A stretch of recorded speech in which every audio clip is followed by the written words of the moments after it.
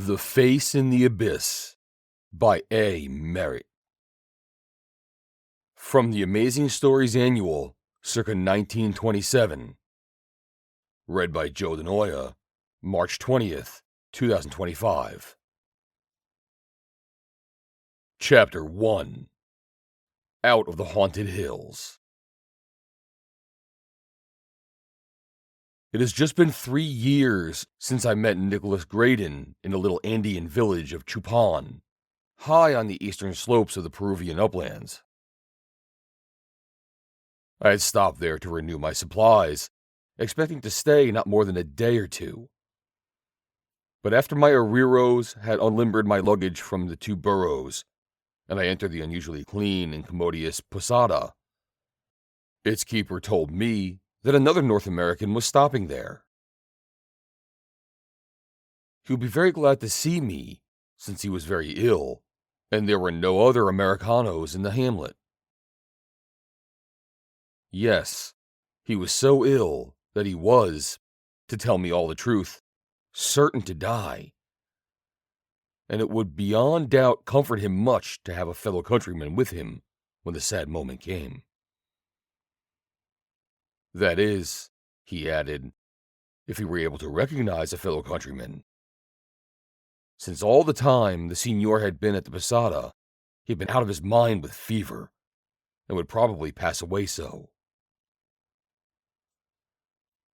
Then with a curiously intense anxiety, he implored me to stay on until death did come. A matter, he assured me, that could be one of only a few days, maybe hours.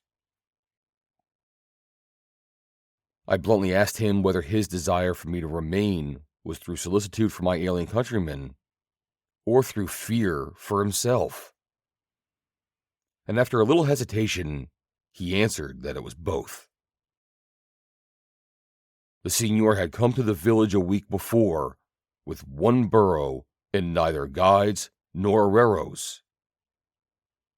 He had been very weak, as though from privations and long journeying, but weaker far from a wound on his neck, which had become badly infected. The wound seemed to have been made either by an arrow or a spear. The señor had been taken care of, as well as the limited knowledge of the cura and himself permitted. His burro had been looked after, and his saddlebags kept scrupulously closed. But I could understand that questions might be raised after the señor's death. If I remain, I could report to the authorities that everything possible had been done for the señor's comfort, and testify that none in Chupan was responsible for his injuries. This did not sound very convincing to me, and I said so. Then the worthy innkeeper revealed what was actually in his mind. The señor, he said, had spoken in his ravings of dreadful things, both accursed and devilish. What were they? Well, he crossed himself. If I remain, I would no doubt hear for myself. But they had even greatly disturbed the great cura, despite that he was under the direct protection of God. The señor had come, so his ravings indicated, from a haunted place. No less a place, the innkeeper whispered, crossing himself again, than the shunned Cordillera de Carabaya, which everyone knew was filled with evil spirits. Yes, evil spirits which would not lightly give up anyone who had once been in their power. And, in fine, the idea seemed to be that some of these demons of the Cordillera, about which, as a matter of fact, I had heard some strange tales, might come at any time for the sick man. If they did, it would be more apt to wreak their fury on one of the señor's own countrymen, especially if he was in the same room. The keeper of the posada did not put it that way, of course. He said that one of his own people was better qualified to protect the señor in such case than any strangers were. Nevertheless, The theory plainly was that if I stayed, I would act as a lightning rod for any leaven of hell that might strike. I went to the room of the sick man. At first glance, I could see that here was no Andarine, no mountain vagabond. Neither fever nor scrub beard could hide the fineness, the sensitivity, the intelligence of the face on which I looked. He was, I judged, about 30, and he was an ill man indeed. His temperature showed 105.6. At the moment, he was in delirium. My first shock of surprise came when I examined his wound. It seemed to me more like the stab of some great bird-beak than the work of a spear or arrow. It was a puncture, or better, perhaps, a punch, clear through the muscles of the back and left shoulder and base of the neck. It had missed the arteries of the last by the narrowest of margins. I knew of no bird which could make such a wound as this. Yet the closer I looked and probed, the more sure I was that it had been inflicted by no weapon of man. That night, after I had arranged my own matters and had him sleeping under a hypodermic, I opened up his saddlebags. Papers in them showed his name to be Nicholas Graydon, a mining engineer, a graduate of the Harvard School of Mines. His birthplace, Philadelphia. There was a diary that revealed so much of him truly likable that had I not made up my mind to stop on with him, it would have impelled me to do so. Its last entry was about a month before, and ran, "2 weeks now since our arrieros deserted us, and we seem to be pretty thoroughly lost. Effects upon the three are curious. Sterrett manages to keep himself evenly drunk all the time.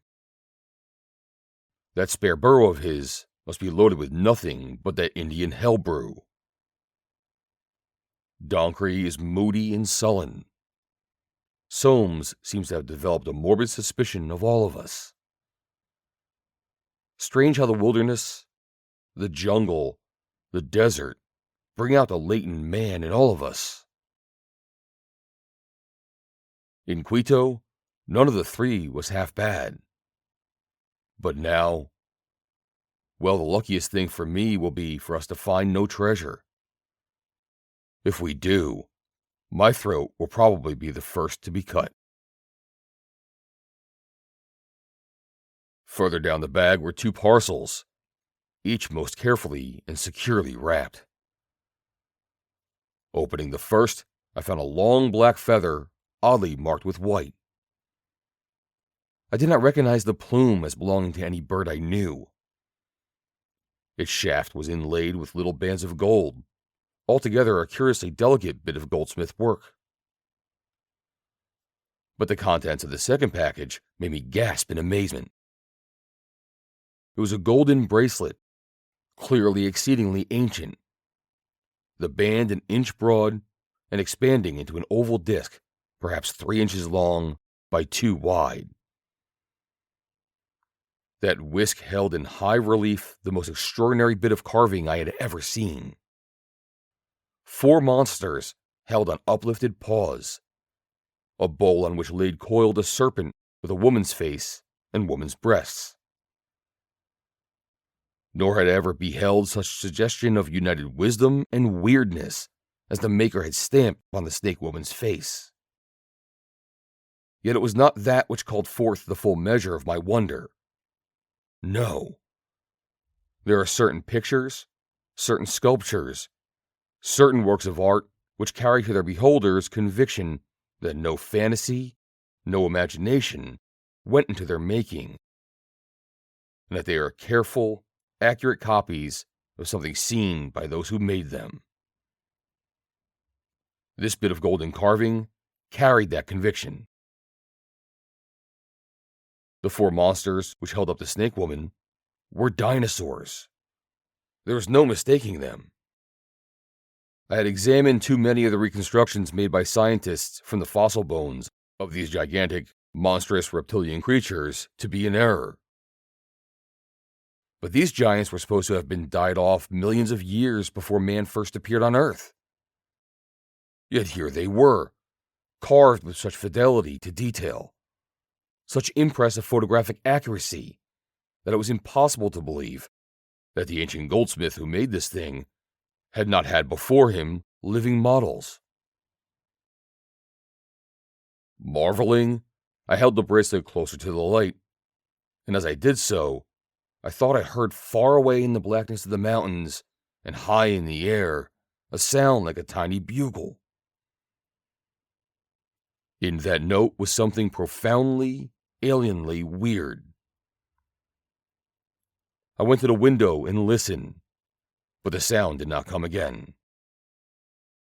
I turned to find the eyes of Graydon open and regarding me. For a moment, he had slipped from the thrall of the fever, and the thought came to me that it had been the Elfin bugling which had awakened him.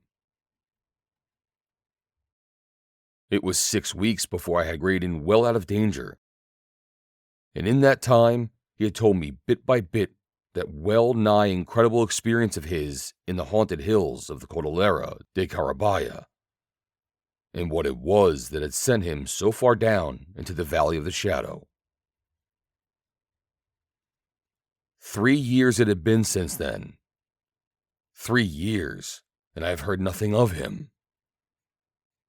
3 years, and he was not returned from his journey back to the Cordillera de Carabaya, where he went to seek mystery, ancient beyond all memory of man, he believed was hidden there. But more than that, to seek Suarra. If you don't hear from me in 3 years, tell the story, and let the people who knew me know what became of me, he said, as I left him at the beginning of that strange trail he had determined to retrace. And so I tell it, reconstructing it from his reticences as well as his confidences, since only so may a full measure of judgment of that story be gained. End of Chapter 1. Chapter 2. Suarra of the Golden Spears. Graydon had run into Sterrett in Quito, or rather, Sterrett sought him out there. Graydon had often heard of the giant West Coast adventurer, but the trails had never crossed. It was with a lively curiosity, then, that he opened the door of his room to his visitor. And he had rather liked Sterrett. There was a bluff directness about the big man that made him overlook a certain cruelty of eye and a touch of brutality about mouth and jaw. Sterrett came to the point at once. Graydon had no doubt heard the story of the treasure train which had been bringing to Pizarro the ransom of the Inca Atahualpa, and learning of the murder of that monarch, had turned back and buried that treasure somewhere in the Peruvian wilderness. Graydon had heard of it hundreds of times, and like every other adventurer in the Andes, spent a little time searching for those countless millions in jewels and gold. Sterrett nodded. "I know how to find it," he said. And Graydon had laughed.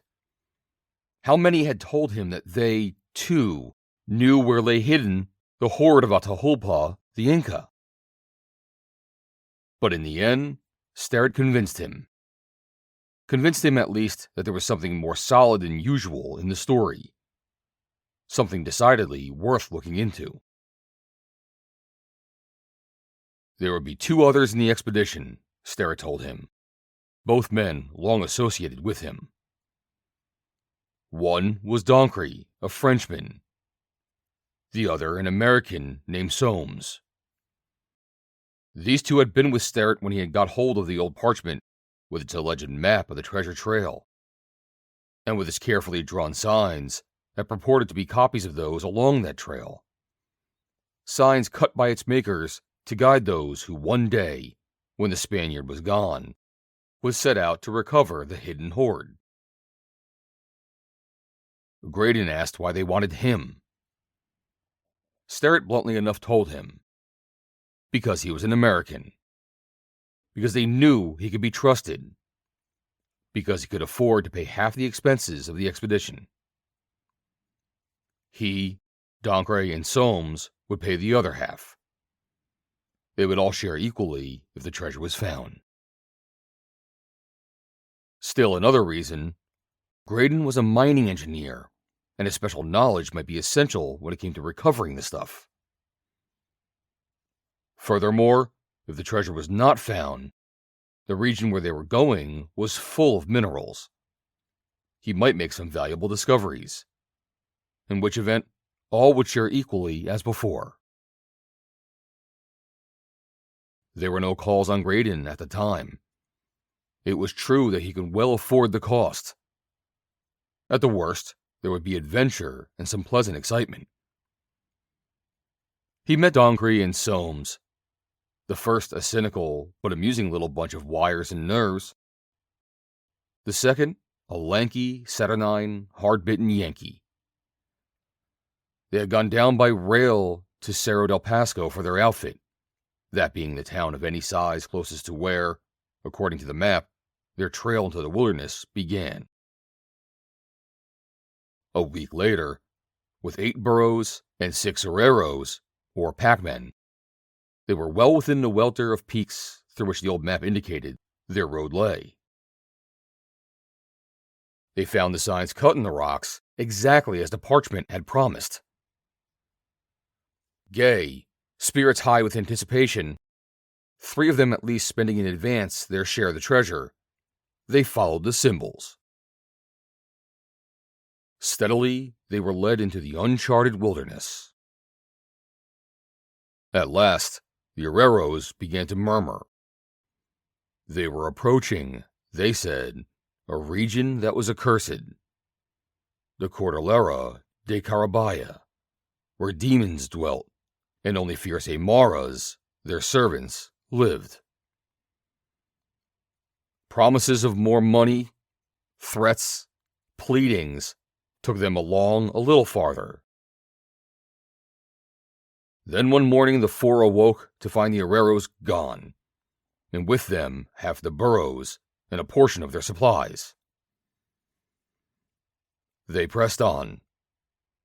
Then, suddenly, the signs had failed them. Either they had lost the trail, or there were no more carved symbols, and the parchment which had led them truthfully so far had lied at the last. Or was it possible that the signs had been obliterated, cut away? The country into which they had penetrated was a strangely deserted one. They saw no signs of Indians, had seen none, indeed, since when, more than a week before, they had stopped at a Quincha village and Sterrett had got mad drunk on the fiery spirit the Quinchas distill.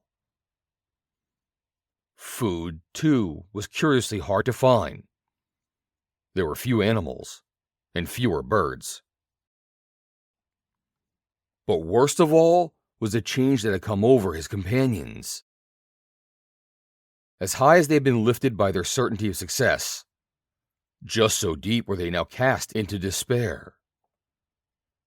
The wilderness, the loneliness of it, their disappointment, had brought out the real man that lies hidden beneath the veneer we all of us carry.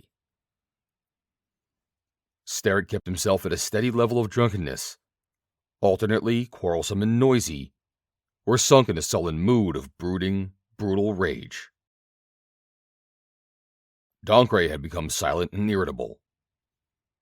Soames seemed to have reached the conclusion that Graydon, Sterrett, and the Frenchman had combined against him, that they had either deliberately missed the trail or had erased the signs. Only when the 2 of them joined Sterrett and drank with him the Quincha hellbrew did either of them relax. At such times, Graydon had an uneasy feeling that they were holding the failure against him, and that his life might be hanging on a thin thread. On the day his adventure really began, the strange adventure to which all of that has passed before had been prelude, Graydon was coming back to the camp. He had been hunting since morning. Doncray and Soames had gone off together on another desperate search for their missing symbols that would lead them to the treasure trail again. Cut off in mid-flight, the girl's cry came to him as the answer to all his apprehensions. Materialization of the menace toward which his vague fears had been groping ever since he had left Sterrett alone at the camp hours ago. He had sensed some culminating misfortune close, and here it was. He knew it. How? He did not stop himself to ask. He was sure. He broke into a run, stumbling up the slope to the group of gray-green algaraba trees where the tent was pitched. What had the drunken fool done? Graydon had warned them all that their situation was perilous, that if Indians came, they must try to make friends with them, that they must be superlatively careful in their treatment of any Indian women. He reached the algarabas, crashed through the light undergrowth to the little clearing. Why didn't the girl cry out again? He wondered. There was a sickness at his heart. A low chuckle reached him, thick, satyr-toned. Then Sterrett's voice, cruel, mocking. No more fighting you, eh? Well, which'll it be, pretty lady? The way to the gold, or you? And by heaven, I guess it'll be you first. For an instant, Graydon paused. He saw that Sterrett, half crouching, was holding the girl bow fashion over one knee. A thick arm was clenched about her neck, the fingers clutching her mouth brutally, silencing her. His right hand fettered her slender wrists. Her knees were caught in the vise of his bent right leg.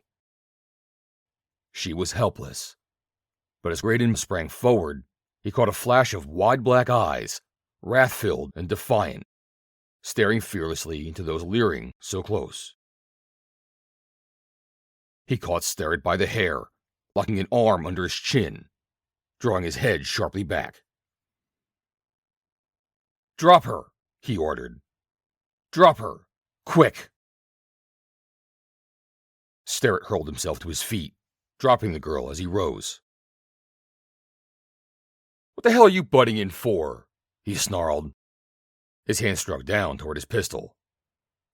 But even while the fingers were tightening around the butt, Graydon's fist shot out and caught him on the point of the hairy jaw. The clutching fingers loosened. The half-drawn pistol slipped to the ground. The gray body quivered and toppled over. Long before it fell, the girl had leapt up and away. Graydon did not look after her. She had gone, no doubt, to bring down upon them her people. Some tribe of the fierce Aymaras that even the Incas of old had never quite conquered, and who would avenge her, in ways that Graydon did not like to visualize. He bent down over Sterrett. His heart was beating. Feebly, it was true, but beating. The reek of drink was sickening. Graydon's hands touched the fallen pistol. He picked it up and looked speculatively at the fallen man's rifle.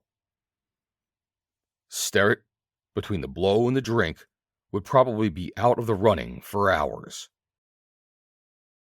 He wished that Doncray and Soames would get back soon to camp. The three of them could put up a good fight at any rate. Might even have a chance for escape. So ran his thoughts, but Doncray and Soames would have to return quickly. The girl would soon be there, with the Avengers. No doubt at this very moment, she was telling them of her wrongs. He turned. She stood there, looking at him. And drinking in her loveliness, Graydon forgot the man at his feet, forgot all, and was content to let his soul sit undisturbed within his eyes and take its delight to her. Her skin was palest ivory. It gleamed translucent through the rent of the soft amber fabric, like the thickest silk that swathed her. Her eyes were deep velvety pools, oval, a little tilted. Egyptian in the wide midnight of their irises. But the features were classic, cameo. The nose small and straight. The brows level and black, almost melting above it. And her hair was cloudy jet, misty and shadowed, and a narrow fillet of gold bound the broad, low forehead. In it like a diamond were entwined the sable and silver feathers of the caracanque, that bird whose plumage in lost centuries was sacred to the princesses of the Incas alone. Above her dimpled elbows, golden bracelets twine, reaching to slender shoulders. The little high-arched feet were shod with high buskins of deerskin. She was light and slender as the willow maid who waits on Kwannon when she passes into the world of trees, to pour into them new fire of green life. And like the willow maid, green fire of tree and jungle and flame of woman gleamed within her. Nothing so exquisite, so beautiful had ever Graydon beheld. Here was no Aymara, no daughter of any tribe of the Cordilleras, no descendant of Incas. Nor was she Spanish. There were bruises on her cheeks, the marks of Sterrett's cruel fingers. Her long, slim hands touched them. The red lips open. She spoke in the Aymara tongue. "Is he dead?" she asked. Her voice was low, a faint chime as a little bell's ringing through it. "No," Graydon answered. In the depths of the midnight eyes, a small hot flame flared. He could have sworn it was of gladness. It vanished as swiftly as it had come. "That is well," she said. "I would not have him die." The voice became meditative. "So." "Who are you?" Graydon asked wonderingly. She looked at him for a long moment enigmatically. "Call me Suarra," she answered at last. Sterrett stirred, groaned. The girl gazed down upon him. The slim hand touched once more the bruises on her cheek. "He is very strong," she murmured. Graydon thought there was admiration in the voice. Wondered whether all that delectable beauty was after all but a mask for primitive woman, worshipping brute strength. Looked into the eyes, scanning Sterrett's bulk, noted the curious speculation within them, and knew that whatever the reason for her comment, it was not that which his fleeting thought had whispered. She looked at him questioningly. "Are you his enemy?" she asked. "No," said Graydon. "We travel together." "Then why?" She pointed to the outstretched figure. "Why did you do this to him? Why did you not let him have his way with me?" Graydon flushed uncomfortably. The question, with all its subtle implications, cut. What kind of a beast did she think him? His defense of her had been elementary. As well be asked to explain why he did not stand by and watch idly while a child was being murdered. "What do you think I am?" His voice shook with half-shamed wrath. "No man stands by and lets a thing like that go on." She looked at him curiously, but her eyes had softened. No? She asked. No man does? Then what is he? Graydon found no answer. She took a step closer to him, her slim fingers again touching the bruises on her cheek. Do you not wonder, she said. Now do you not wonder why I do not call my people to deal with him the punishment he has earned? I do wonder. Graydon's perplexity was frank. I wonder indeed. Why do you not call them, if they are close enough to hear? And what would you do were they to come? She whispered. I would not let them have him, alive, he answered. Nor me. Perhaps, she said slowly. Perhaps, knowing that, is why I do not call them. Suddenly she smiled upon him, and it was as though a draught of wild sweet wine had been lifted to his lips. He took a swift step toward her. She drew up to her slim, lithe height, thrusting out a warning hand. I am Suarra, she said. Then, and I am Death. An odd chill passed through Graydon. Again he realized the unfamiliar, the alien beauty of her. Was there truth after all in those legends of the haunted Cordillera? He had never doubted that there was something behind the terror of the Indians, the desertion of the Herreros. Was she one of its spirits? Its demons? For an instant, the fantasy seemed no fantasy. Then reason returned. This girl a demon? He laughed. She frowned at that laughter. Do not laugh, she said. The death I mean is not such as you who live beyond the high rim of our land may know. It is death that blots out not alone the body, but that Lord whose castle is in the body. That which looks out through the windows of your eyes. That presence, that flame you believe can never die. That, too, our death blots out, makes as though it never had been. Or letting it live, changes it in dreadful ways. Yet, because you came to me in my need, nay, more because of something I sense within you, something that calls out to me, and to which I must listen and do desire to listen. Because of this, I would not have death come to you. Strange as were her words, Graydon hardly heard them. Certainly did not then realize fully their meaning, lost still as he was in wonder. What was this girl doing here in these wild mountains, with her bracelets of gold and the royal Inca feathers on her lovely little head? No demon of the wilderness, she. Absurd. She was living, desirable, all human. Yet she was of no race he knew. Despite the Caraquenque plumes, not of the Incas.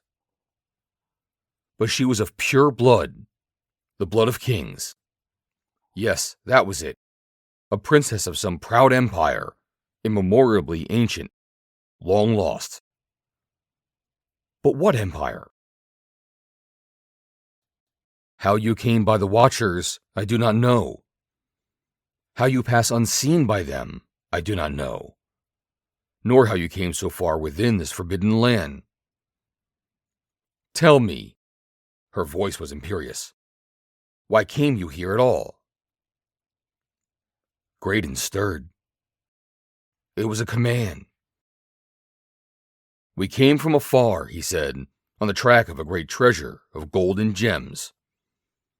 The treasure of Atahualpa, the Inca.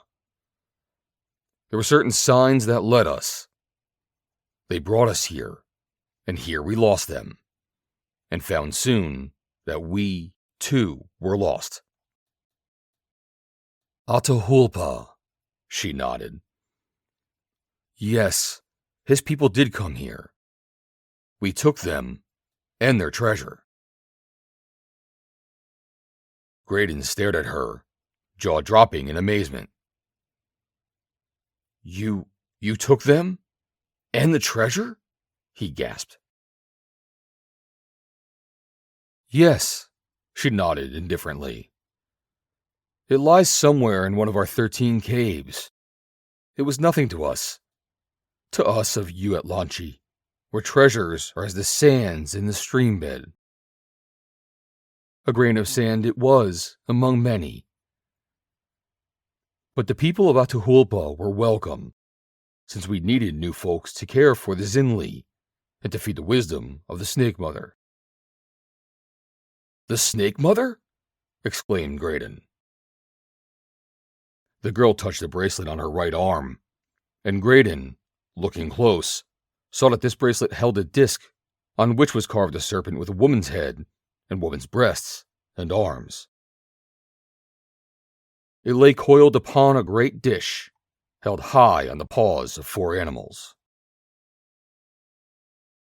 The shapes of these did not at once register upon his consciousness, so absorbed was he in the study of that coiled figure. And now he saw that this face was not really that of a woman. It was reptilian. But so strongly had the maker feminized it, so great was the suggestion of womanhood modeled into every line of it, that constantly the eye saw it as a woman, forgetting all that was of the serpent. Her eyes were of some small, glittering, intensely purple stone, and as Graydon looked, he felt that those eyes were alive, that far, far away some living thing was looking at him through them, that they were, in fact, prolongations of someone's, something's vision. And suddenly, the figure seemed to swell, the coils to move, the eyes come closer. He tore his gaze away, drew back dizzily. The girl was touching one of the animals that held up the bowl, or shield, or whatever it was that held the snake woman. The Zinli, she said. Graydon looked, and felt increase of bewilderment, for he knew what those animals were, and, knowing, knew that he looked upon the incredible. They were dinosaurs, those gigantic monstrous grotesques that ruled Earth millions upon millions of years ago, and but for whose extinction, so he had been taught, man could never have developed. Who in this Andean wilderness could know or could have known the dinosaur? Who here could have carved the monsters with such a lifelike detail as they possessed? Why, it was only yesterday that science had learned what really were their huge bones, buried so long ago that the rocks had molded themselves around them in adamantine matrix. And, laboriously, with every modern resource still haltingly and laboriously, science had set these bones together as a perplexed child, a picture puzzle, and timidly put forth what it believed to be reconstructions of these long-vanished chimeras of Earth's nightmare youth. Yet here, far from all science it must surely be, someone had molded these same monsters for a woman's bracelet. Why, then? It followed that whoever had done this must have had before him the living forms from which to work. Or, if not, copies of those forms set down accurately by ancient men who had seen them. And either, or both of these things were incredible. What were these people to whom this girl belonged? People who, what was it she had said?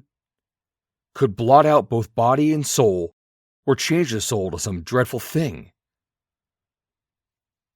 There had been a name. You at Launchy. Suarra, he said.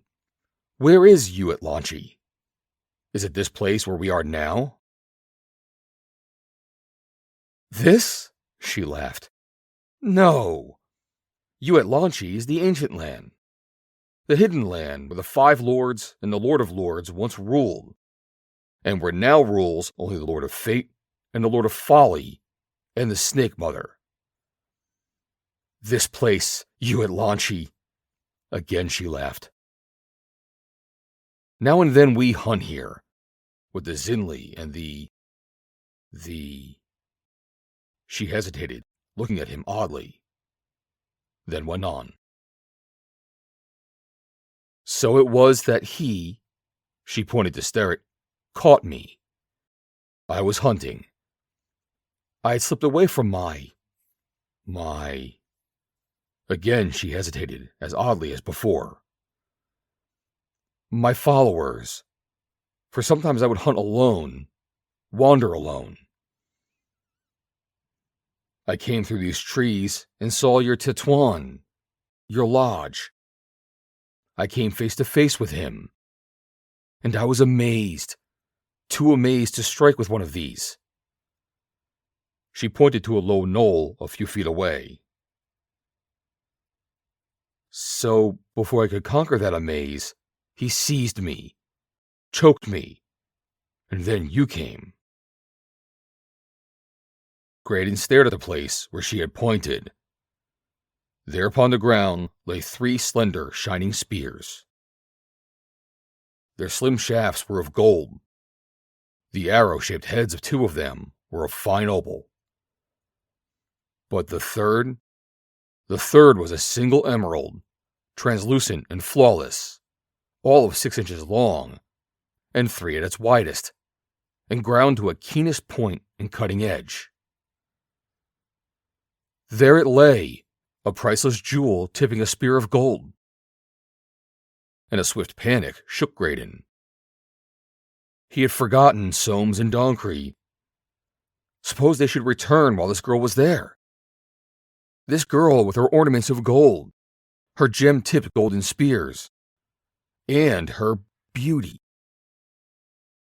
Well, he knew what they could do. And while now he knew, too, how with all his wit and strength he would fight for her, still they were 2, and armed, and cunning, and he only 1. Suddenly he discounted all that tale of hers of a hidden land with its lords and Snake Mother, and its people who dealt out mysterious, unfamiliar deaths. If this were all so, why had she come alone into the Algarobas? Why was she still alone? As suddenly, he saw her only a girl, speaking fantasy and helpless.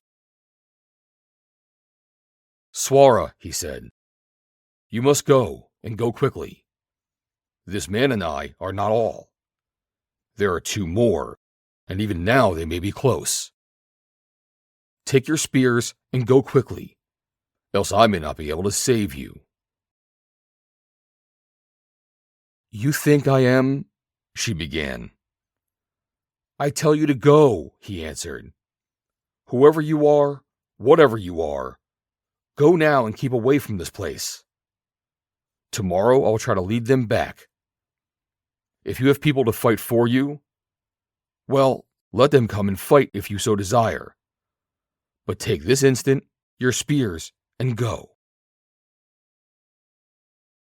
She crossed at a little knoll and slowly picked them up. She held one of them out to him, the one that bore the emerald point. This, she said, to remember Suarra. No, he thrust it back. No. Once the other saw that jewel, never, he knew, would he be able to start them on the back trail. If they could find it. Sterrett had seen it, of course, but that was not like having it in the camp. a constant reminder to Soames and Doncree of what might be unlimited riches within their reach. And he might be able to convince those others that Sterrett's story was but a drunken dream. The girl regarded him meditatively, a quickened interest in the velvety eyes. She slipped the golden bracelets from her arms, held them out to him with the 3 spears. "Will you take all of them and leave your comrades?" she asked. "Here are gold and gems. They are treasures. They are what you've been seeking. Take them and go, leaving that man there and those other 2. Consent, and I will not only give you these, but show you a way out of this forbidden land." For a moment, Graydon hesitated. The great emerald alone was worth a fortune. What loyalty did he owe, after all, to Sterrett and Soames and Doncree? And Sterrett had brought this thing upon himself. Nevertheless, they were his comrades. Open-eyed, he'd gone into this venture with them. He had a swift vision of himself skulking away with his glittering golden booty, creeping off to safety while he left them, unworn, unprepared to meet... what? Peril, certainly. Nay, almost as certainly, death. For whatever the present danger of this girl might be at the hands of his comrades, subconsciously, Graydon knew that it must be but a brief one. That she could not be all alone. That although through some chance she had strayed upon the camp, somewhere close were those who would seek for her when they missed her. That somewhere were forces on which she could call, and against which it was unlikely 3 men, even well armed as they were, could prevail. Very definitely, he did not like that picture of himself skulking away from the peril, whatever it might be. "No," he said. "These men are of my race. My comrades. Whatever is to come, I will meet it with them and help them fight it. Now go." "Yet you would have fought them for my sake. Did fight," she said, as though perplexed. "Why then do you cling to them when you can save yourself? Go free with treasure. And why, if you will not do this, do you let me go, knowing that if you kept me prisoner, or slew me, I could not bring my people down upon you?" Graydon laughed. "I couldn't let them hurt you, of course," he said. "And I'm afraid to make you prisoner, because I might not be able to keep you free from hurt. And I won't run away. So talk no more, but go. Go." She thrust the gleaming spears into the ground, slipped the golden bracelets back on her arms, held white hands out to him. "Now," she cried. "Now, by the wisdom of the Snake Mother and the 5 lords, and by the Lord of Lords, I will save you if I can. All that I have tempted you with was but to test that truth, which I had hoped was in you, and now I know is within you. Now you may go back, nor may they. Here is Uatlanchi, and Uatlanchi's power.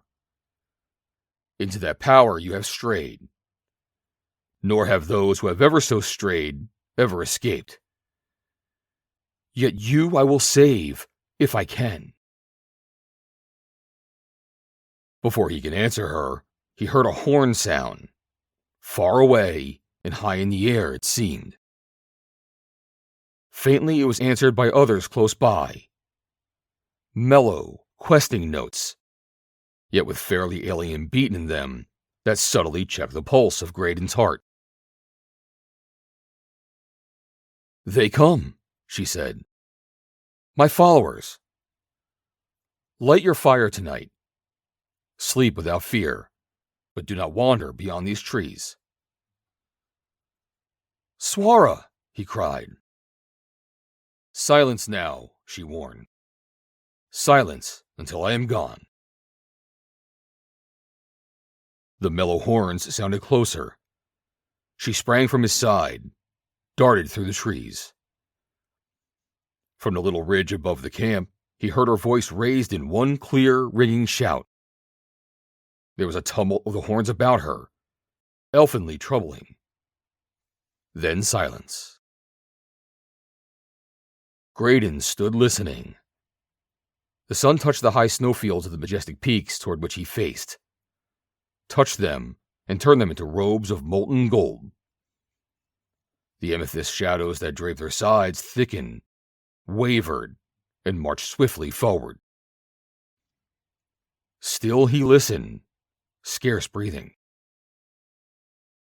Far, far away the horns sounded again, faint echoings of the tumult that has swept about Suarra. Faint, faint and fairy sweet. The sun dropped behind the peaks. The edges of their frozen mantles glittered as though sewn with diamonds, darkened into a fringe of gleaming rubies. The golden fields dulled, grew amber, and then blushed forth a glowing rose. They changed to pearl and faded into a ghastly silver, shining like cloud wraiths in the highest heavens. Down upon the algaroba clump, the quick Andean dusk fell. And not till then did Graydon, shivering with sudden, inexplicable dread, realize that beyond the calling horns and the girl's clear shouting, he had heard no other sound. No noise either of man or beast. No sweeping through of brush or grass. No fall of running feet, nor clamor of the chase. Nothing but that mellow chorus of the horns. From infinite distances, it seemed to him, he heard one single note, sustained and insistent. It detached itself from the silence. It swept toward him with the speed of light. It circled overhead, hovered, and darted. Arose and sped away. A winged sound bearing some message, carrying some warning. Where? End of Chapter 2. Chapter 3. The Eyes of the Snake Mother. Graydon turned back. He bent over Sterrett, who had drifted out of the paralysis of the blow into a drunken stupor. There were deep scratches on the giant's cheek, the mark of Suarra's nails. The jaw was badly swollen where he had hit it. Graydon dragged him over to the tent, thrust a knapsack under his head, and threw a blanket over him. Then he went out and built up the fire. Hardly had he begun to prepare the supper when he heard a trampling through the underbrush. Soon, Soames and Doncray came up through the trees. "Find any signs?" he asked them. "Signs? Hell no," snarled the New Englander. "Say, Graydon, did you hear something like a lot of horns? Damned queer horns, too. They seem to be over here." Graydon nodded abstractly. Abruptly, he realized that he must tell these men what had happened, must warn them and urge them to prepare for defense. But how much should he tell? All? Tell them of Suarra's beauty? Of her golden ornaments and her gem-tipped spears of gold? Tell them what she had said about the Hulpa's treasure, and of that ancient Ualanchi, where the priceless gems were thick as the sands upon the bed of a stream. Well, he knew that if he did, there would be no further reasoning with them, that they would go berserk with greed. Yet something of it he must tell them if they are to be ready for that assault, which he was certain would come with the dawn. And of Suarra they would learn soon enough from Sterret when he awakened. He heard an exclamation from Doncray, who had passed on into the tent. Heard him come out, stood up, and faced the wiry little Frenchman. "What's the matter with Sterret, eh?" Doncray snapped. "First I thought he's drunk. Then I see he's scratched like a wildcat, and with a lump on his jaw as big as one orange. What you do to Sterret, eh?" Graydon had made up his mind, was ready to answer. "Doncray," he said, "Soames, we're in a bad box. I came in from hunting less than an hour ago and found Sterret wrestling with a girl. That's bad medicine down here. The worst, and you two know it. I had to knock Sterret out before I can get the girl away from him. Her people will probably be after us in the morning. There's no use trying to get away. They'll soon enough find us in this wilderness, of which we know nothing, and they, presumably, know all. This place is as good as any other to meet them, and it's a better place than any if we have to fight. We'd better spend the night getting it ready so we can put up a good one, if we have to." "A girl, eh?" said Doncray. "What's she look like? Where's she come from? How'd she get away?" Graydon chose the last question to answer. "I let her go," he said. "You let her go?" snarled Soames. "What the hell did you do that for, man? Why didn't you tie her up?" "We could have held her as a hostage, Graydon. Had something to do some trading with when her damn bunch of Indians came." "She wasn't an Indian, Soames," began Graydon, then hesitated. "You mean she was white? Spanish?" broke in Doncray incredulously. "No, not Spanish either. She was white. Yes, white as any of us. I don't know what she was," answered Graydon. The pair stared at him, then at each other. "There's something damn funny about this," growled Soames at last. "But what I want to know is why you let her go, whatever the hell she was." "Because I thought we'd have a better chance if I did than if I didn't." Graydon's own wrath was rising. "I want to tell you two that we're up against something mighty bad, something none of us knows anything about, and we've got just one chance of getting out of the mess. If I'd kept her here, we wouldn't have had even that chance." He halted. Doncray had stooped, had picked up something from the ground, something that gleamed yellow in the firelight. And now the Frenchman nudged the lank New Englander. "Something funny is right, Soames," he said. "Look at this." He handed the gleaming object over. Graydon saw that it was a thin golden bracelet, and as Soames turned it over in his hand, he caught the green glitter of emeralds. It had been torn from Suarra's arm, he realized, in a struggle with Sterret. "Yeah, something funny," repeated Doncray. He glared at Graydon venomously through slitted eyes. "What'd that girl give you to let her go, Graydon, eh?" he spat. "What'd she tell you, eh?" Soames' hand dropped to his automatic. "She gave me nothing. I took nothing," answered Graydon. "I think you damned liar," said Doncray viciously. "We get Sterret awake." He turned to Soames. "We get him awake quick. I think he'd tell us more about this, we? A girl who wears stuff like this, and he lets her go. Lets her go when he knows there must be more where this come from, eh, Soames?" Damned funny is right, eh? Come now, we see what Sterrett tell us. Graydon watched them go into the tent. Soon Soames came out, went to a spring that bubbled up from among the trees, returned with water. Well, let them waken Sterrett. Let him tell them whatever he would. They would not kill him that night, of that he was sure. They believed that he knew too much.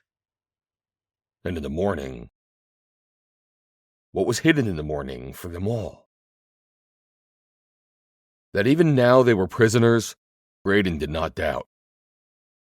Suarra's warning not to leave the camp had been too explicit, and since that tumult of the Elfin horns, her swift vanishing, and the silence that followed her, he had no longer doubt that they strayed, as she had said, within the grasp of some power, formidable as it was mysterious.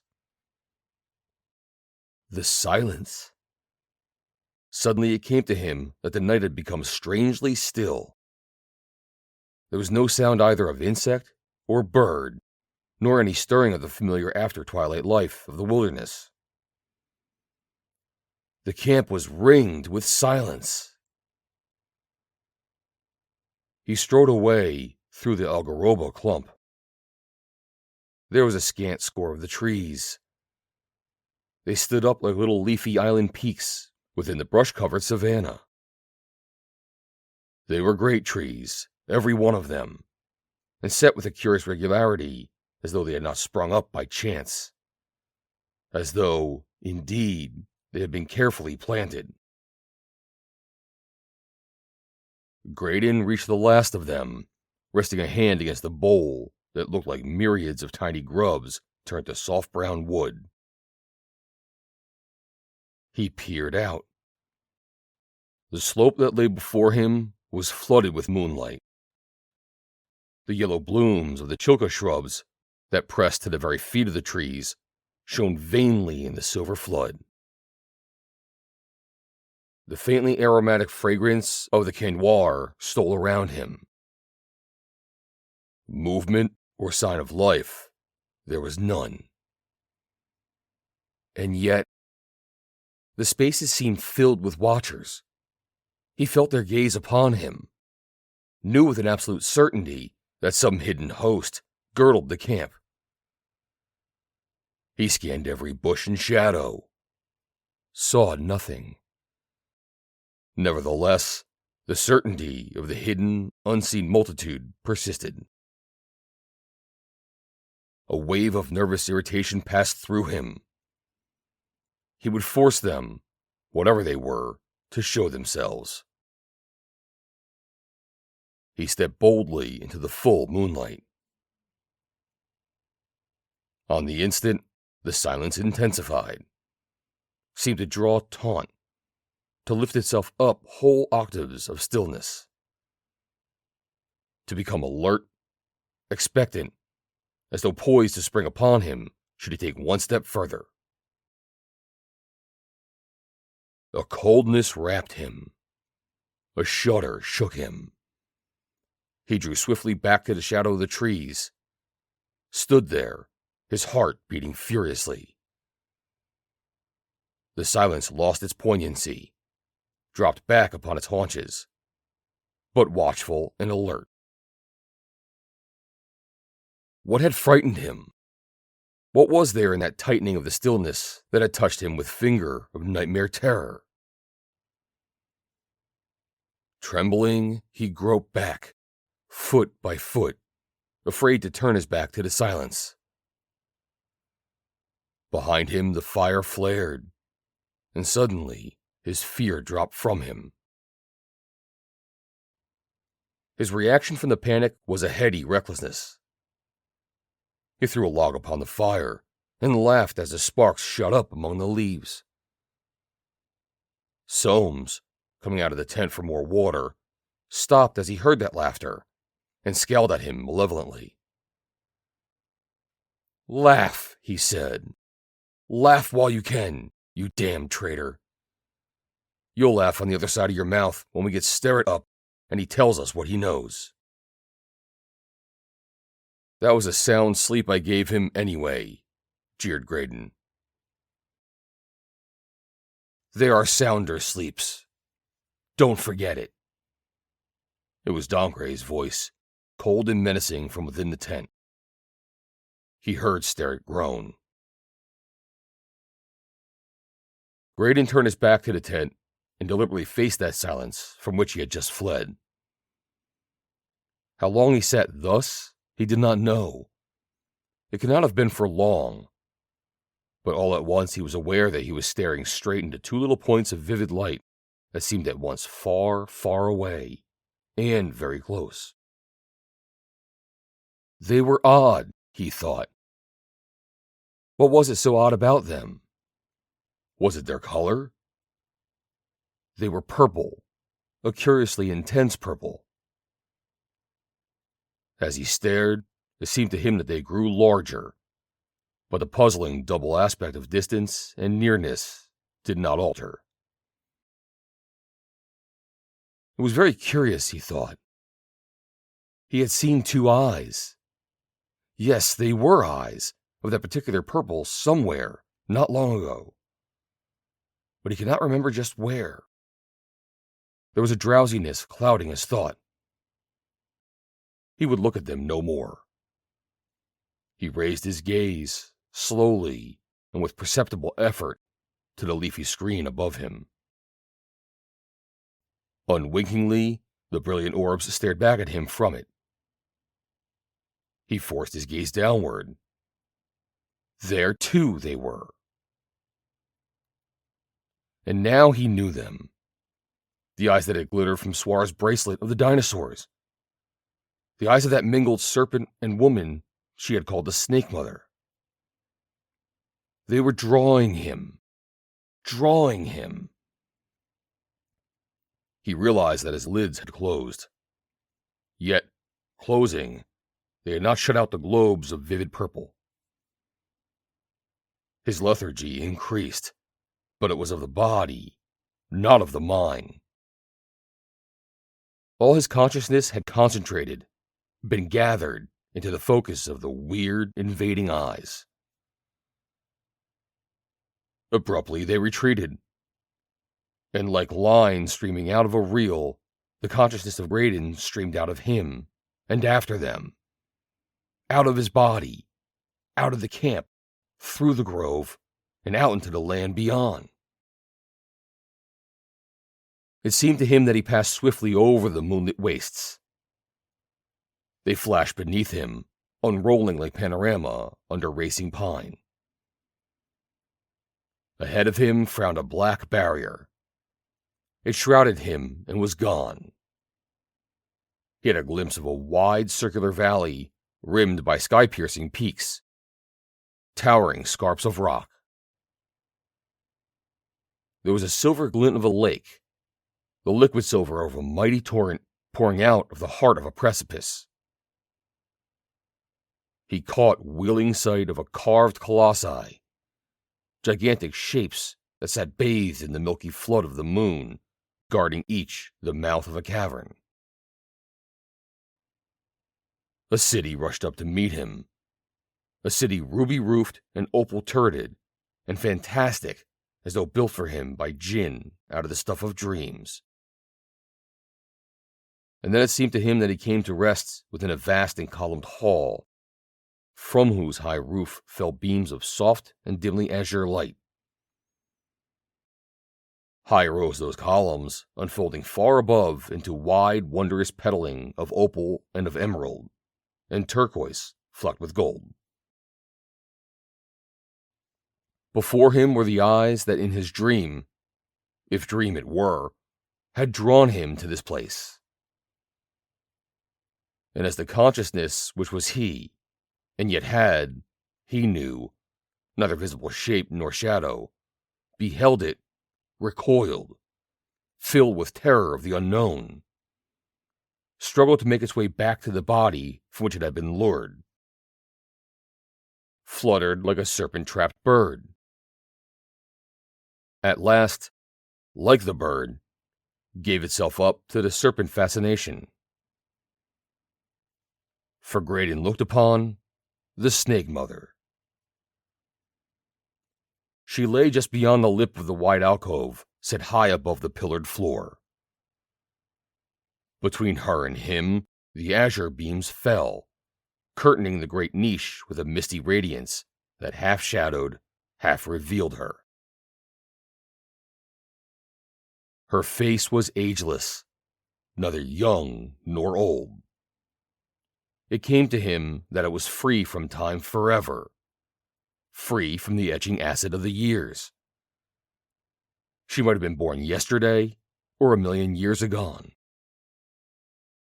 Her eyes, set wide apart, were round and luminous. They were living jewels filled with purple fires. Above them rose her forehead, wide and high, and sloping sharply back. The nose was long and delicate, the nostrils dilated, the chin small and pointed. The mouth was small, too, and heart-shaped, and the lips a scarlet flame. Down her narrow, childlike shoulders flowed hair that gleamed like spun silver. The shining ardent strands arrow-headed into a point upon her forehead. Coiffed, they gave to her face that same heart shape in which her lips were molded, a heart of which the chin was the tip. She had high little breasts, up-tilted, and face and neck, shoulders and breast were the hue of pearls suffused faintly with rose. And like rosy pearls, they glisten. Below the breasts began her coils. Graydon saw them, half buried in the nest of silken cushions. Thick coils and many, circle upon circle of them, covered with great heart scales. Glimmering and palely gleaming, each scale as exquisitely wrought as though by elfin jeweler. Each opaline, nacreous, mother of pearl. Her pointed chin was cupped in hands tiny as a baby's. Like a babe's were her slender arms, their dimpled elbows resting on the topmost coil. And on that face, which was neither woman's nor serpent's, but subtly both, and more, far more than either, on that ageless face sat side by side and hand in hand, a spirit of wisdom that was awesome, and a spirit weary beyond thought. Graydon fought his terror. He paid homage to her beauty. For beauty she was though terrible. This serpent woman with hair of spun silver, her face and breasts of rosy pearls, her jeweled and shimmering coils, her eyes of purple fire, and her lips of living flame. A lesser homage he paid her wisdom, and he pitied her for her burden of weariness. Fear of her he had none. Instantly, he knew that she had read all his thought, knew, too, that he had pleased her. The scarlet lips half parted in a smile. Almost she preened herself. A slender red and pointed tongue flicked out and touched her scarlet lips. The tiny hands fell. She raised her head. Up from her circled coils lifted and swayed a pearled pillar, bearing that head aloft. Slowly, sinuously, foot by foot, until it paused, twice the height of a tall man above the floor. Twisting, it turned its face to the alcove. Graydon, following the movement, saw that the alcove was tenanted. Within it was a throne that was as though carved from the heart of a colossal sapphire.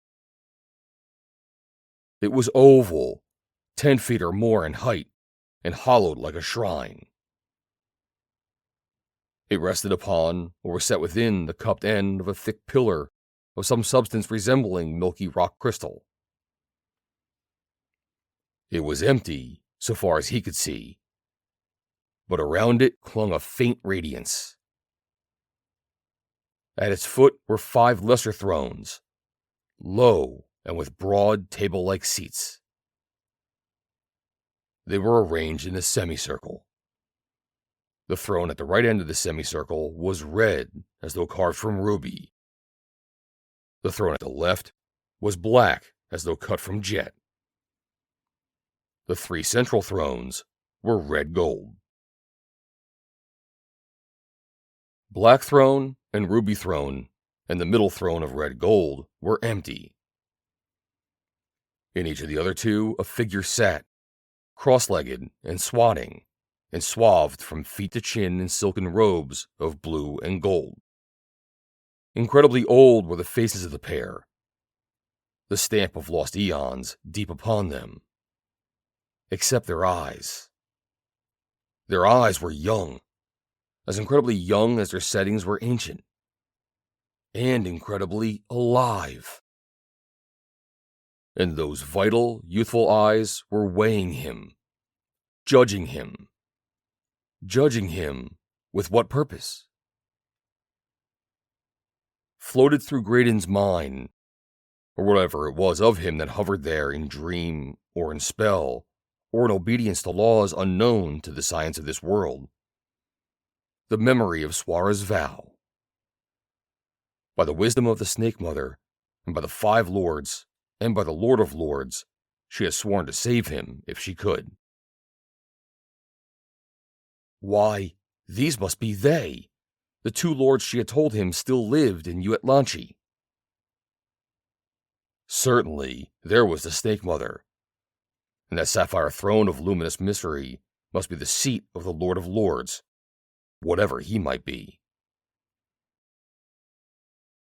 The fantastic city that had raced upward and enfolded him was Uitlanchi. Uitlanchi, where death.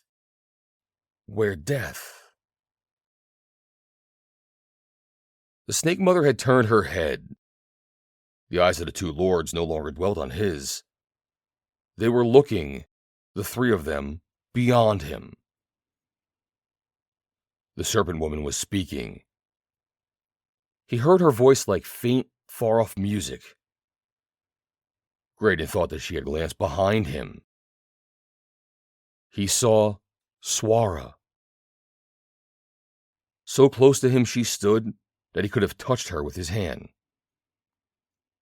Slender feet bare, her cloudy hair unbound, clothed only in a single scanty robe that hid no curve nor lithesome line of her. No ornament but the bracelet of the dinosaurs. So she stood. If she saw him, she gave no sign. And it came to him that she did not see him, did not know that he was there. On her face was the light of a great gladness, as if one who had made a prayer and knows that prayer had been granted.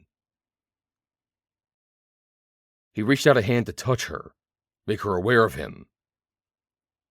He felt nothing, nor did she move. And suddenly, he realized once more that he had no hands. As he labored to understand this, he saw the Snake Mother's swaying column grow rigid. Her purple eyes fixed themselves upon some point, it seemed, far, far beyond the walls of that mysterious temple. Swift as a blow, they returned to him. They smote him. They hurled him away. The hall disintegrated, vanished. He had vertiginous sensation of nightmare speed, as though the earth had spun from under him and let him drop through space. The fight ended. A shock ran through him. Dazed, he raised his lids. He lay beside the crackling campfire, and halfway between him and the tent was Sterrett charging down on him like a madman as he came. Graydon leapt to his feet, but before he could guard himself, the giant was upon him. The next moment he was down, overborne by sheer weight. The big adventurer crunched a knee into his arm and gripped his throat. Sterrett's bloodshot eyes blazed into his. His teeth were bared as though to rend him. "Let her go, did you?" he roared. "Knock me out and then let her go. Well, damn you, Graydon. There's where you go, too." Frantically, Graydon tried to break that grip on his throat. His lungs labored. There was a deafening roaring in his ears. Flecks of crimson began to dance around his vision. Sterrett was strangling him. Through fast-dimming sight, he saw two black shadows leap through the firelight glare and throw themselves on the strangler, clutching the slaying hands. The fingers relaxed. Graydon, drawing in great sobbing breaths, staggered up. A dozen paces away stood Sterrett, still cursing him vilely, quivering, straining to leap again upon him. Dancre, arms around his knees, was hanging to him like a little terrier. Beside him was Soames, the barrel of his automatic pressed against the giant's stomach. "Why don't you let me kill him?" raved Sterrett. "Didn't I tell you? The wench had enough on her to set us up the rest of our lives. Didn't I tell you that she had an emerald that would have made us all rich? And there's more where that one came from. And he let her go. Let her go, Again, his curses flowed. "Now look here, Sterrett." Soames's voice was deliberate. "You'll be quiet, or I'll do it for you. We ain't gonna let things get by us, me and Dancre. We ain't gonna let this double-crossing whelp do us, and we ain't gonna let you spill the beans by killing him. We've struck something big. All right, we're gonna cash in on it. We're gonna sit down peaceably, and Mr. Graydon's gonna tell us what happened after he put you out. What dicker he made with the girl, and all of that. If he won't do it peaceably, then Mr. Graydon is gonna have things done to him that'll make him give up. That's all. Donk, let go his legs. Sterrett, if you kick up any more trouble until I give the word, I'm gonna shoot you. From now on, I boss this crowd. Me and Donk. You get me, Sterrett?" Graydon, head once more clear, slid a cautious hand down towards his pistol holder. It was empty. Soames grinned sardonically. "We got it, Graydon," he said. "Yours too, Sterrett." "Fair enough. Sit down, everybody."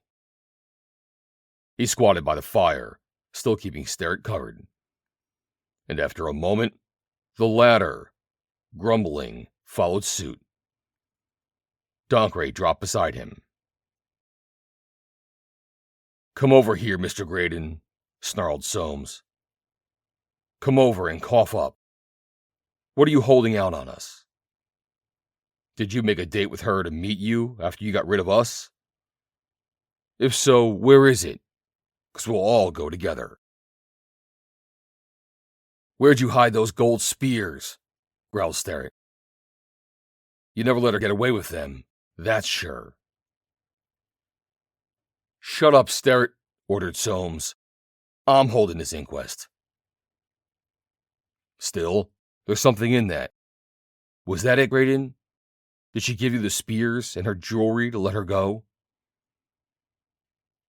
"I've told you," answered Graydon. "Sterrett's drunken folly had put us all in jeopardy. Letting the girl go free was the first vital step toward our own safety. I thought it was the best thing to do. I still think so. Yes? Sneered the lank New Englander. Is that so? Well, I tell you, Graydon, if she'd been an Indian, maybe I'd agree with you. But not when she was the kind of lady Sterrett says she was.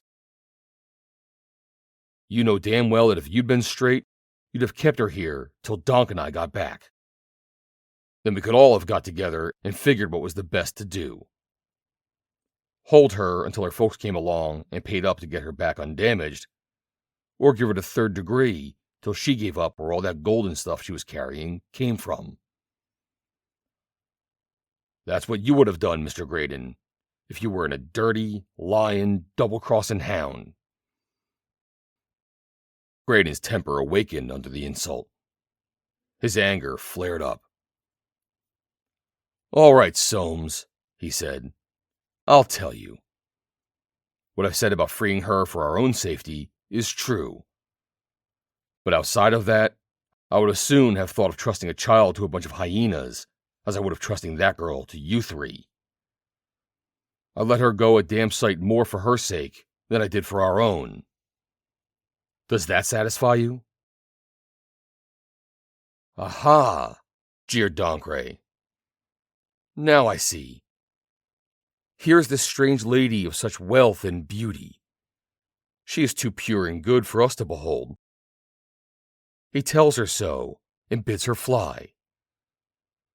My hero, she says, take all I have and give up this bad company.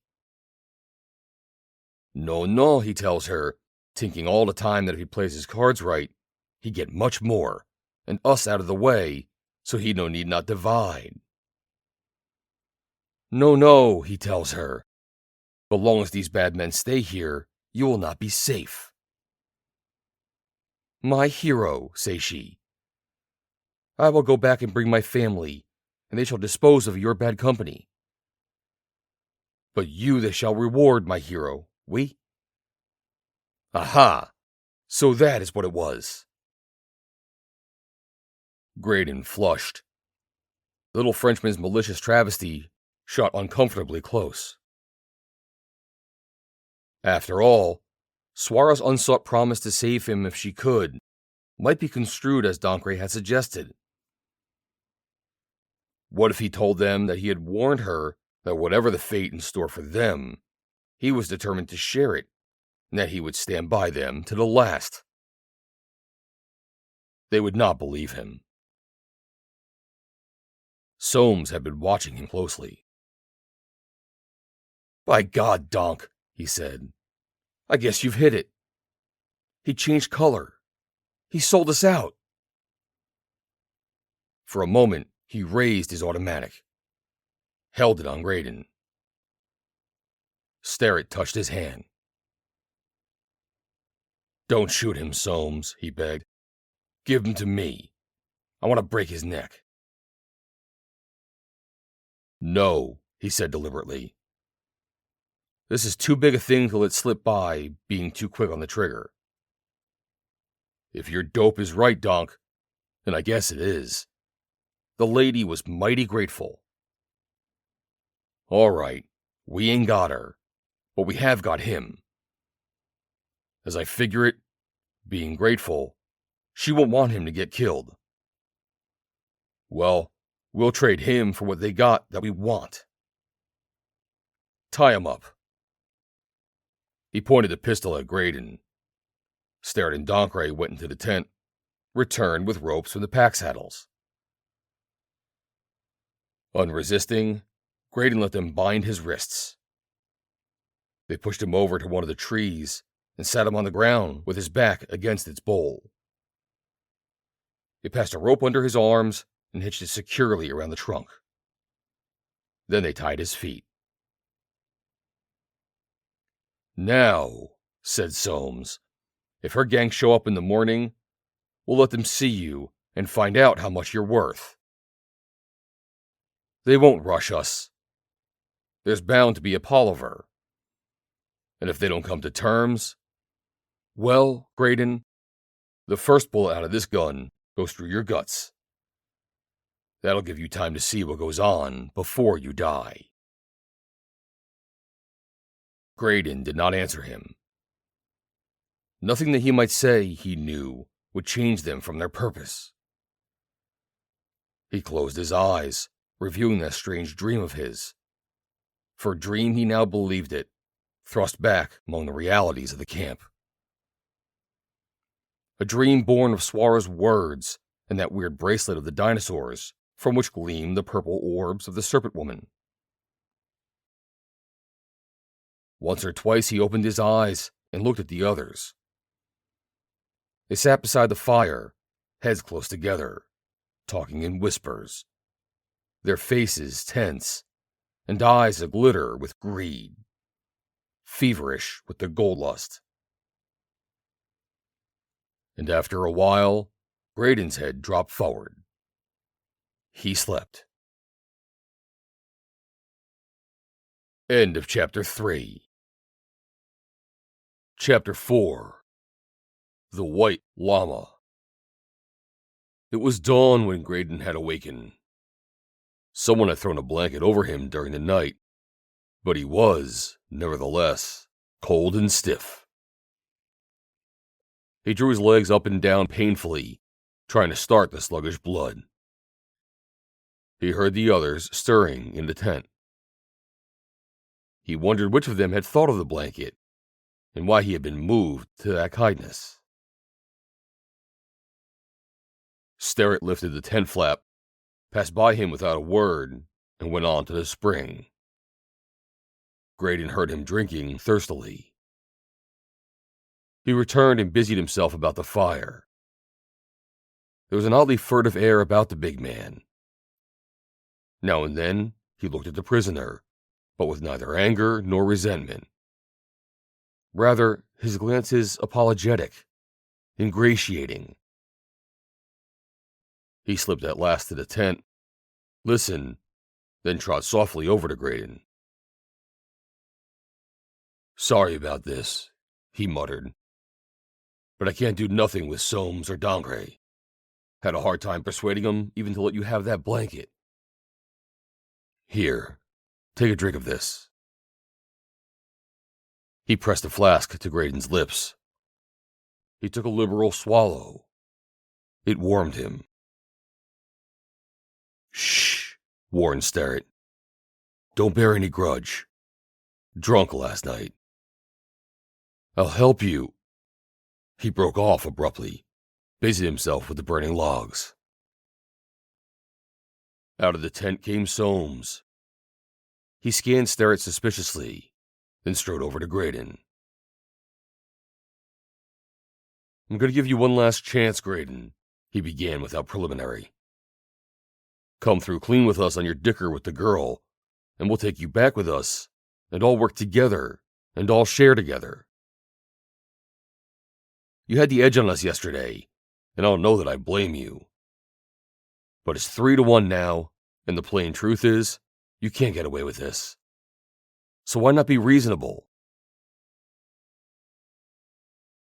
"What's the use of going over all that again, Soames?" Graydon asked wearily. "I've told you everything. If you're wise, you'll let me loose. Give me my guns, and I'll fight for you when the trouble comes. For trouble is coming, man. Sure. Big trouble." "Yeah?" snarled the New Englander. "Trying to scare us, are you? All right. There's a nice little trick of driving a wedge under each of your fingernails, and to keepin' driving 'em in. It makes most anybody talk after a while. And if you didn't, there's the good old fire dodge. Rolling your feet up to it, closer and closer and closer.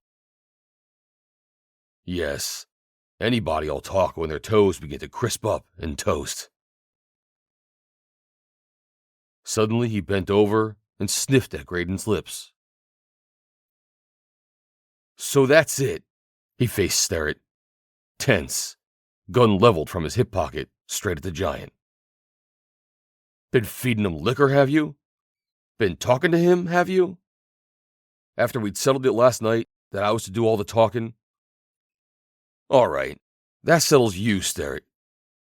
Doncray! Doncray, come here quick! He roared. The Frenchman came running out of the tent. Tie him up, Soames nodded toward Sterrett. Another damn double-crosser in the camp. Gave him liquor. Got their heads together while we were inside. Tie him. But Soames, the Frenchman was hesitating. If we have to fight the Indians, it's not well to have half of us helpless, no?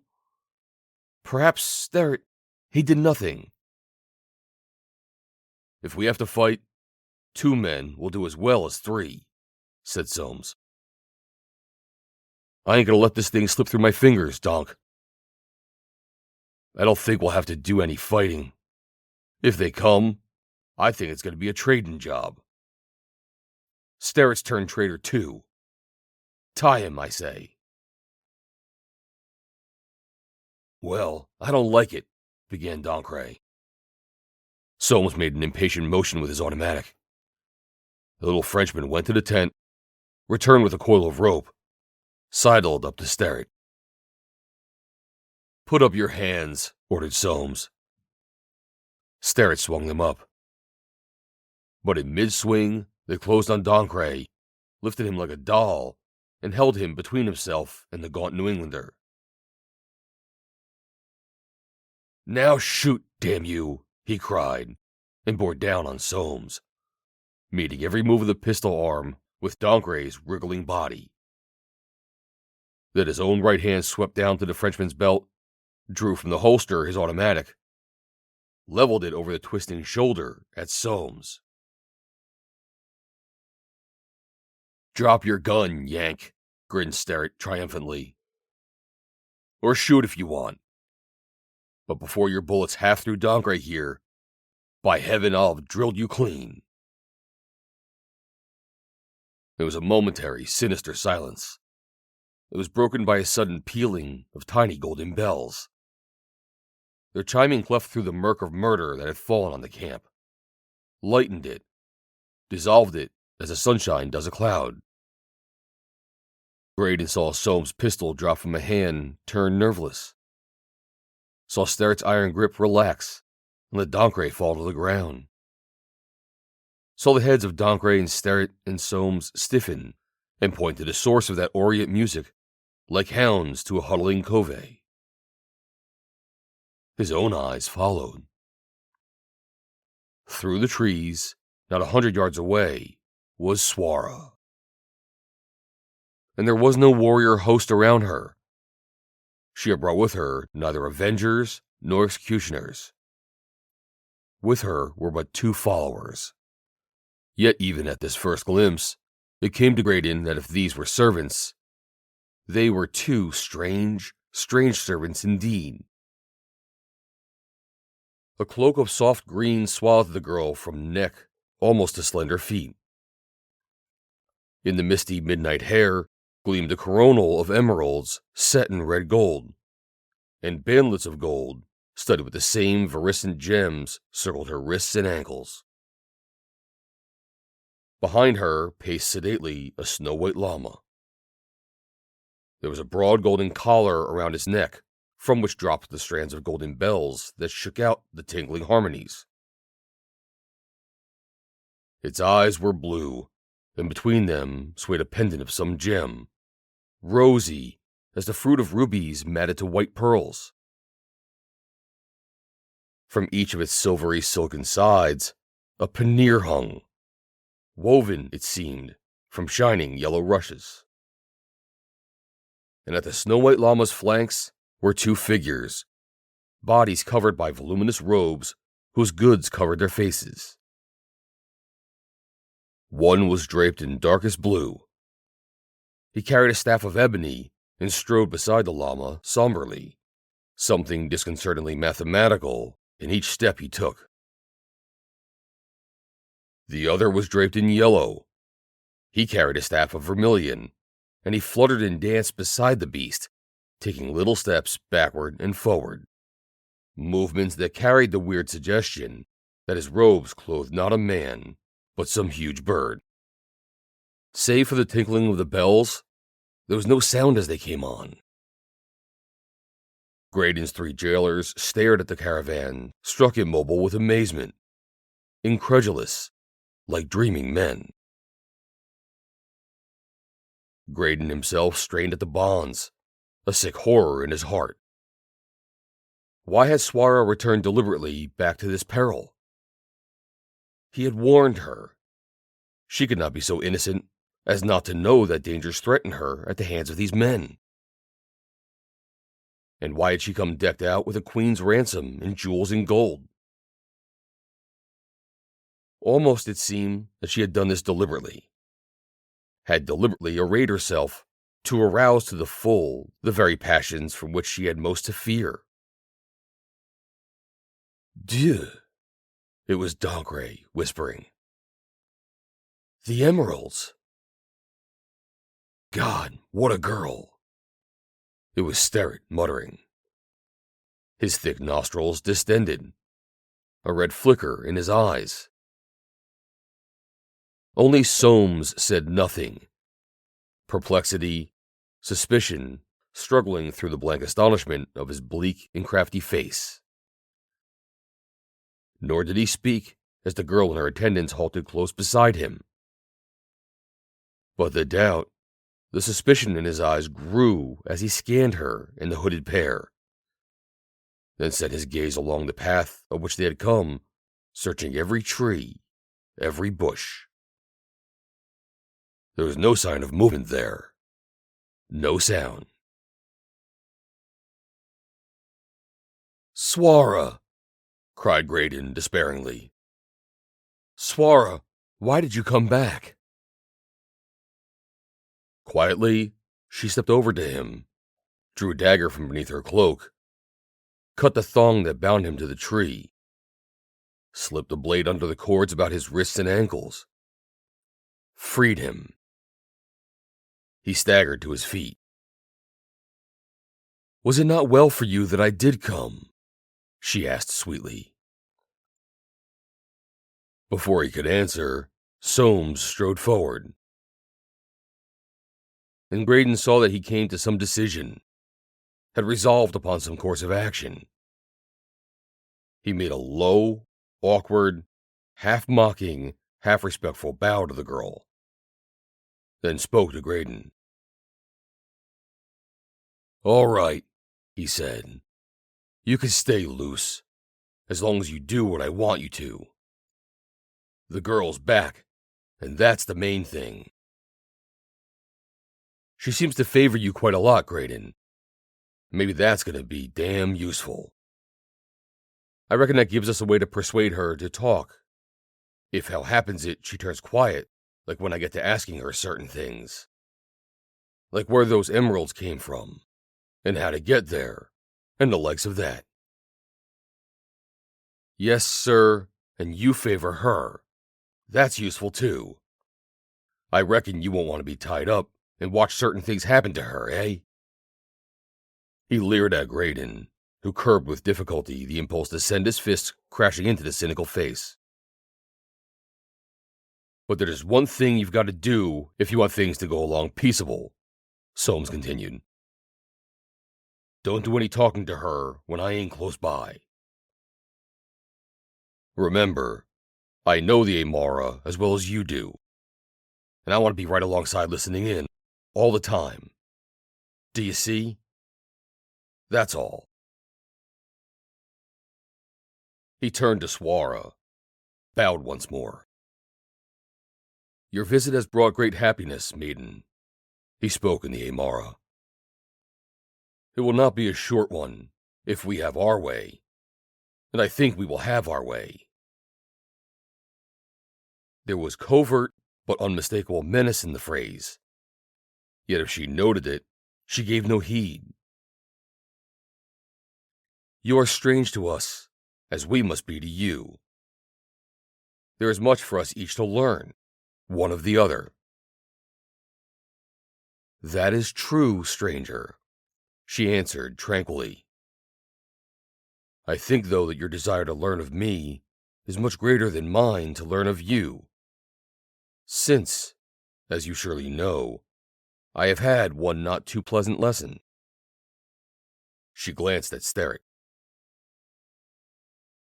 "The lessons, sister," he told her bluntly, indeed brutally, "shall be pleasant or not pleasant, even as you choose to teach us or not to teach us what we would learn."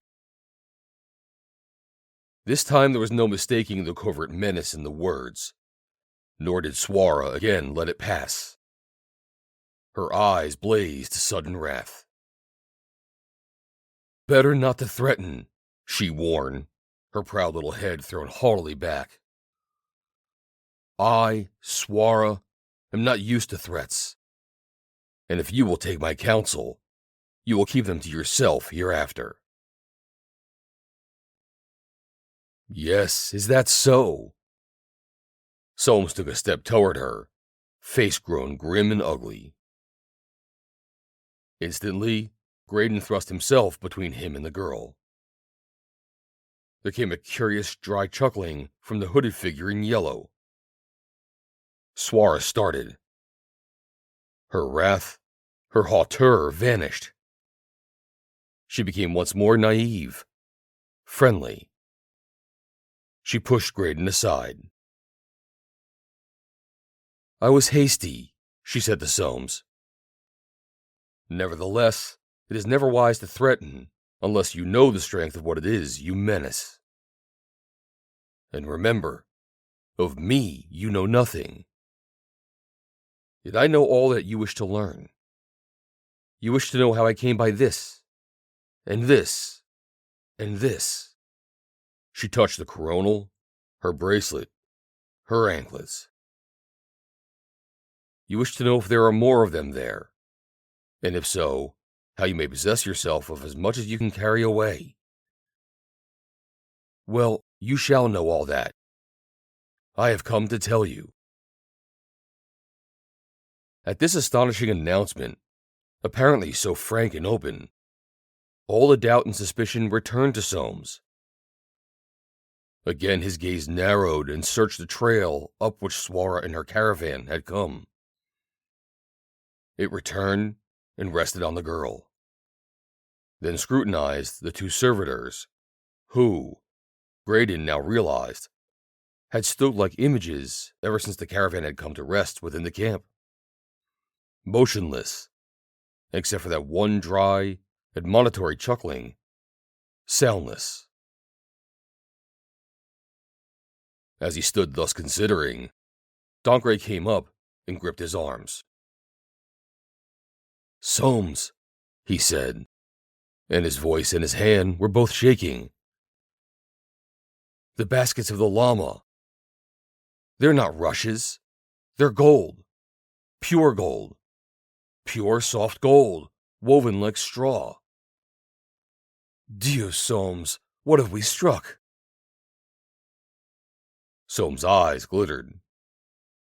"Better go over and watch where they came up, Don," he answered. "I don't quite get this. It looks too cursed easy to be right. Take your rifle and squint out from the edge of the trees while I try to get down to what's what." As though she had understood the words, Suarra struck in. "There is nothing to fear. No harm will come to you from me. If there is any evil in store for you, you yourself shall summon it, not we. I have come to show you the way to treasure. Only that. Come with me, and you shall see where jewels like these," she touched the gems meshed in her hair, "grow like flowers in a garden. You shall see the gold come streaming forth, living, from—" she hesitated, then went on, "come streaming forth like water. You bathe in that stream, drink from it if you will, carry away all that you can bear. Or if it causes you too much sorrow to leave it, why, you may stay with it forever. Nay, become a part of it even. Men of gold, She laughed, turned from them, walked toward the llama. The men stared at her and at each other. On the faces of three, greed and suspicion. Bewilderment on Graydon's. For beneath the mockery of those last words, he had sensed the pulse of the sinister. It is a long journey. She faced them, one hand on the llama's head. You are strangers here. Indeed, my guests, in a sense. Therefore, a little I have brought for your entertainment before we start. She began to unbuckle the panniers, and Graydon was again aware that these two attendants of hers were strange servants. If servants, again, they were. They made no move to help her. Silent they still stood, motionless, faces covered. In their immobility, he felt something implacable, ominous, dread. A little shiver shook him. He stepped forward to help the girl. She smiled up at him, half shyly. In the moonlight depths of her eyes was a glow warmer far than friendliness. His hands leapt to touch hers. Instantly, Soames stepped between them. Better remember what I told you, he snapped, then ran his hand over the side of the pannier. And Graydon realized that Dancre had spoken truth. The panniers were of gold, soft gold, gold that had been shaped into willow-like withes and plated. Help me, came Suarra's voice. Graydon lifted the basket and set it down before her. She slipped a hasp, bent back the soft metal withes, drew out a shimmering packet. She took it, and it floated out on the dawn wind, a cloth of silver. She let it float to the ground, where it lay like a great web of gossamer, spun by silver spiders. Then from the hamper she brought forth cups of gold and deep, boat-shaped golden dishes, 2 tall ewers, whose handles were slender carved dragons, their scales made, it seemed, from molten rubies. After them, small golden-withed baskets.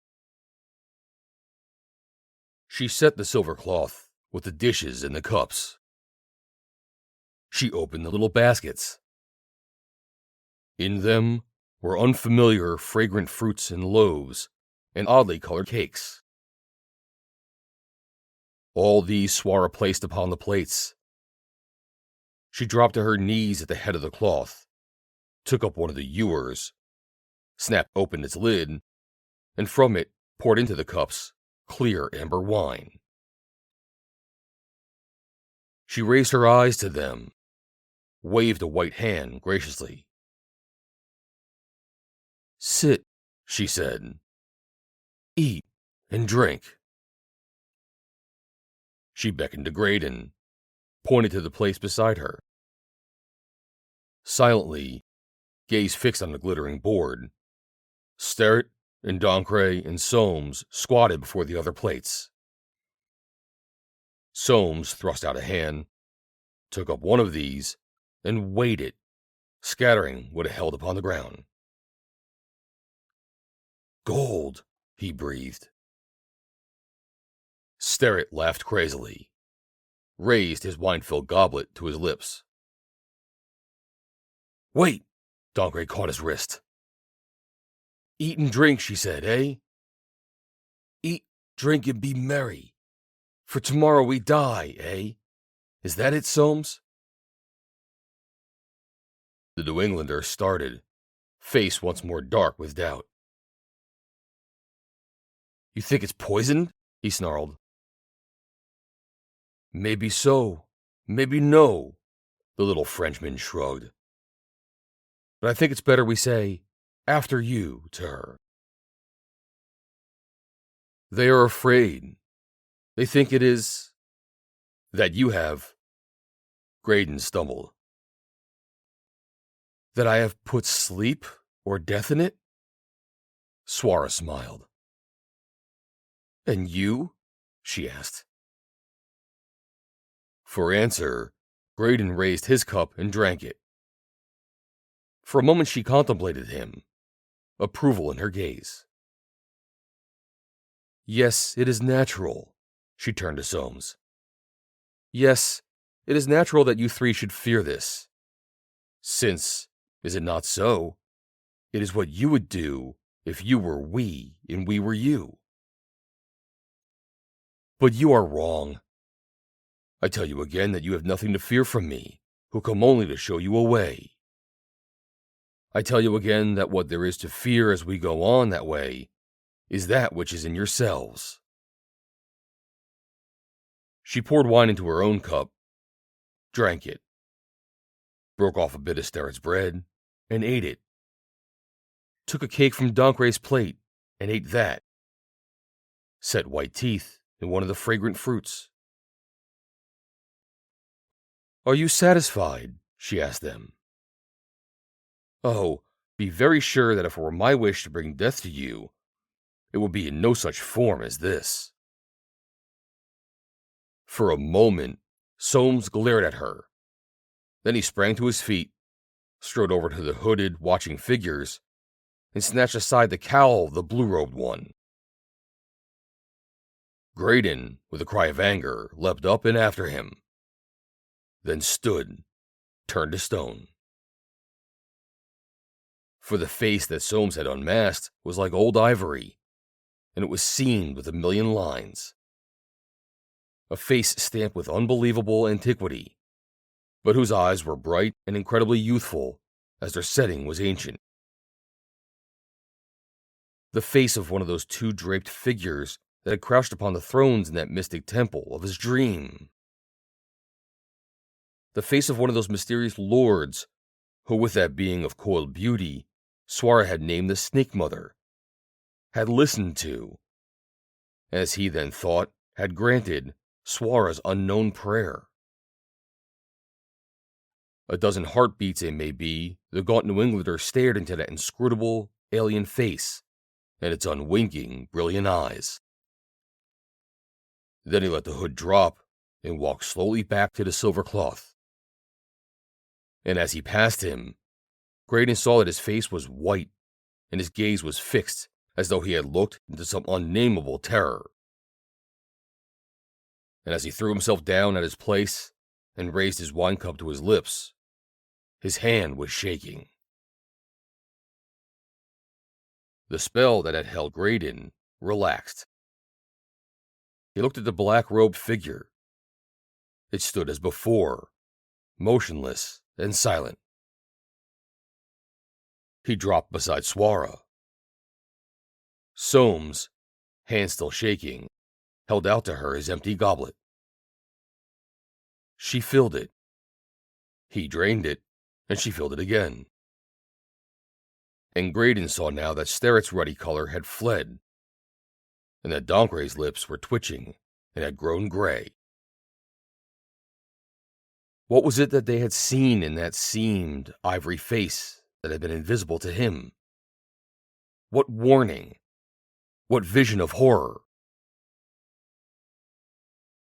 They drank thirstily of the wine, and soon it had taken effect, had banished their terror, whatever it had been. They ate hungrily of the loaves, the little cakes, the fruit. At last the plates were empty, the tall ewer too. And now, Suarra arose, it is time for us to go, if you desire still to be led to that treasure house of which I have told you. We're going, sister, never fear. Soames grinned half drunkenly and lurched to his feet. Donk, stay right here and watch things. Come on, Sterrett. He slapped the giant on the back. All distrust, for the moment at least, vanished. Come on, Graydon. Let bygones be bygones. Sterrett laughed vacantly, scrambled up, and linked his arms in the New Englander's. Together they made their way to the tent. Dancre, rifle ready, settled down on the boulder just beyond the fire and began his watch. Graydon lingered behind. Soames had forgotten him, for a little time at least. He meant to make the best of that time with this strange maid, whose beauty and sweetness had netted heart and brain as no other woman ever had. He came close to her, so close that the subtle fragrance of her cloudy hair rocked his heart, so close that her shoulder touching his sent through him little racing, maddening flames. "Suarra," he began hoarsely. Swiftly she turned and silenced him with slender fingers on his lips. "Not now," she whispered. "You must not tell me what is in your heart, O man to whom my own heart is eager to speak. Not now, nor, it may be, ever." There was sorrow in her eyes, longing too. Quickly she veiled them. "I promised you that I would save you, if I could." And of that vow was born another promise. Her glance sought the two silent, quiet shapes in blue and in yellow, meaningly. "So speak to me not again," she went on hurriedly. "Or if you must, let it be of commonplace things, not of that which is in your heart or mine." Stupidly, he looked at her. What did she mean by a promise born of that which she had made to him? A vow to these lords, to the mystery of the serpent's coils in woman's face and breasts, the snake mother. A vow in exchange for his life. Had they seen deeper into her heart than he, and found there in very truth what he had half dreamed might be? Had she vowed to them to hold him apart from her if they would grant him protection, his comrades too, if they would have it? Suddenly it came to him that for him, at least, the life she would save by such a barter would not be worth living. She was packing away the golden cups and dishes. Mechanically, he set about helping her. And, save for what he handled, he thought with grim humor, this was a commonplace thing enough, surely, to satisfy her. She accepted his aid without comment, looked at him no more. And after a while, the fever in his blood cooled, his hot revolt crystallized into cold determination. For the moment, he would accept the situation. He would let matters develop. His time would come.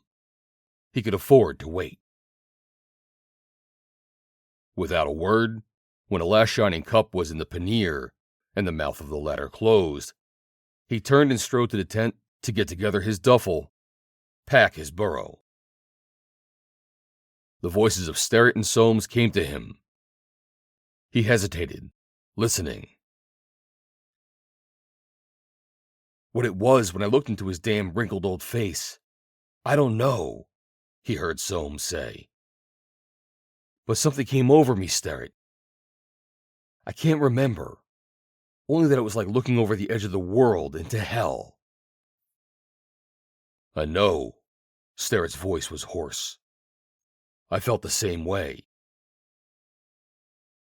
"Hypnotism," said Soames. "That's what it was.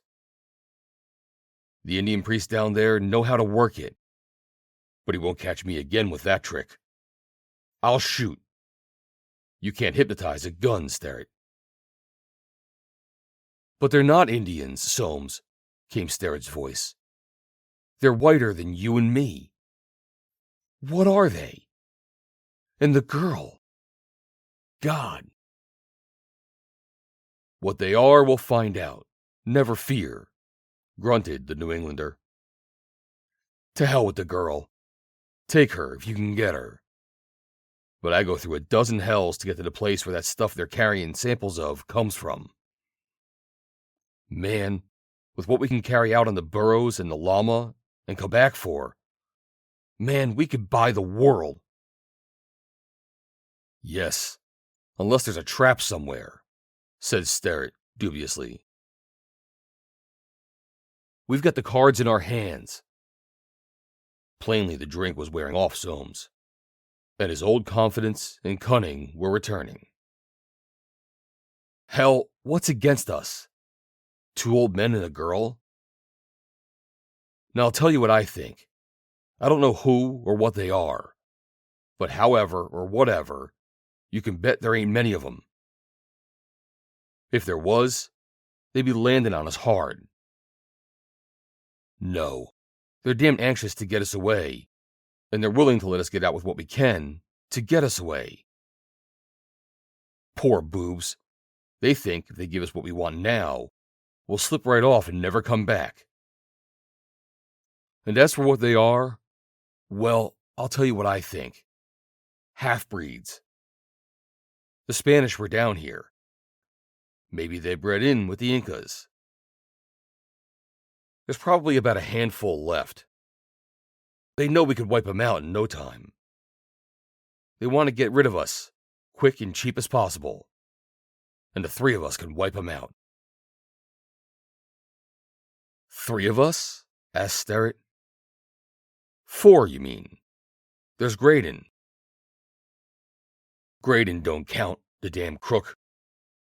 Thought he sold us out, didn't he? All right. We'll fix Graydon when the time comes. Just now, he's useful to us on account of the girl. She's stuck on him. But when the time comes to divide, there'll only be 3 of us. And there'll only be 2 of us if you do anything like you did this morning.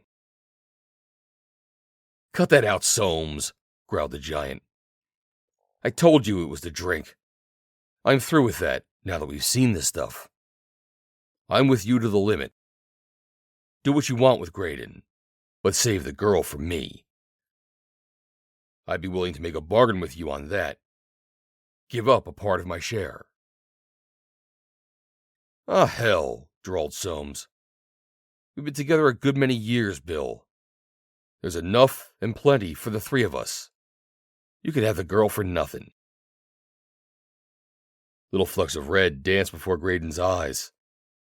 With his hands stretched to tear open the tent flap and grapple with these 2 who would talk so callously and evilly of Suarra's disposal, he checked himself. There was no way to help her. Unarmed, what could he do against these armed adventurers? Nothing. Some way he must get back his own weapons. And the danger was not imminent. They would do nothing before they reached that place of treasure, to which Suarra had promised to lead them. There had been much of reason in Soames' explanation of the mystery. That vision of his. What was it, after all, but an illusion? He remembered the sensation that had caught him when he had first seen those brilliant purple jewels in Suarra's bracelet. That feeling that he looked along them for great distances, back to actual eyes, of which the purple jewels were but prolongations. That vision of his, was it not but a dream induced by those jewels? A fantasy of the subconsciousness, whipped out of it by some hypnotic quality they possessed. Science, he knew, admits that some gems hold this quality. Though why they do, science cannot tell. Dimly he remembered that he had once read a learned article that had tried to explain the power. Something about the magnetic force in light, the force within those vibrations we call color. Something about this force being taken up by the curious mechanisms of rods and cones in the retina, which flashes sensations we call color along the optic nerves to the brain.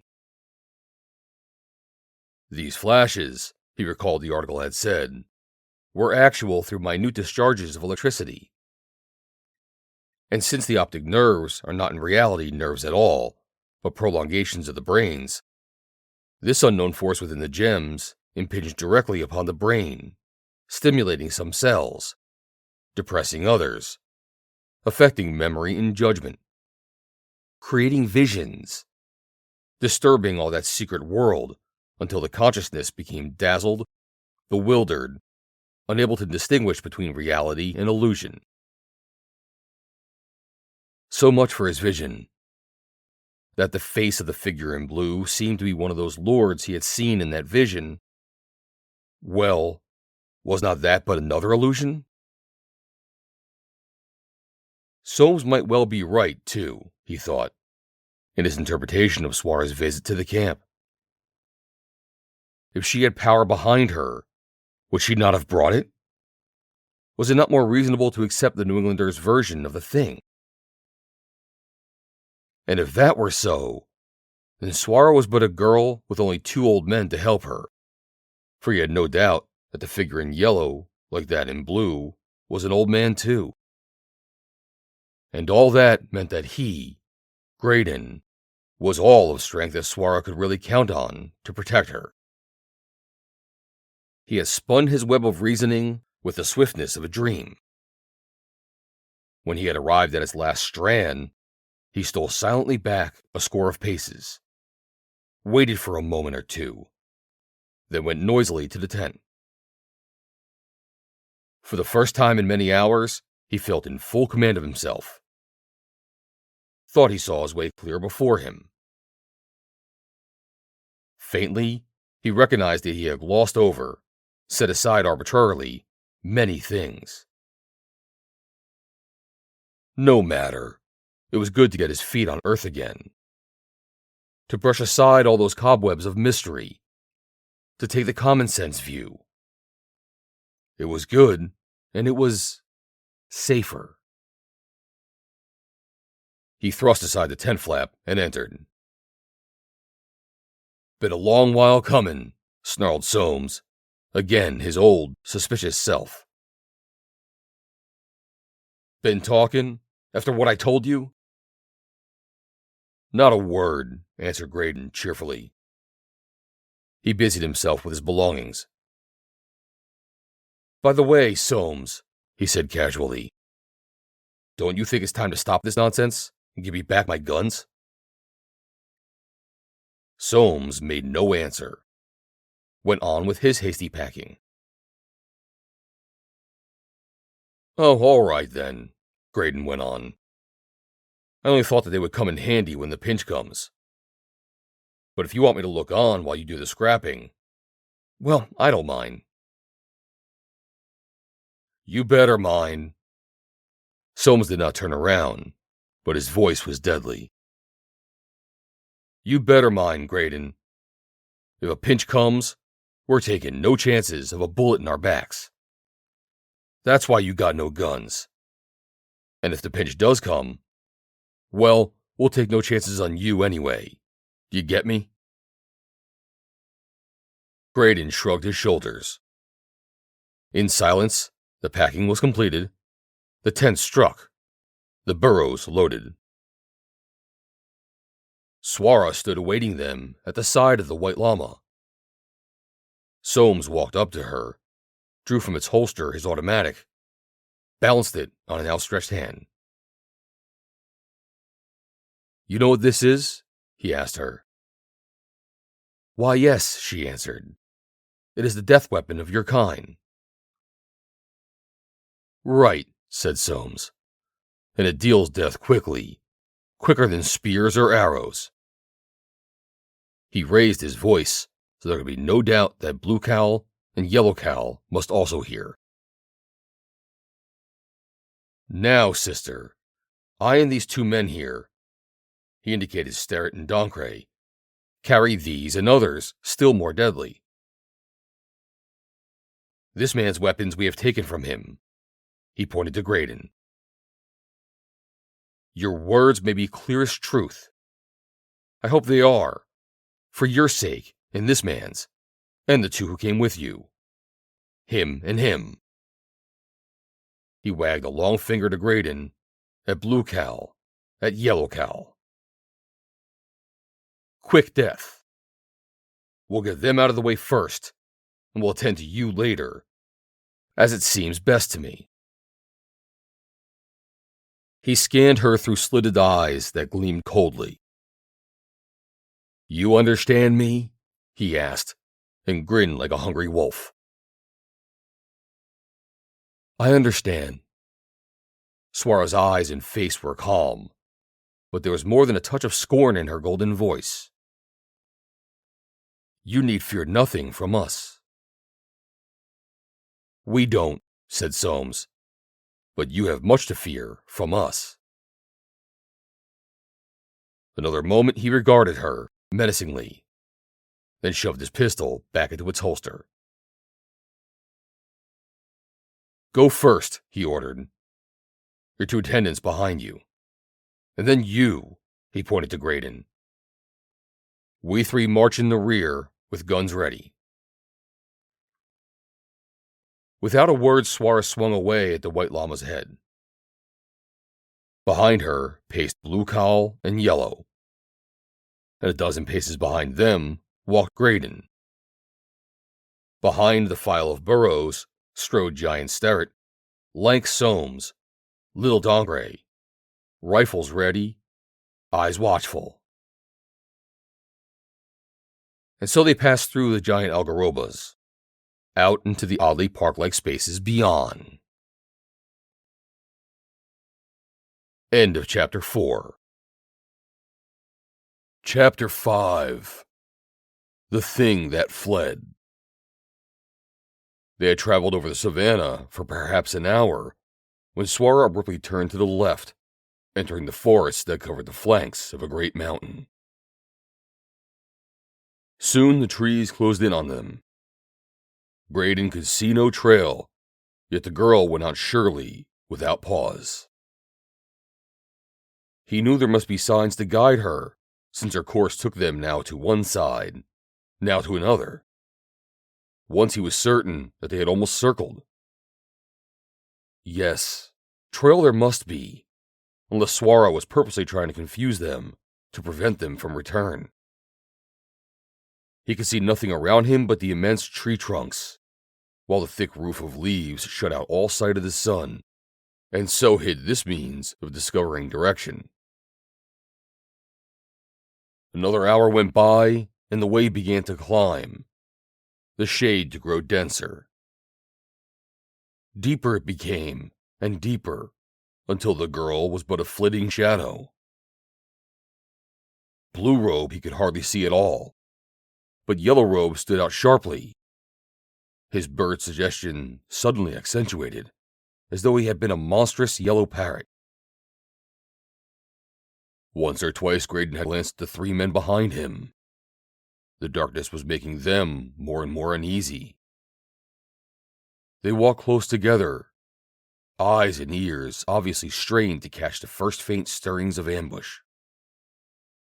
And now, as the green gloom grew denser still, Soames strode forward and Curly ordered him to join Dongray and Sterret. For an instant he hesitated, read murder in the New Englander's eyes, realized the futility of resistance, and dropped back. Soames pressed forward until he was close behind Blue Cowl and Yellow. They did not turn their heads, nor did the girl. Dongray motioned him in between himself and Sterret, grinning wickedly. "Soames has changed his plan," he whispered. "If there is trouble, he shoot the old devils, quick. He keep the girl to make trade with her people. He keep you to make trade with the girl, eh?" Graydon did not answer.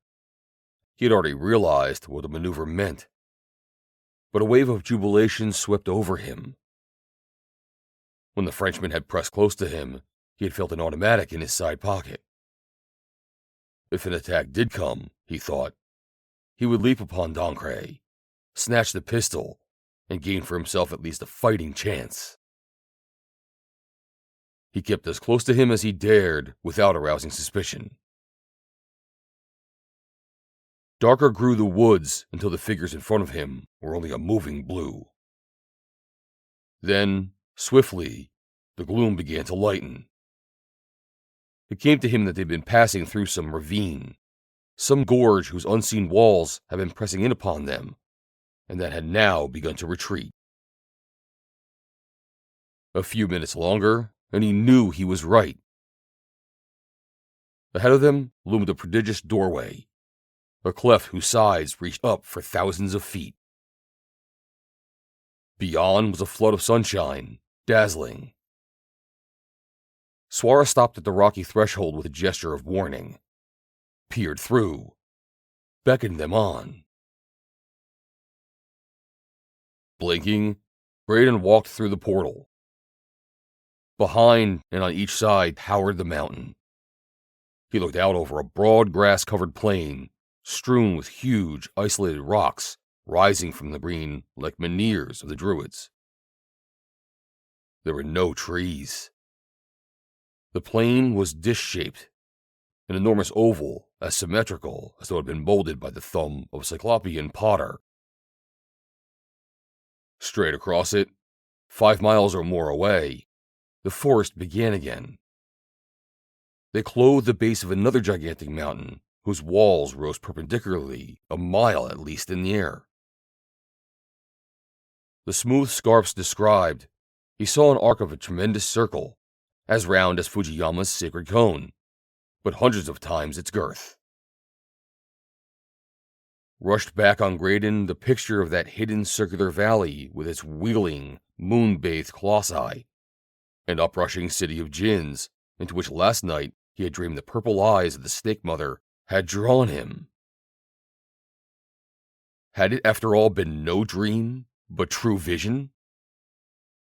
Were these rounded precipices the outer shell of that incredible place? Suarra's story, true? Shaken, he glanced toward her. She stood a dozen paces away, hand on the white llama's neck, and gazing intently over the plain. There was anxiety in her gaze, but there was none in the attitude of those two strange servitors of hers. As silent, as unconcerned, as detached as ever, they seemed to await the girl's next move. And now Graydon noted that they were on a wide ledge that bordered this vast oval bowl. The shelf was a full 100 feet higher than the bottom of the valley, whose sides sloped up to it like the sides of a saucer. And again, carrying out that suggestion of huge dish, the ledge jutted out like a rim. He guessed that there was a concavity under his feet, and if one should fall over the side, it would be well nigh impossible to climb back because of that overhang. The surface was about 12 feet wide, and more like road carefully leveled by human hands than work of nature. Its nearer boundary was a tree-covered wall of rock, unscalable. On one side, the curving bowl of the valley with its weird monoliths, and the circular scarp of the mysterious mountain. On the other, wooded cliffs. There was a stirring in the undergrowth where trees ended their abrupt descent. A goat-like animal slipped out of the covert and paused, head high, nostrils testing the air. "Meat!" exclaimed Sterrett. His rifle cracked. The beast sank to the path, twitched, and lay still. Suarra leaped from the llama's side and faced the giant, eyes blazing wrath, and behind that, anger, or so it seemed to Graydon, fear. "Fool!" she cried and stamped her foot. "You fool! Get back to the cleft! Quick! All of you!" She ran to the llama, caught it by the bridle, drove it, the Burroughs, and the 4 men back to the shelter of the ravine mouth. "You," she spoke to Soames, "if you desire to reach that gold for which you thirst, see that this man uses no more that death weapon of his while we are on this path. Nor any of you. Now stay here, and be quiet until I bid you come forth." She did not wait for reply. She ran to the cleft's opening, and Graydon followed. She paused there, scanning the distant forest edge. And once more, and with greater force than ever before, the tranquility, the inhuman immobility, the indifference of these two enigmatic servitors assailed him. They had not moved from the path. Suarra took a step toward them, and half held out helpless, beseeching hands. They made no movement, and with a little helpless sigh, she dropped her hands and resumed her scrutiny of the plain. There flickered through Graydon a thought, a vague realization. In these two cloaked and hooded figures dwelt power. He had not been wrong in recognizing them as the two lords of the luminous temple. But the power they own would not be spent to save him or the three from any consequences of their own acts, would not be interposed between any peril that they themselves should invite. Yes, that was it. There had been some vow, some bargain, even as Suarra had said. She had promised to save him, Graydon, if she could. She had promised the others treasure and freedom, if they could win them. Very well. The hooded pair would not interfere. But neither would they help. They were judges watching a game. They had given Suarra permission to play that game, but left the playing of it rigidly up to her. That, nevertheless, they would protect her, he also believed. And with that conviction, a great burden lifted from his mind. Her anxiety now, he understood. It was not for herself, but for him. Suarra, he whispered. She did not turn her head, but she quivered at his voice. Go back, she said. Those for whom I watch have sharp eyes. Stay with the others. Suddenly, he could have sworn he heard the whirling beat of great wings over her head. He saw nothing. Yet she lifted her arms in an oddly summoning gesture, spoke in words whose sounds were strange to him, all alien liquid labials and soft sibilants. Once more he heard the wings beat, and then not far away, but faint, so faint, the note of the elfin horn. She dropped her arms, motioned him back to the others. From the dimness of the cleft he watched her. Slow minutes passed. Again he heard the horn note, the faint whirring as of softly beating pinions above her. And again could see nothing. But as though she had received some message, Suarra turned, the anxiety, the trouble gone from her face. She beckoned. Come out, she said. None has heard. We can be on our way. But remember what I have said. Not a second time may you escape. She marched on with the llama. When she had reached the animal that had fallen to Sterrett's aim, she paused. Take that, she ordered. Throw it back among the trees as far as you can from the path. Hell, Soames, cried Sterrett. Don't fall for that. It's good meat. I'll slip it on one of the burrows. But Soames was staring at the girl. Afraid something will track us by it? He asked. She nodded. Some of the cynic evil fled from the New Englander's face. She's right, he spoke curtly to Sterrett. Pick it up and throw it away, and do as she says. I think she's going to play square with us. No more shooting, do you hear? Sterrett picked up the little animal and hurled it viciously among the trees. The caravan set forth along the rim-like way. Noon came, and in another ravine that opened upon the strange road, they snatched from saddlebags a hasty lunch. They did not waste time in unpacking the burros. There was a little brook singing in the pass, and from it they refilled their canteens, then watered the animals. This time, Suarra did not join them, sitting aloof with Blue Cow and Yellow. By mid-afternoon, they were nearing the northern end of the bowl. All through the day, the circular mountain across the plain had unrolled its vast arc of cliff. And through the day, Suarra's watch of its forest-clothed base had never slackened. A wind had arisen, sweeping toward them from those wooden slopes, bending the tall heads of the grass so far below them. Suddenly, deep within that wind, Graydon heard a faint, far-off clamor, an eerie hissing, shrill and avid, as of some onrushing army of snakes. The girl heard it too, for she halted and stood tense, face turned toward the sounds. They came again, and louder, and now her face whitened, but her voice when she spoke was steady. "Danger is abroad," she said.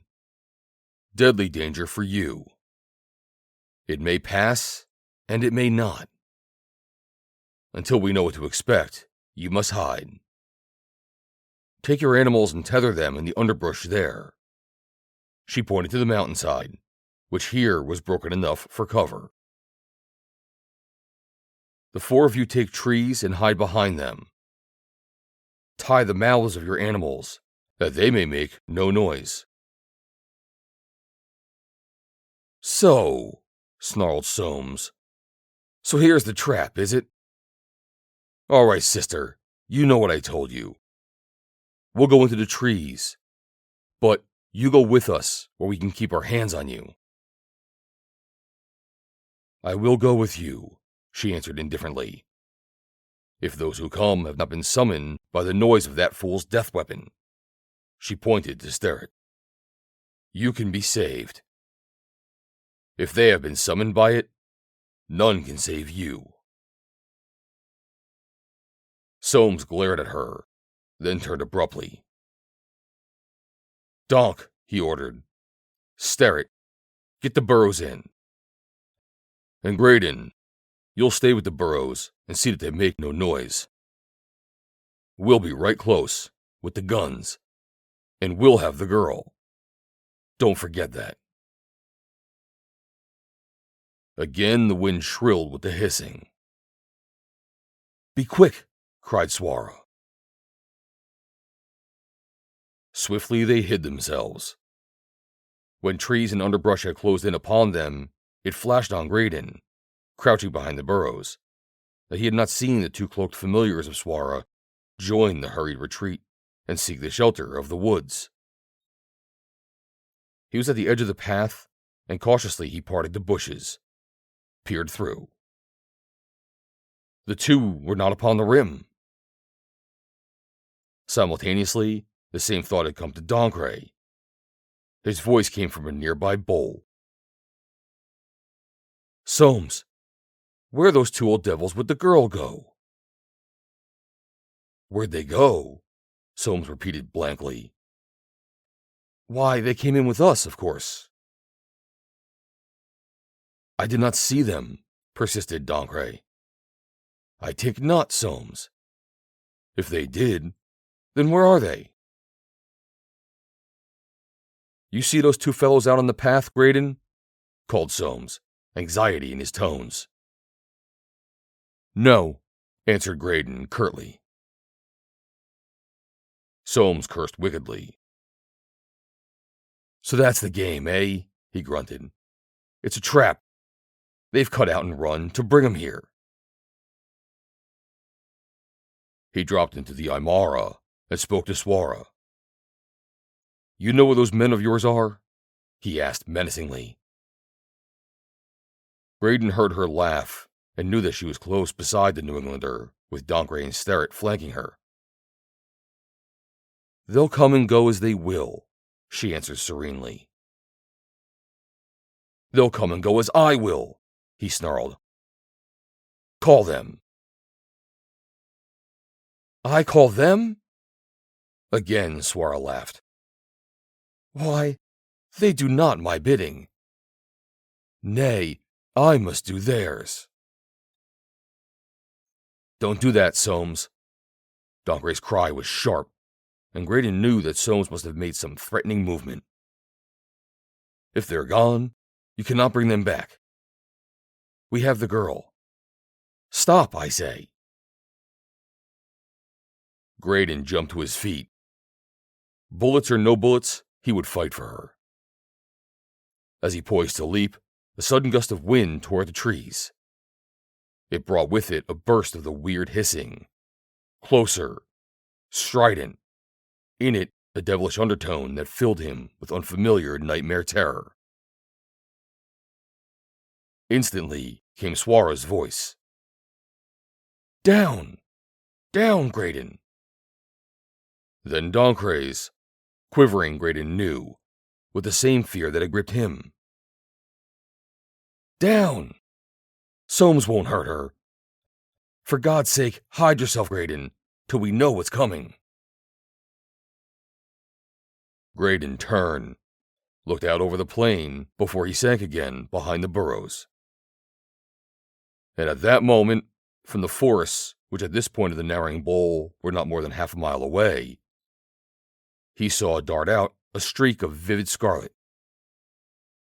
It hurled itself into the grass and scuttled with incredible speed, straight toward one of the monoliths that stood, black and sheer, a good 3/4 of the distance across the dish-shaped valley, and its top 50 feet or more above the green.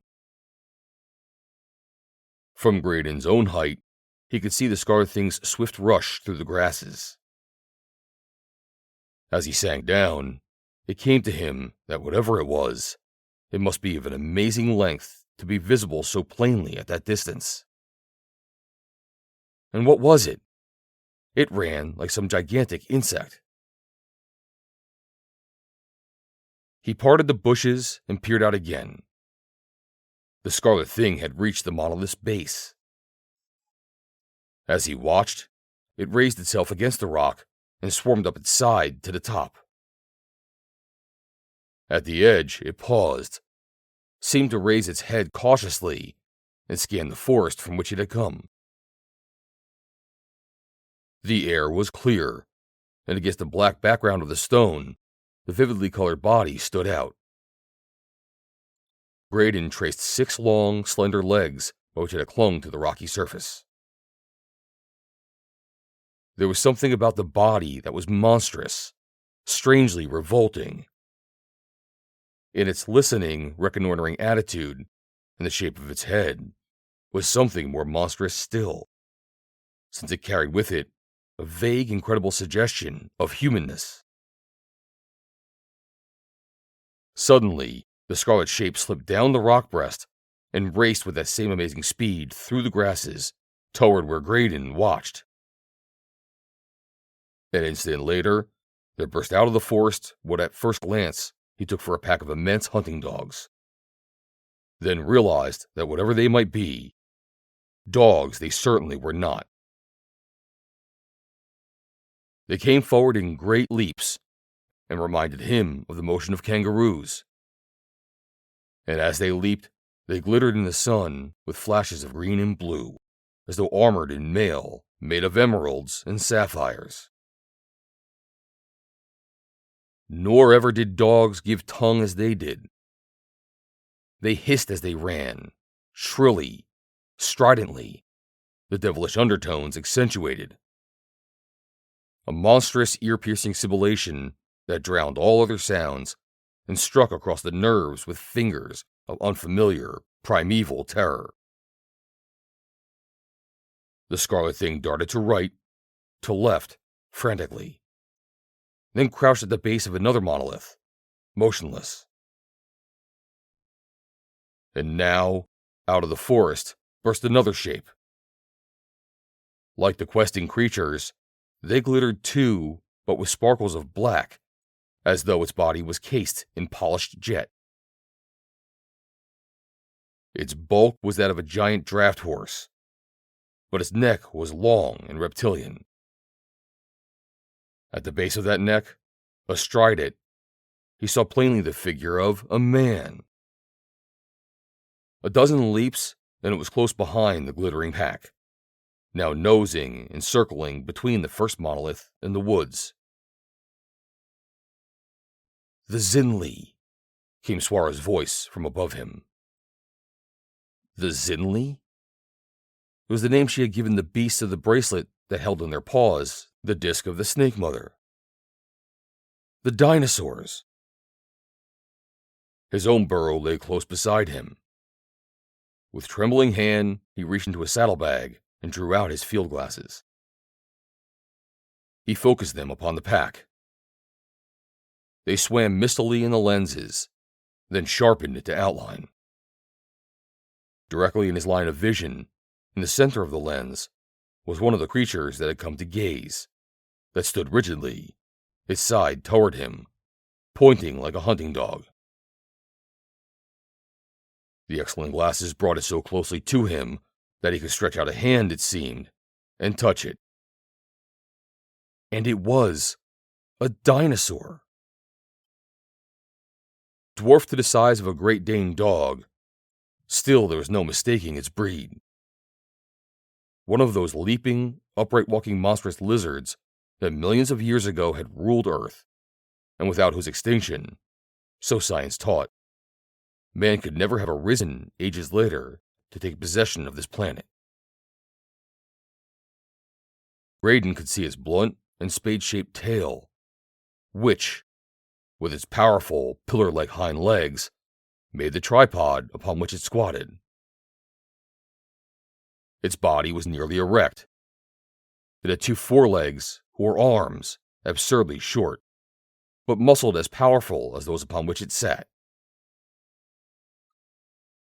It held these half-curved, as though about to clutch, and at their ends were no paws. No, but broad hands, each ending in 4 merciless talons, of which one thrust outward like a huge thumb, and each of them armed with chisel-like claws, whose edges, he knew, were sharp as scimitars. What he had taken for mail of sapphire and emerald were the scales of this dwarfed dinosaur. They overlapped one another like the scales of an armadillo, and it was from their burnished blue and green surfaces and edges that the sun rays struck out the jeweled glints. The creature turned its head upon its short, bull-like neck. It seemed to stare straight at Graydon. He glimpsed little fiery red eyes set in the sloping, bony arch of narrow forehead. Its muzzle was shaped like that of a crocodile, but smaller, truncated. Its jaws were closely studded with long, white and pointed fangs. The jaws slavered. In a split second of time, the mind of Graydon took in these details. Then beside the pointing dinosaur leapt the beast of the rider. Swiftly his eyes took it in. True dinosaur, this one too, but ebon-scaled, longer-tailed, the hind legs more slender, and its neck a cylindrical rod 5 times thicker than the central coil of a giant boa. His eyes flashed from it to the rider. Instantly, Graydon knew him for a man of Suarra's own race, whatever that might be. There was the same ivory whiteness of skin, the same more than classic regularity of feature. The face, like hers, was beautiful, but on it was stamped an inhuman pride and a relentless, indifferent cruelty, equally as inhuman. He wore a close-fitting suit of green that clung to him like a glove. His hair was a shining golden that gleamed in the sun with almost the brilliancy of the hunting dinosaur's scales. He sat upon a light saddle fastened to the neck of his incredible steed, just where the shoulders met it. They were heavy reins that ran to the mouth of the snake-slender, snake-long head of the jetty dinosaur. Graydon's glasses dropped from a nerveless hand. What manner of people were these who hunted with dinosaurs for dogs and a dinosaur for steed? His eyes fell to the base of the monolith where had crouched the scarlet thing. It was no longer there. He caught a gleam of crimson in the high grass, not 1,000 feet from him where he watched. Cautiously, the thing was creeping on and on toward the rim. He wondered whether those spider legs could climb it, carry it out over the outjutting of the ledge. He shuddered. A deeper dread grew. Could the dinosaur pack scramble or leap over that edge in pursuit? If so... There came a shrieking clamor like 1,000 fumaroles, out of which hissed the hate of hell. The pack had found the scent and were leaping down in a glittering green and blue wave. As they raced, the scarlet thing itself leapt up out of the grasses, not 100 yards away. And Graydon glared at it with a numbing, sick horror at his heart. He heard behind him an incredulous oath from Soames. Heard Dancre groan with, he knew, the same horror that held him. The scarlet thing swayed upon 2 long and slender legs, its head a full 15 feet above the ground. High on those stilts of legs was its body, almost round and no larger than a child's. From its shoulders waved 4 arms, as long and as slender as the legs, 8 feet or more in length. They were human arms, but human arms that had been stretched like rubber to thrice their normal length. The hands, or claws, were gleaming white. Body, arms, and legs were covered with a glistening scarlet silken down. The head was a human head. A man's head and a man's face. Brown skin, hawk-nosed, the forehead broad and intelligent, the eyes inordinately large, unwinking, and filled with soul-destroying terror. A man-spider. A man who by some infernal art had been remodeled into the mechanical semblance of the spinning arachnidae, without the stamp of his essential human origin having been wiped away in the process. Only for a moment, the man-spider stood thus revealed. The pack was rushing down upon it like a cloud of dragons. It screamed, one shrill, high-pitched note that wailed like the voice of ultimate agony above the hissing clamor of the pack. It hurled itself, a thunderbolt of scarlet fear, straight toward the rim. Beneath him, Graydon heard the sounds of frantic scrambling and scratching.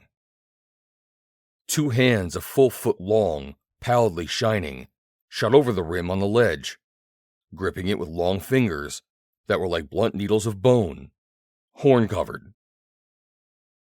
They clutched and shot forward. Behind them, a length of spindling, scarlet-downed arm. It was the man-spider, drawing himself over. And the wave of dinosaurs was now almost at the spot for which it had hurled himself at the ledge. The spell of terror upon Graydon broke. "A gun!" he gasped. "For God's sake, Soames, throw me a gun!"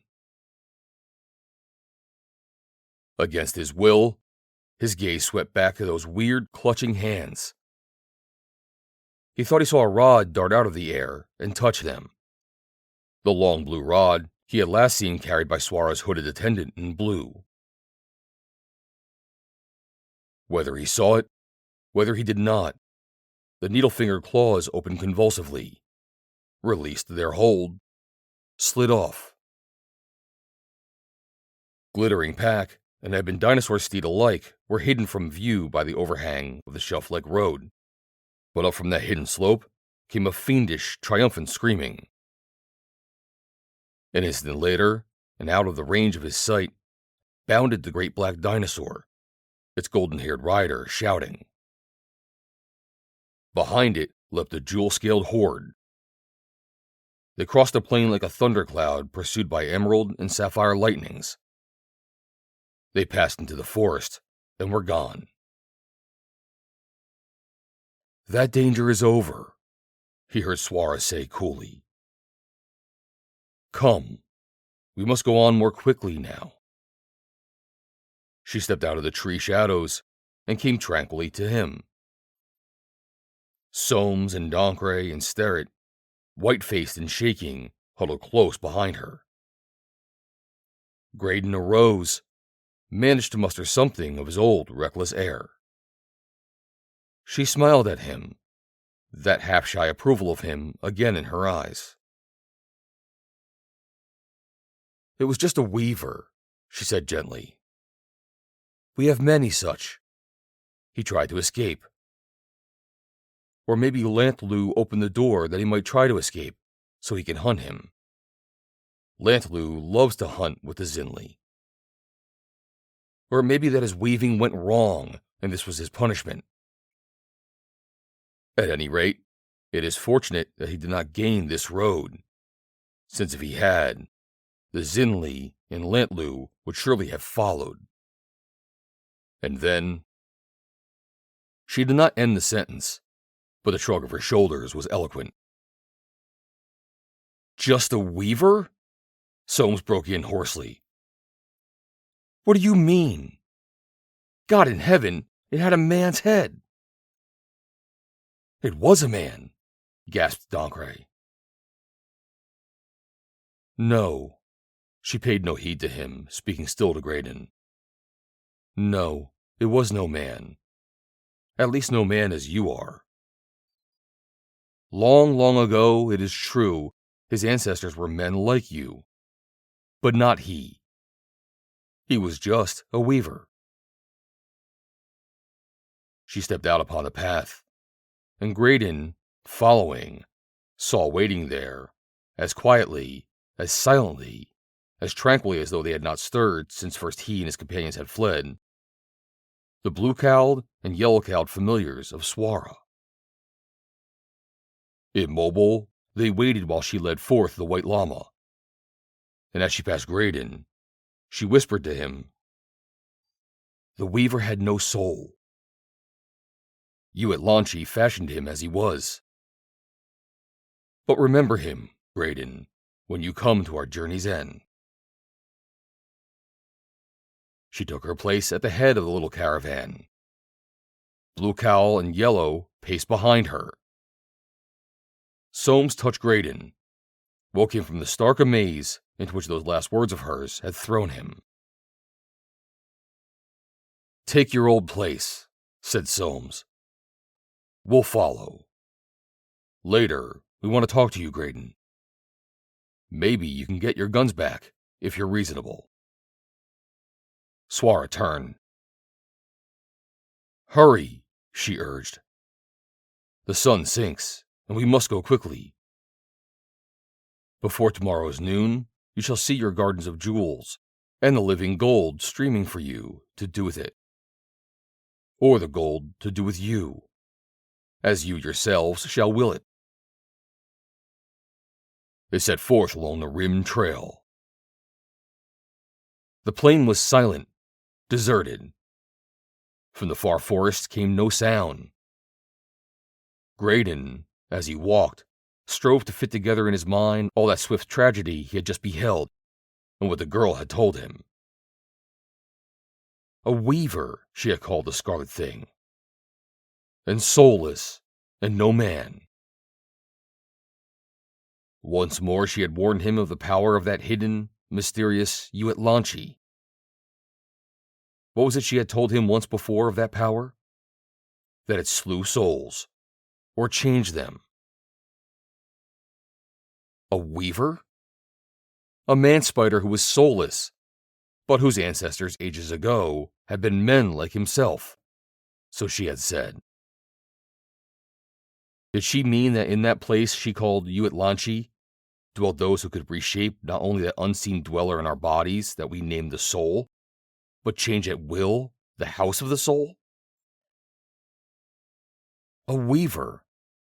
A Spider-Man whose arms and legs were slender and long and spider-like, whose hands were like horn-covered needles of bone, whose body was like the round ball of a spider.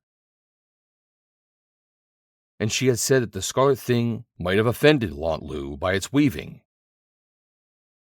Lontlou, the rider of the jetty dinosaur, of course. A weaver.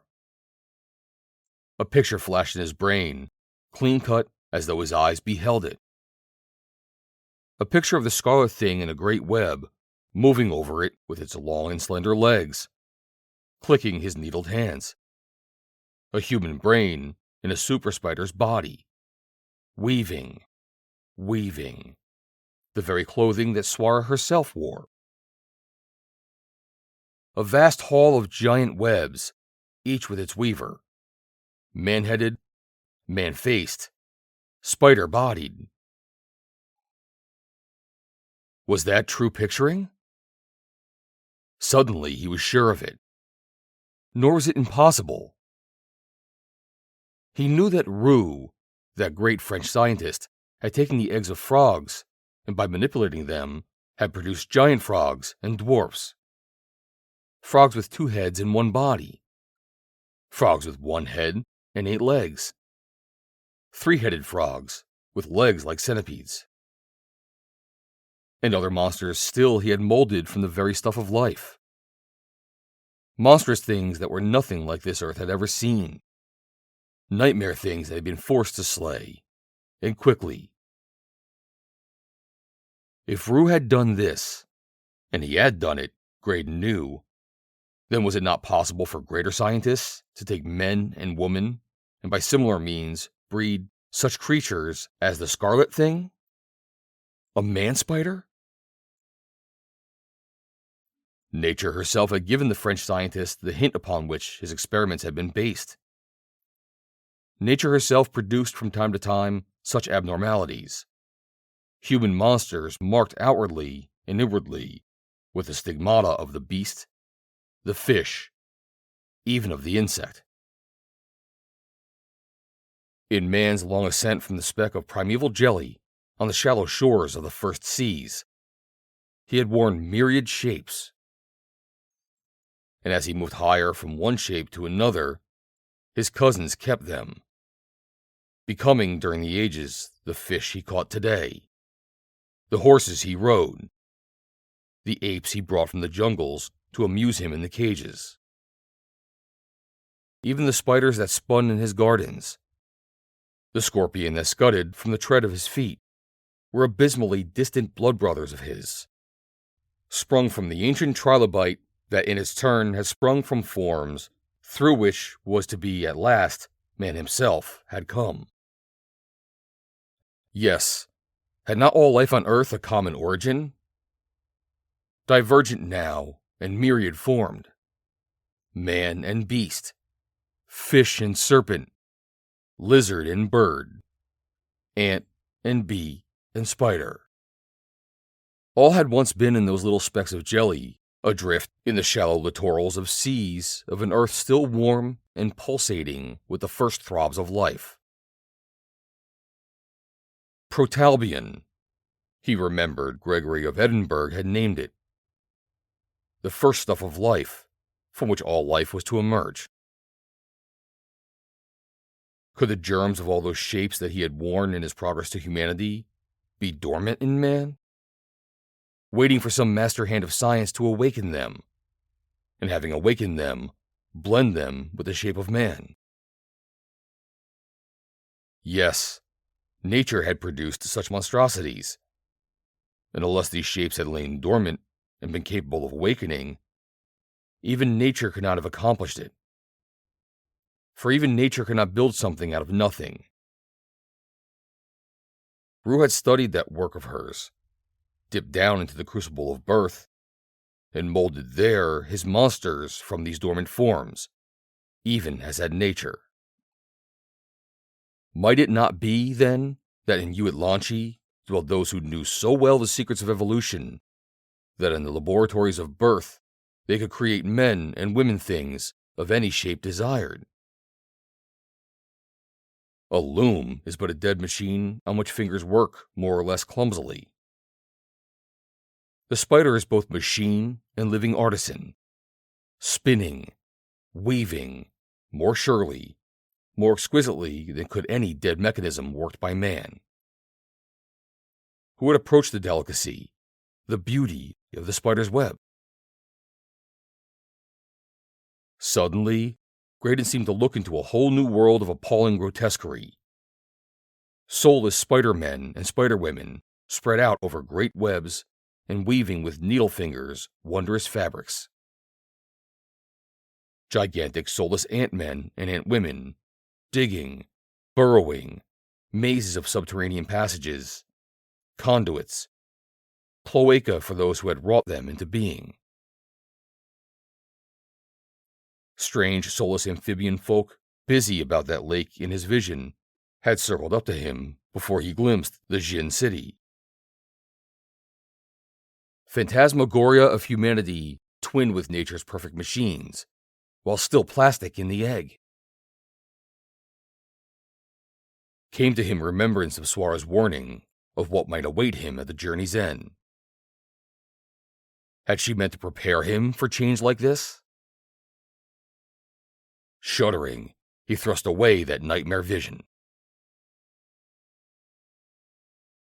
End of Chapter 5.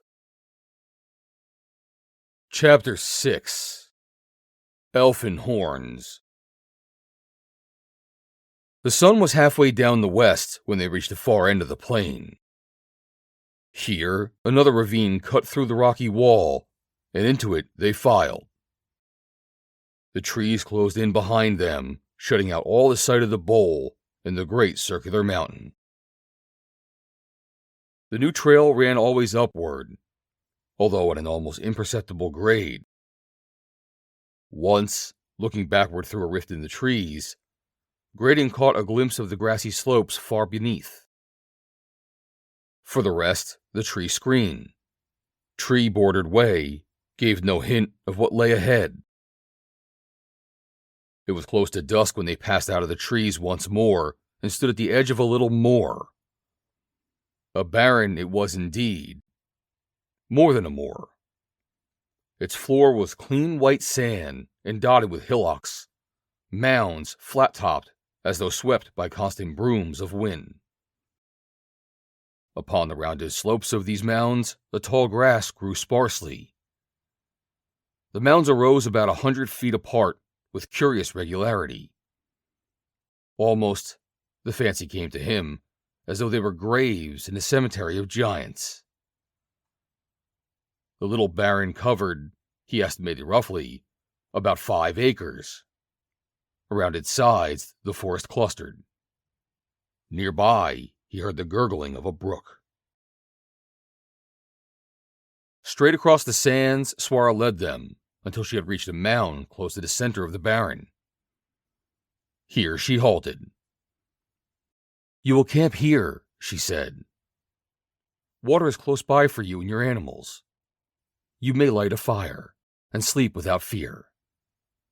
By dawn, we must be away." She turned and walked toward another knoll 100 feet or more away. The white llama followed her. Behind it stalked the silent pair. Graydon had expected Soames to halt her, but he did not. Instead, his eyes flashed some crafty message to Doncre and Sterrett. It seemed to Graydon that they were pleased that the girl was not to share their camp, that they welcomed the distance she had put between them. And their manner to him had changed. They were comradely once more. "Mind taking the burros over to water?" asked Soames. "We'll get the fire going and chow ready." He nodded and led the little beasts over to the noisy stream. Taking them back again after they had drunk their fill, he looked over at the mound which Suarra had gone. There at its base stood a small square tent, glimmering in the twilight like silk, and fastened to the ground at each corner by a golden peg. Tethered close to it was the white llama, placidly munching grass and grain. Its hampers of golden withes were gone. Nor was Suarra or the hooded men visible. They were in the little tent, he supposed, whence they had carried the precious cargo off the llama. At his own hillock, a fire was crackling and supper being prepared. Sterrett jerked a thumb over toward the little tent. "Got it out of the saddlebags," he said. "Looked like a folded-up umbrella, and went up like one. Who'd ever think of finding anything like that in this wilderness?" "A lot of things, I think, in those saddlebags we have not yet seen, maybe," whispered Dancre, an eager, covetous light in his eyes. "You bet," said Soames. "And the loot we've seen's enough to set us all up for life. Eh, Graydon?" "She has promised you much more," answered Graydon. There was an undercurrent of sinister meaning in the New Englander's voice that troubled him. "Yeah," said Soames absently. "Yeah, I guess so. But, well, let's eat." The four sat around the burning sticks as they had done many nights before his quarrel with Sterrett. And to Graydon's perplexity, they ignored that weird tragedy of the plain. They pushed it aside, passed it by, seemed to avoid it. Their talk was all of treasure, and what they would do with it when out of these mountains and back in their own world. Piece by piece, they went over the golden hoard in the white llama's packs. Gloatingly, they discussed Suarra's emeralds and their worth. "Hell, with just those emeralds, none of you'd have to worry," exclaimed Sterrett. Graydon listened to them with increasing disquiet. They were mad with the gold lust, but there was something more behind their studied avoidance of the dragging down of the scarlet thing by the dinosaurs. This constant reference to the llama's treasure, the harking back to what ease and comfort and luxury it would bring them all. Something lurking unsaid in the minds of the three of them, of which all this was but preliminary. At last, Soames looked at his watch. "Nearly 8, he said abruptly. "Dawn breaks about 5. Time to talk turkey. Graydon, come up close." Graydon obeyed, wondering. The four drew into a cluster in the shelter of the knoll. From where they crouched, Suarra's tent was hidden, as they were hidden to any watchers in that little silken pavilion, looking now like a great golden moth at rest under the moonlight. "Graydon," began the New Englander, "we've made up our minds on this thing. We're going to do it a little different. We're willing and glad to let bygones be bygones. Hell, here we are, 4 white men in a bunch of God knows what. White men ought to stick together. Ain't that so?" Graydon nodded, waiting. "All right," went on Soames. "Now here's the situation. I don't deny that we're up against something I don't know much about. We ain't equipped to go up against anything like that pack of hissing devils we saw today. But we can come back." Again Graydon nodded. They had decided then to go no farther. The lesson of the afternoon had not been lost. Soames would ask Suarra to lead them out of the haunted Cordillera. As for coming back, that was another matter. He would return, but he would come back alone. Seek Suarra. Since well he knew no mysterious peril either to life or soul could keep him from her. But first, he must see these men safe. Wipe off the debt that he believed as one man of his race to another he owed them. He was glad, but the gladness was tempered with sudden doubt. Could the game be finished thus? Would Suarra and that pair of strange old men let them go? Soames' next words brought him back to reality. There's enough stuff on that llama and the girl to set us up all right, yeah? But there's also enough to finance the greatest little expedition that ever struck the trail for treasure, he was saying. And that's what we plan doing, Graydon. Get those hampers and all that's in them. Get the stuff on the girl. Beat it and come back. I'll bet those hissing devils won't stand up long under a couple of machine guns and some gas bombs. And when the smoke's cleared away, we can lift all we want and go back and sit on top of the world. What you say to that? Graydon fenced. How will you get it? He asked. How will you get away with it? Easy. Soames bent his head closer. We've got it all planned. There ain't any watch being kept in that tent. You can bet on that. They're too sure of us. All right, if you're with us, we'll just slip quietly down there. Starrett and Donk, they'll take care of the old devils. No shooting. Just slip their knives into their ribs. Me and you will attend to the girl. We won't hurt her. Just tie her up and gag her. Then we'll stow the stuff on a couple of the burros, get rid of the rest and that damn white beast, and beat it quick. Beat it where? Asked Graydon, striving to cover the hot anger that welled up in him. He slipped a little closer to Doncray, hand alert to seize the automatic in his pocket. We'll get out, replied Soames confidently. I've been figuring out where we are, and I saw a peak to the west that both Starrett and me recognized. Looked like pretty open forest country between us, too. Once we're there, I know where we are. And traveling light and all night, we could be well on our way to it by this time tomorrow. Graydon thrust out a cautious hand, touched Donkray's pocket. The automatic was still there. He would try one last appeal. To fear. But Soames, he urged, there would be pursuit. What would we do with those brutes you saw today on our track? Why, man, they'd be after us in no time. You can't get away with anything like this. Instantly, he realized the weakness of that argument. Not a bit of it, Soames grinned evilly. That's just the point. Nobody's worrying about that girl. Nobody knows where she is. She was damn anxious not to be seen this afternoon. No, Graydon, I figure she slipped away from her folks to help you out. I take my hat off to you. You sure got her hooked. Nobody knows where she is, and she don't want nobody to know where she is. The only ones that might raise trouble is the two old devils, and a quick knife in their ribs will put them out of the running soon enough. Then there's only the girl. She'll be damn glad to show us the way out, if by chance we do get lost again. But me and Starrett know that peak. We'll carry her along. When we get where we know we are, we'll turn her loose to go home. None the worse off, eh, boys?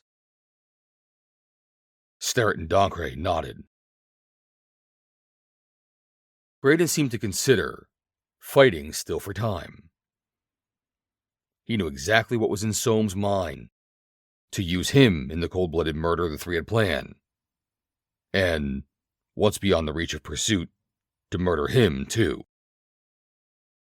Nor would they ever allow Suarra to return to tell what they had done. She, too, would be slain, after they had done what they willed with her. Come on, Graydon, whispered Soames impatiently. It's a good scheme, and we can work it. Are you with us? If you ain't, well... His knife glittered in his hand.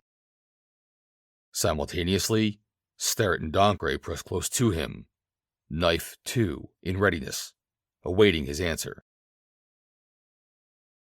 Their movement had given him the one advantage he needed. He swept his hand down into the Frenchman's pocket, drew out the gun, and as he did so, landed a sidewise kick that caught Starrett squarely in the groin. The giant reeled back.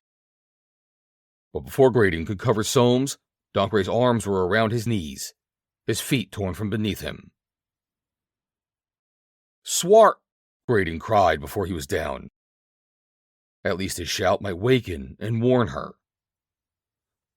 The cry was choked in mid-utterance.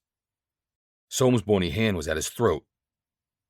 Down they crashed together. Graydon reached up, tried to break the strangling clutch. It gave a little, enough to let him gasp in one breath. Instantly, he dropped his hold on the New Englander's wrists, hooked the fingers of one hand in the corner of his mouth, pulling with all his strength. There was a sputtering curse from Soames, and his hands let go. Graydon tried to spring to his feet, but one arm of the gaunt man slipped over the back of his head, held his neck in the vice of bent elbow against his shoulder. "Knife him, Donk!" growled Soames. Graydon suddenly twisted, bringing the New Englander on top of him. He was only in time, for as he did so, he saw Donkray strike, the blade barely missing Soames. The latter locked his legs around his, tried to jerk him over in range of the little Frenchman. Graydon sank his teeth in the shoulder so close to him. Soames roared with pain and wrath, threshed and rolled, trying to shake off the agonizing grip. Around them danced Donkray, awaiting a chance to thrust. Then came a bellow from Sterrett. "The llama! It's running away! The llama!" Involuntarily, Graydon loosed his jaws. Soames sprang to his feet. Graydon followed on the instant, shoulder up to meet the blow he expected from Donkray. "Look, Soames, look!" Little Frenchman was pointing. "They've put the hampers back and turned him loose. There he goes, with the gold, with the jewels." Graydon followed the pointing finger. The moon had gathered strength, and under its flood, the white sands had turned into a silver lake in which the tufted hillocks stood up like tiny islands. Golden hampers on its sides, the llama was flitting across that lake of silver 100 paces away, and headed, apparently, for the trail along which they had come. "Stop it!" shouted Soames, all else forgotten. "After it, Sterrett! That way, Donk! I'll head it off!" They raced out over the shining barren. The llama changed its pace, trotted leisurely to one of the mounds, and bounded up to its top. "Close in! We've got it now!" he heard Soames cry. The three ran to the hillock on which the white beast stood, looking calmly around. They swarmed up the mound from 3 sides. Soames and Sterrett he could see. Donkray was hidden by the slope. As their feet touched the sparse grass, a mellow sound rang out, one of those elfin horns Graydon had heard chorusing so joyously about Suarra that first day. It was answered by others, close, all about. Again, the single note. And then the answering chorus swirled toward the hillock of the llama, hovered over it, and darted like a shower of winged sounds upon it. He saw Sterrett stagger as though under some swift shock, world-knotted arms around him as though to ward off attack. A moment the giant stood thus, flailing with his arms. Then he cast himself to the ground and rolled down to the sands. Instantly, the notes of the elfin horns seemed to swarm away from him, to concentrate around Soames. He had staggered, too, under the unseen attack, but he had thrown himself face downward on the slope of the mound and was doggedly crawling to its top. He held one arm shielding his face. But shielding against what? All that Graydon could see was the hillock top, and on it, the llama bathed in the moonlight. The giant prone at the foot of the mound, and Soames now nearly at its crest. and the horn sounds were ringing, scores upon scores of them, like the horns of a fairy hunt. But what it was that made those sounds, he could not see. They were not visible. They cast no shadow. Yet, once he thought he heard a whirring as of hundreds of feathery wings. Soames had reached the edge of the mound's flat summit. The llama bent its head, contemplating him. Then, as he scrambled over the edge, thrust out a hand to grasp its bridle, it flicked about, sprang to the opposite side, and leapt down to the sands. And all that time, the clamor of the elfin horns about Soames had never stilled. Graydon saw him wince, strike out, bend his head and guard his eyes as though from a shower of blows. Still, he could see nothing. Whatever that attack of the invisible, it did not daunt the New Englander. He sprang across the mound and slid down its side, close behind the llama.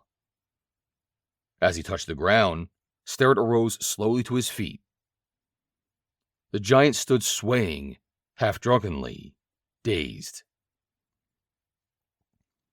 The horn notes ceased, abruptly, as though they had been candlelights blown out by a sudden blast.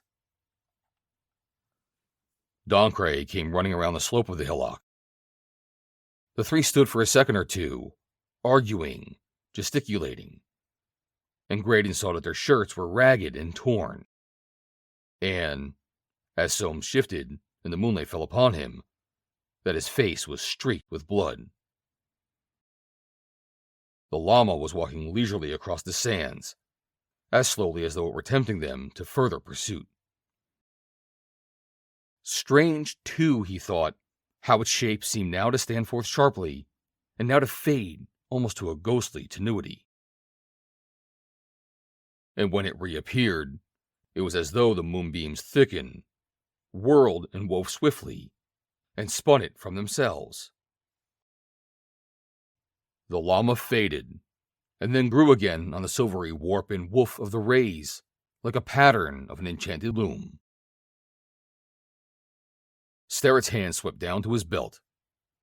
Before he could cover the white beast with the automatic, Soames caught his wrist. The New Englander spoke fiercely, wrathfully. Graydon knew that he was warning the giant of the danger of the pistol crack, urging silence.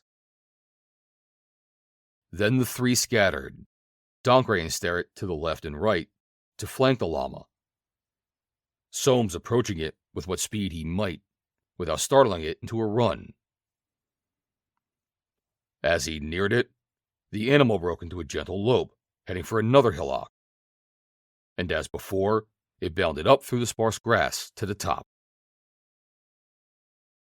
The three pursued, but as their feet touched the base of the mound, once more the yellow horn sounded, menacingly, mockingly.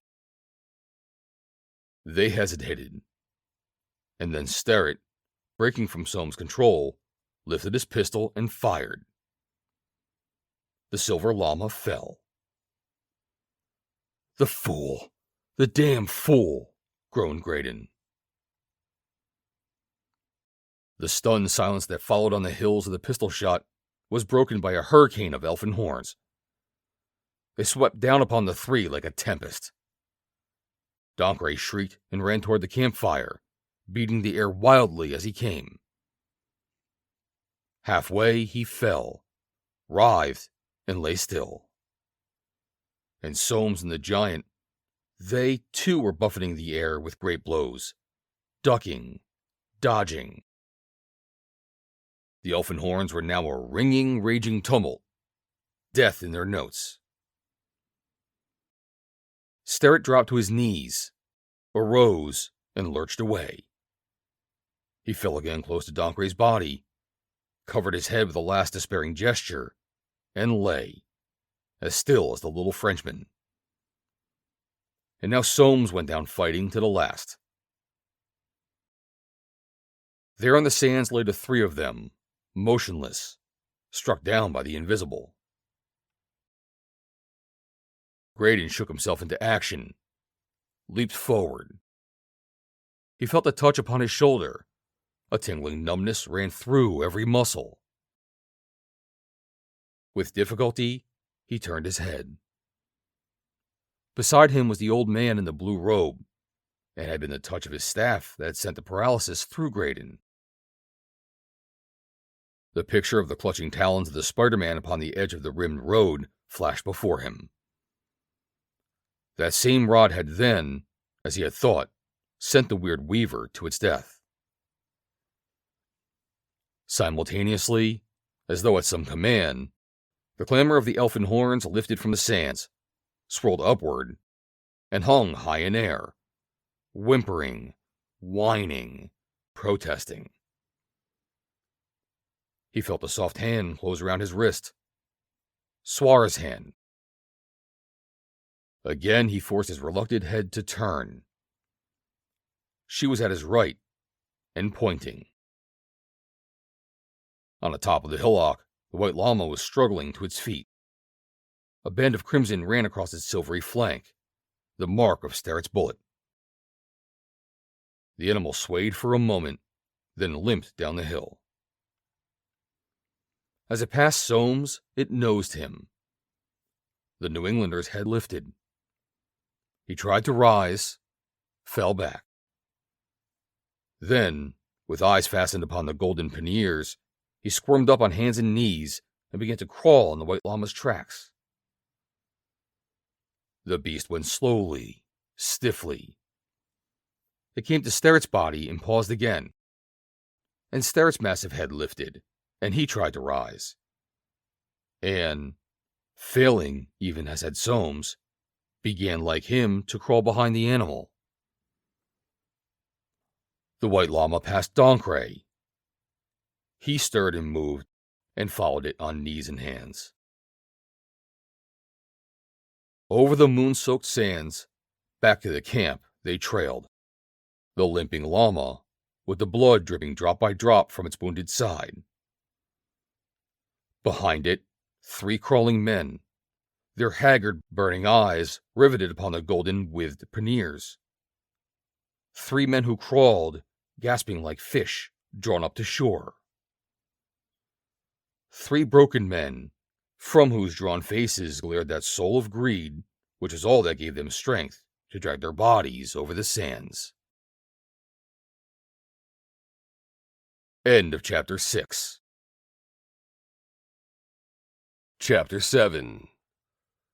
Come back, Graydon. 2 llama and crawling men had reached the camp. The elfin horns were still. Graydon's muscles suddenly relaxed. Power of movement returned to him.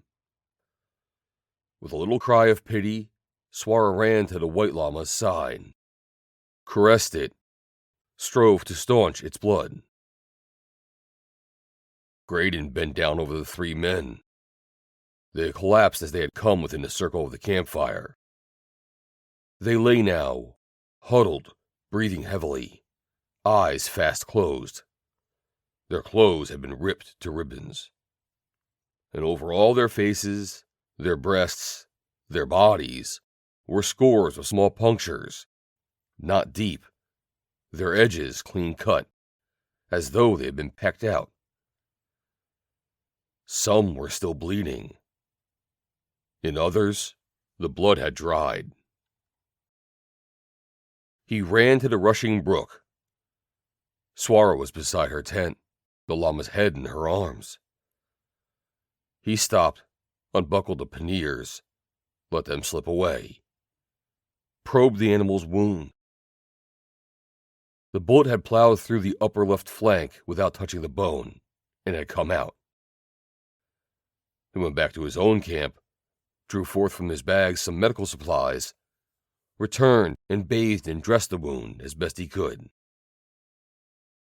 He did it all silently, and Suarra was silent too. Her eyes were eloquent enough. This finished, he went again to the other camp. The 3 men were lying as he left them. They seemed to be in a stupor. He washed their faces of the blood, bathed their stained bodies. He spread blankets and dragged the three up on them. They did not awaken. He wondered at their sleep. Or was it a coma? The strange punctures were bad enough, of course, yet it did not seem to him that these could account for the condition of the men. Certainly they had not lost enough blood to cause unconsciousness, nor had any arteries been open, nor any one of the wounds deep enough to have disturbed any vital organ. He gave up conjecturing wearily. After all, what was it but one more of the mysteries among which he had been moving? And he had done all he could for the three of them. Graydon walked away from the fire, threw himself down on the edge of the white sands. There was a foreboding upon him, a sense of doom. And as he sat there, fighting against the blackness gathering around his spirit, he heard light footsteps, and Suarra sank beside him. Her cloudy hair caressed his cheek. Her rounded shoulder touched his own.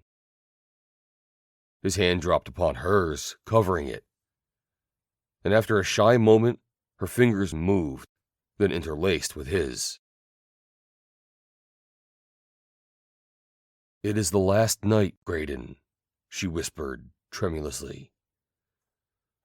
"The last night. And so, they have let me talk with you a while." "No," he caught her to him fiercely. "There is nothing that can keep me from you now, Suarra, except death." "Yes," she said, and thrust him gently away. "Yes, it is the last night. There was a promise, Graydon, a promise that I made. I said that I would save you if I could. I asked the two lords. They were amused. They told me that if you can conquer the face, you would be allowed to go. I told them that you would conquer it, and I promised them that after that, you would go. And they were more amused, asking me what manner of man you were, who had made me believe you can conquer the face." "The face?" questioned Graydon. "The great face," she said. "The face in the abyss. But of that I may say no more. You must meet it." "And these men too?" he asked. "The men who lie there?" "They are already dead," she answered indifferently. "Dead, and worse. They are already eaten." "Eaten?" he cried incredulously. "Eaten," she replied. "Eaten, body and soul." For a moment she was silent. "I do not think," she began again. "I did not really think that even you could conquer the face. So I went to the snake mother, and she, too, laughed. But at that end, as woman to woman, since after all she is woman, she promised me to aid you. And then I knew you would be saved, since the snake mother far excels the two lords in craft and guile. And she promised me, as woman to woman. The two lords know nothing of that," she added naively. Of this, Graydon, remembering the youthful eyes in the old faces that had weighed him in the temple of the shifting rays, had his doubts. "So," she said, "was the bargain made, and so its terms must be fulfilled. You shall escape the face, Graydon, but you must go." To that he answered nothing, and after another silence she spoke again, wistfully. "Is there any maid who loves you or whom you love in your own land, Graydon? There is none, Suarra, he answered. I believe you, she said simply, and I would go away with you, if I might. But they would not allow it. And if I tried, they would slay you. Yes, even if we should escape, they would slay you and bring me back. So it cannot be. He thrilled to that innocently, self-revelant as it was. I am weary of you at Llama, she went on somberly. Yes, I am weary of its ancient wisdom, and of its treasures, and of its people who are eternal at least as the world. I am one of them, and yet I long to go out into the new world. The world where there are babes, and many of them, and the laughter of children, and where life streams passionately, strong and shouting and swiftly, even though it is through the open doors of death that it flows. In you at Llama, those doors are closed, except to those who choose to open them. And life is a still stream without movement. And there are few babes, and of the laughter of children, little. What are your people, Suarra? He asked. The ancient people, she told him. The most ancient. Ages upon ages ago they came down from the north, where they had dwelt for other ages still. They were driven away by the great cold. One day the earth rocked and swung.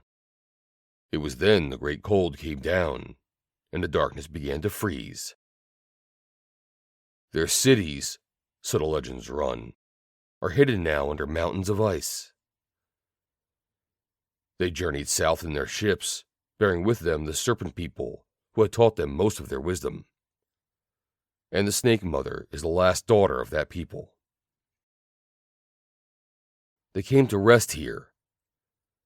At that time the sea was close, and the mountains had not yet been born.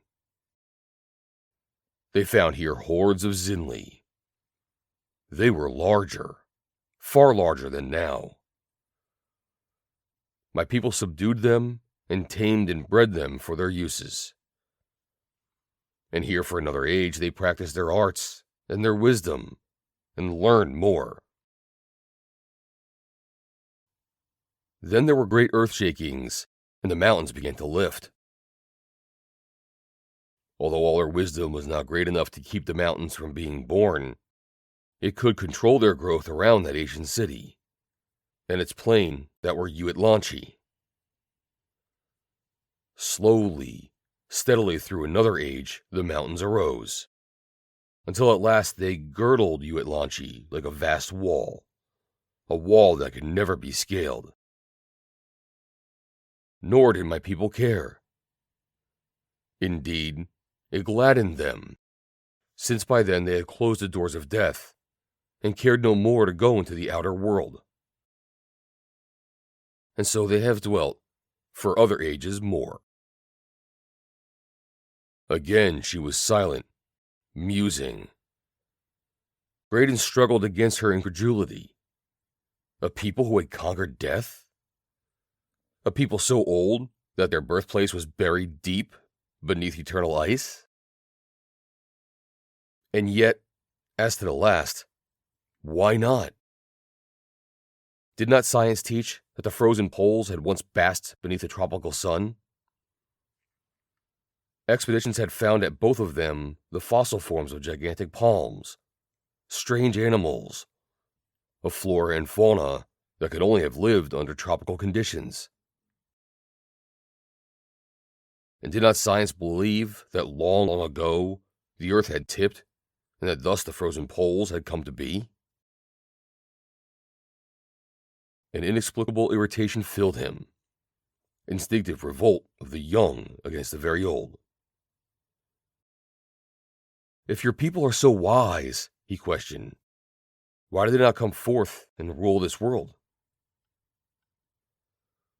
But why should they? She asked in turn. They have nothing more to learn. If they came forth, what could they do but build the rest of the earth into the likeness of that part in which they dwell? What use is that, Graydon? None. So they let the years stream by while they dream, the most of them. For they have conquered dream. Through dream they create their own worlds, do therein as they will, live life upon life as they will it. In their dreams, they shape world upon world upon world, and each of their worlds is a real world to them. And so they let the years stream by while they live in dream. Why should they go out into this one world when they can create myriads of their own at will? Again she was silent. But they are barren, the dream makers, she whispered. Barren. That is why there are few babes and little laughter of children in Llama. Why should they mate with their kind, these women and men who have lived so long that they have grown weary of all their kind can give them? Why should they mate with their kind when they can create new lovers in dreams, new loves and hates? Yea, new emotions and forms utterly unknown to earth, each as he or she may will. And so they are barren. Not alone the doors of death, but the doors of life are closed to them, the dream makers.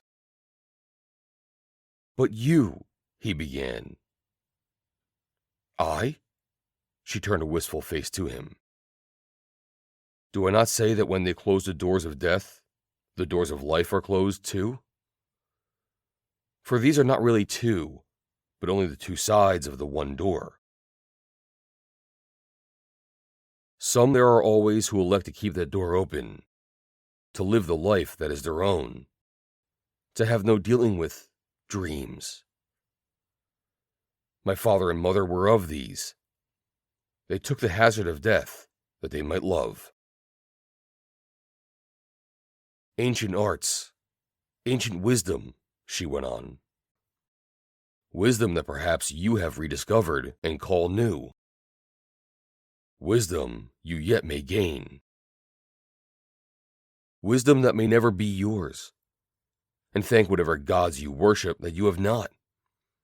Pray to them that you never may have. Such wisdom as shaped the weaver? He asked.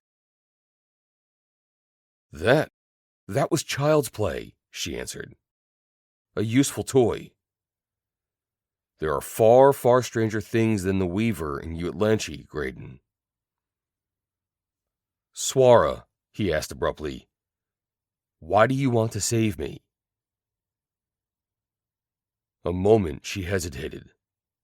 Then, because you make me feel as I've never felt before, she whispered slowly. Because you make me happy. Because you make me sorrowful. When I think of you, it is like warm wine in my veins. I want both to sing and to weep. I want your touch, to be close to you. When you go, the world will be darkened. Life will be drab. Suarra, he cried, and drew her, unresisting now, to him. His lips sought hers, and her lips clung to his. A flame leapt through him. She quivered in his arms, was still. I will come back, he whispered. I will come back, Suarra. Come, she sobbed. Come back, Graydon. She thrust him from her, leapt to her feet. No, no, she cried. No, Graydon. I am wicked. No, it would be death for you. "As God lives, Suarra," he said, "I will come back to you."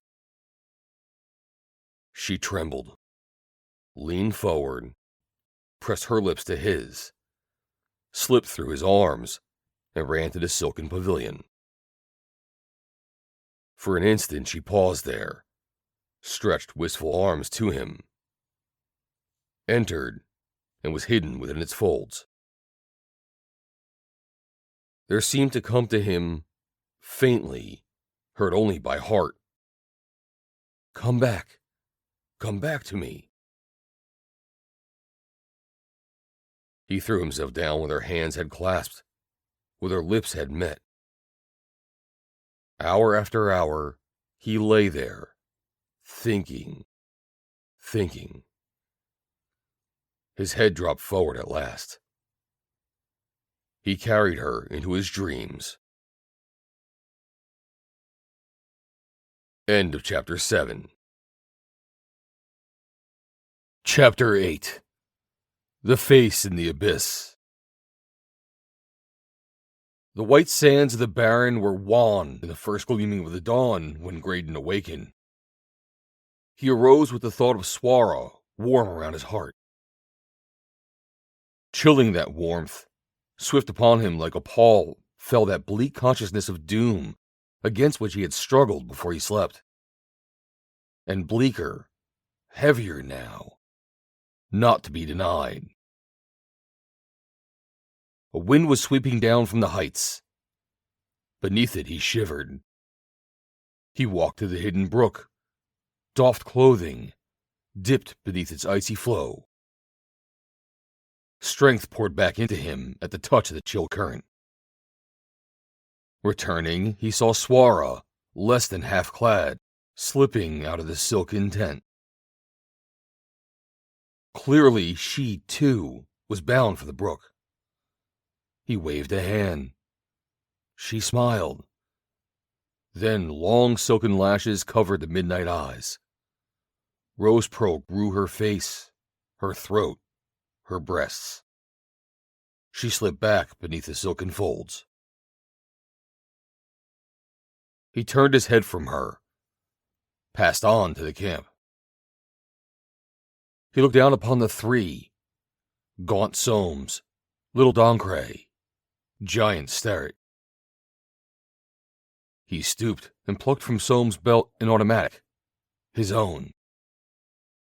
He satisfied himself that it was properly loaded and thrust it into his pocket.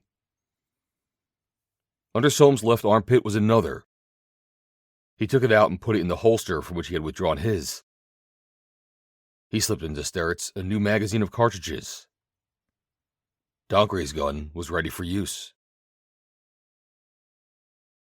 They'll have their chance anyway, he said to himself. He stood over them for a moment, scanned them. The scores of tiny punctures had closed. Their breathing was normal. They seemed to be asleep. And yet, they looked like dead men. Like dead men, livid and wan and bloodless as the pallid sands beneath the growing dawn.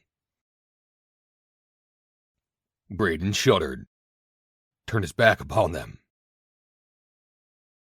He made coffee, threw together a breakfast, went back to rouse the three. He found Soames sitting up, looking around dazedly.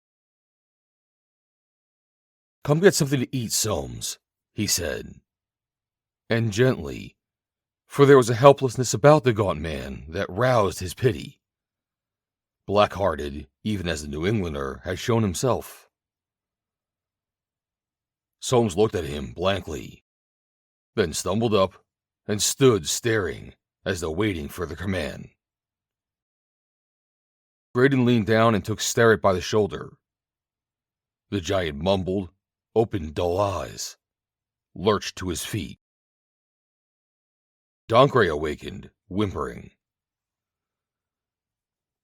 As they stood before him, gaunt man, little man, giant, a wonder, a fearful wonder seized him. For these were not the men he had known. No. What was it that had changed these men so?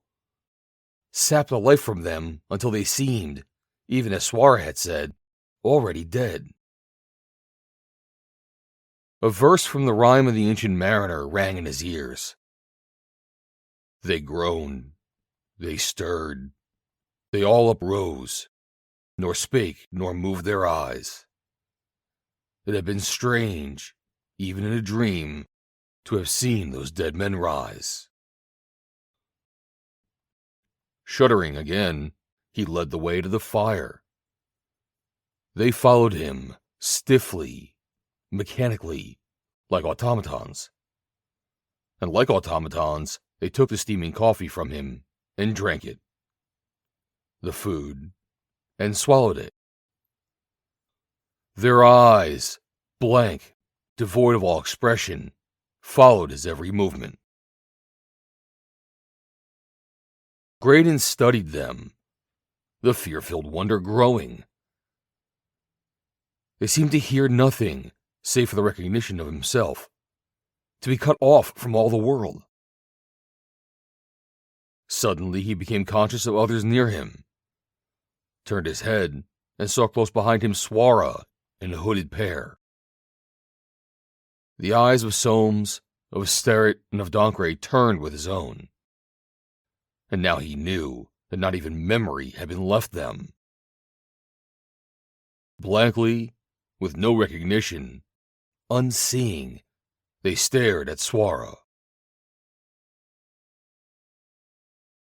"It is time to start, Graydon," she said softly, her own eyes averted from their dead gaze. "We leave the llama here. It cannot walk. Take with you only your own animal, your weapons, and what belongs to you. The other animals will stay here."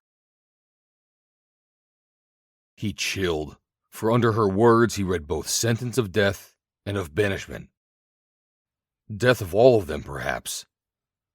Banishment for him, even if he escaped death. In his face, she read his heart, accurately. Tried to soften his sorrow. "They may escape," she continued hastily. "And if they do, the animals will be here awaiting them. And it is well for you to have your own with you, in case... She faltered. He shook his head. "No use, Suarra," he smiled. "I understand." "Oh, trust me, she half sobbed. "Do as I say, Graydon." He said no more. He unhobbled his burro, fixed the saddlebags, took his own rifle and strapped it to them. He picked up the rifles of the others and put them in their hands. They took them as mechanically as they had the coffee and the food. Now Blue Cowl and Yell swung to the lead, Suarra at their heels. "Come on, Soames," he said. "Come, Sterrett. It's time to start, Doncray." Obediently, they swung upon the trail, marching side by side. Gaunt man at left, Giant in the center, Little man at right. Like marionettes they marched, obediently, unquestioning, without word. If they knew the llama and his treasures were no longer with them, they gave no sign. If the new Graydon again carried his guns, they gave no sign either. Another line of the rhyme echoed in his memory. They raised their limbs like lifeless tools. Graydon swung in behind them, the patient burro trotting at his side. They crossed the white sands, entering a broad way stretching through close-growing, enormous trees, as though it had once been a road of stone, upon whose long deserted surface the leaves had rotted for centuries, upon which turf had formed, but in which no trees have been able to get root-hold. And as they went on, he had evidence that it had been actually such a road. For where there had been washouts, the faces of gigantic cut and squared granite blocks were exposed. For an hour they passed along this ancient buried trail. They emerged from it abruptly out upon a broad platform of bare rock. Before them were the walls of a split mountain. Its precipices towered thousands of feet. Between them, like a titanic sword cut, was a rift, a prodigious cleavage which widened as it reached upward, as though each side had shrunk away from the splitting blade as it had struck downward. The platform was the threshold of this rift. 50 feet wide from edge to edge it ran. At each edge stood a small, conical-shaped building, temple or guardhouse, whose crumbling stones were covered with a gray lichen, so ancient-looking that it might have been withered old Time's own flower. The cowled figures neither turned nor stopped. They crossed the threshold between the ruined cones. Behind them, Suarra. And after her, never hesitating, the stiffly marching three. Then over it went Graydon and the burrow. The way led downward at an angle barely saved from difficult steepness. No trees, no vegetation of any kind could he see, unless the ancient, gray, and dry lichen that covered the road and whispered under their feet could be called vegetation.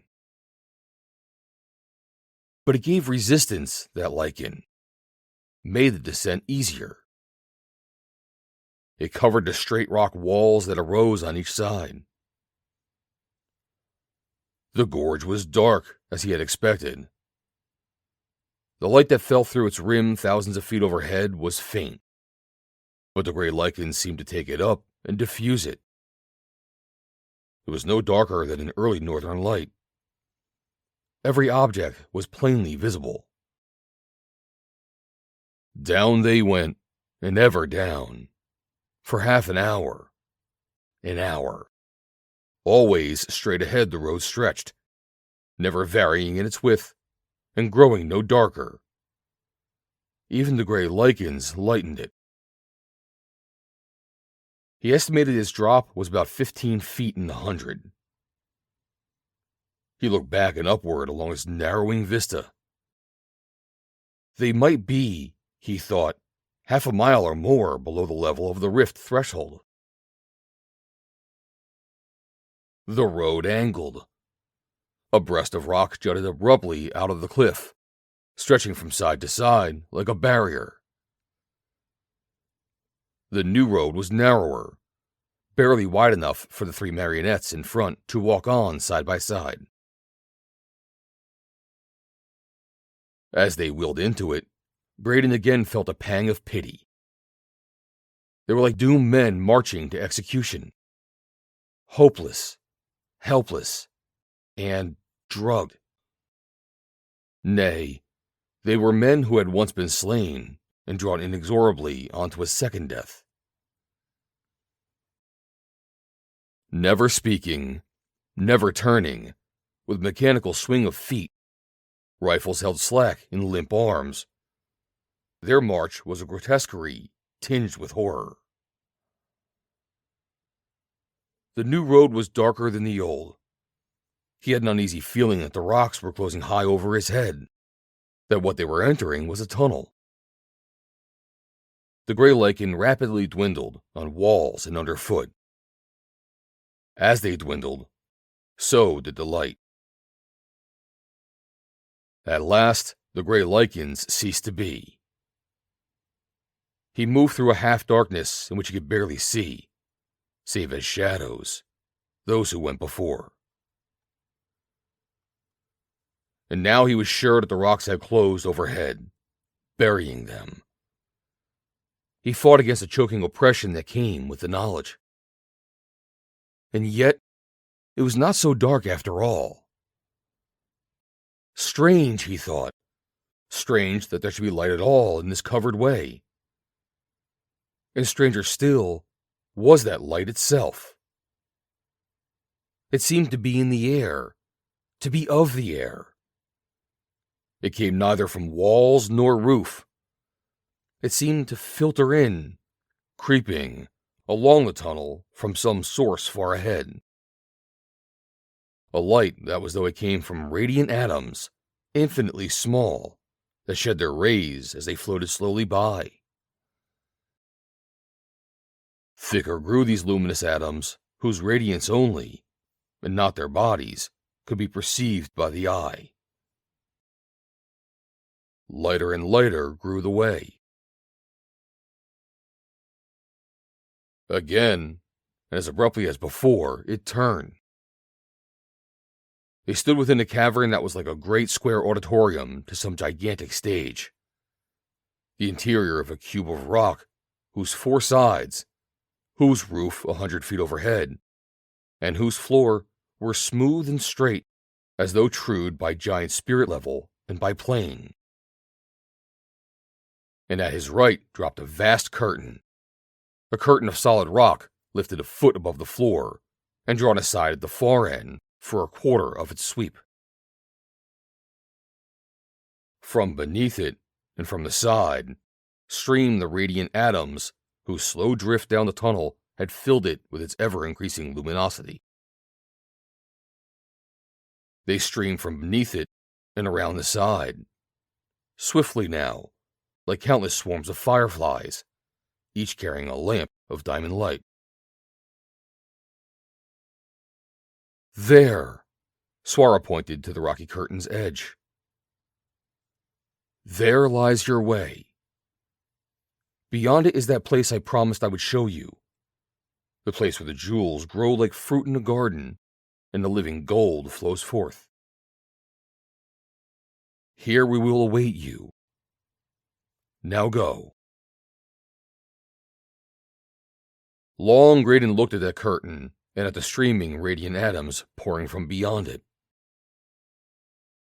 Gaunt man, little man, giant man stood beside him, soulless faces staring at him, awaiting his command, his movement. In the hooded pair he sensed a cynical amusement, in Yellow Cal at least. For Blue Cal seemed but to wait, as though even now he knew what the issue must be. Were they baiting him, he wondered? Playing him for their amusement? What would happen if he were to refuse to go farther? Refuse to walk around the edge of that lifted curtain? Summon the 3 and march them back to the little camp in the barren? Would they go? Would they be allowed to go? He looked at Suarra.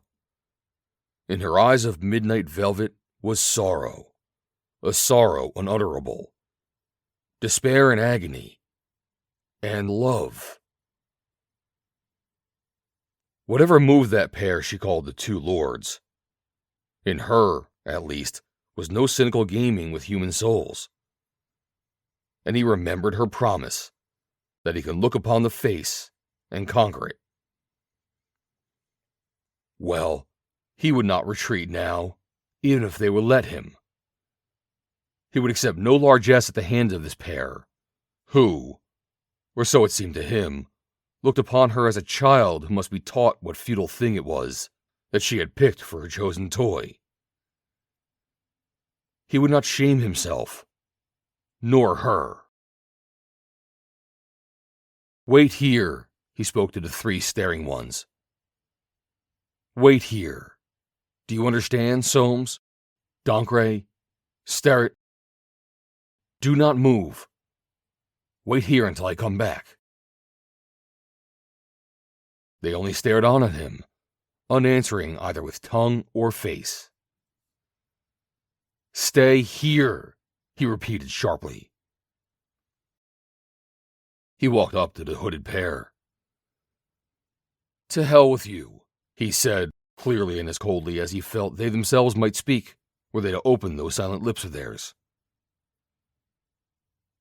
Do you understand that? I said to hell with you. They did not move. He caught Suarra in his arms, kissed her, suddenly reckless of them. He felt her lips cling to his. "Remember," he whispered, "I will come back to you." He strode over to the curtain's edge, swinging his automatic as he went. He strode past the edge and full into the rush of the radiance. For perhaps a dozen heartbeats he stood there, motionless, turned to stone, blank incredulity stamped deep upon his face. And then the revolver dropped from his nerveless hand, clattered upon floor of stone. For Graydon looked into a vast cavern filled with the diamond atoms, throbbing with a dazzling light that yet was crystalline clear. The cavern was like a gigantic hollow globe that had been cut in two, and one half cast away.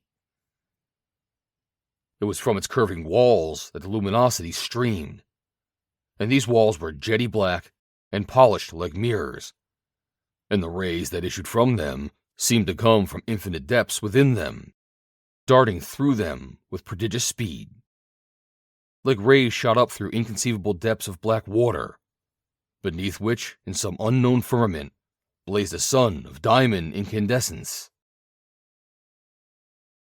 And out of these curving walls, hanging to them like the grapes of precious jewels in the enchanted vineyards of the paradise of El Shiraz, like flowers in a garden of the king of the Jinn, grew clustered gems.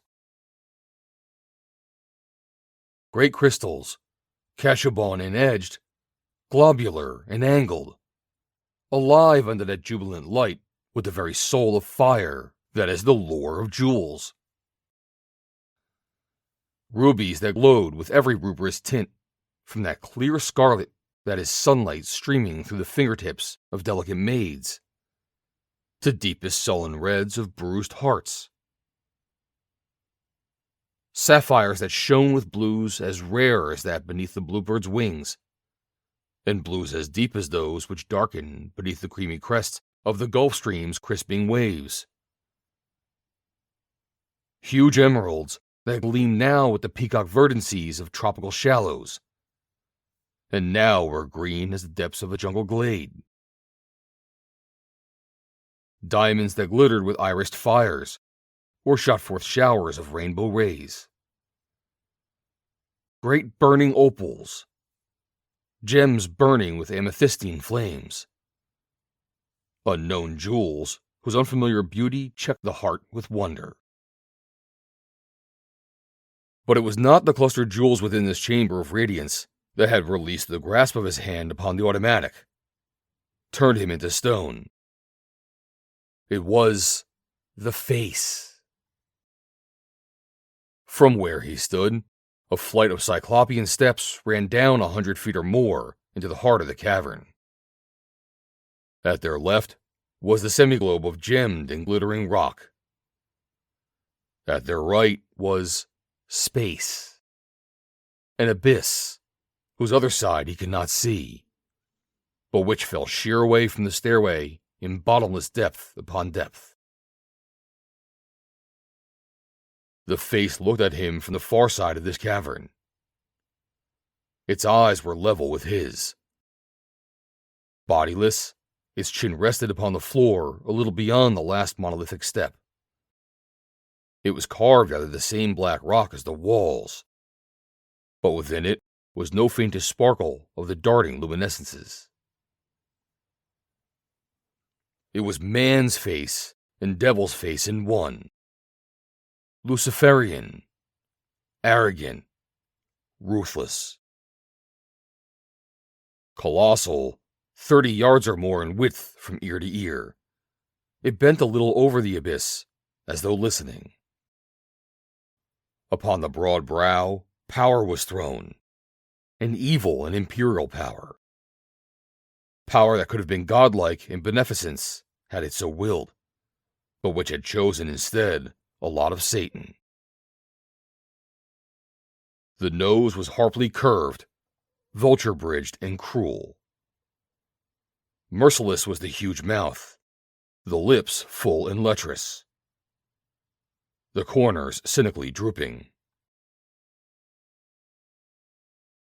Upon all its carved features was stamped the very secret soul of humanity's insatiability, eternal hunger for gold. Greed and avarice were graven there, and spendthrift recklessness and callous waste. It was a golden lust given voice of stone. It promised, it lured, it threatened, it cajoled, and it summoned. He looked into the eyes of the face, 100 feet above the chin. They were made of pale blue crystals, cold as the glint of the polar ice. With them was centered all the face's demonic strength. And as Graydon glared into this chill depths, swift visions passed from them to his own. Ravishing of cities and looting of ships. Men, drunk with greed, wrestling great golden nuggets from the breast of the earth. Men crouching like spiders in the hearts of shining yellow webs, and gloating over hordes of golden flies. He heard the shouts of loot-crazed legions sacking golden capitals, the shouting of all Argonauts since first gold and men were born. And he thrilled to their clamor, answered it with shouting of his own.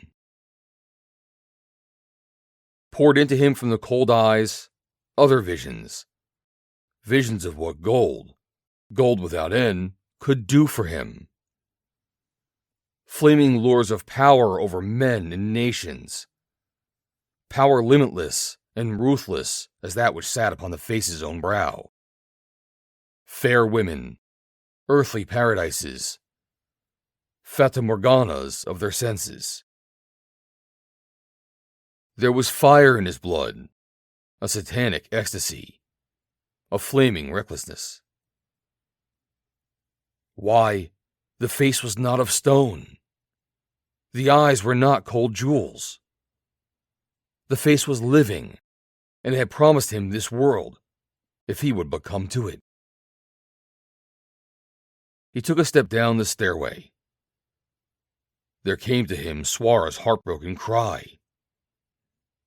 It checked him. He looked again at the colossal face.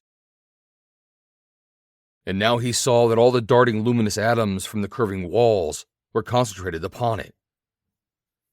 It threw them back into the chamber and under and past the curtain of rock and out into the abyss. And that there was a great circle of gold around the face's brow, a wide, deep crown, almost like a cap.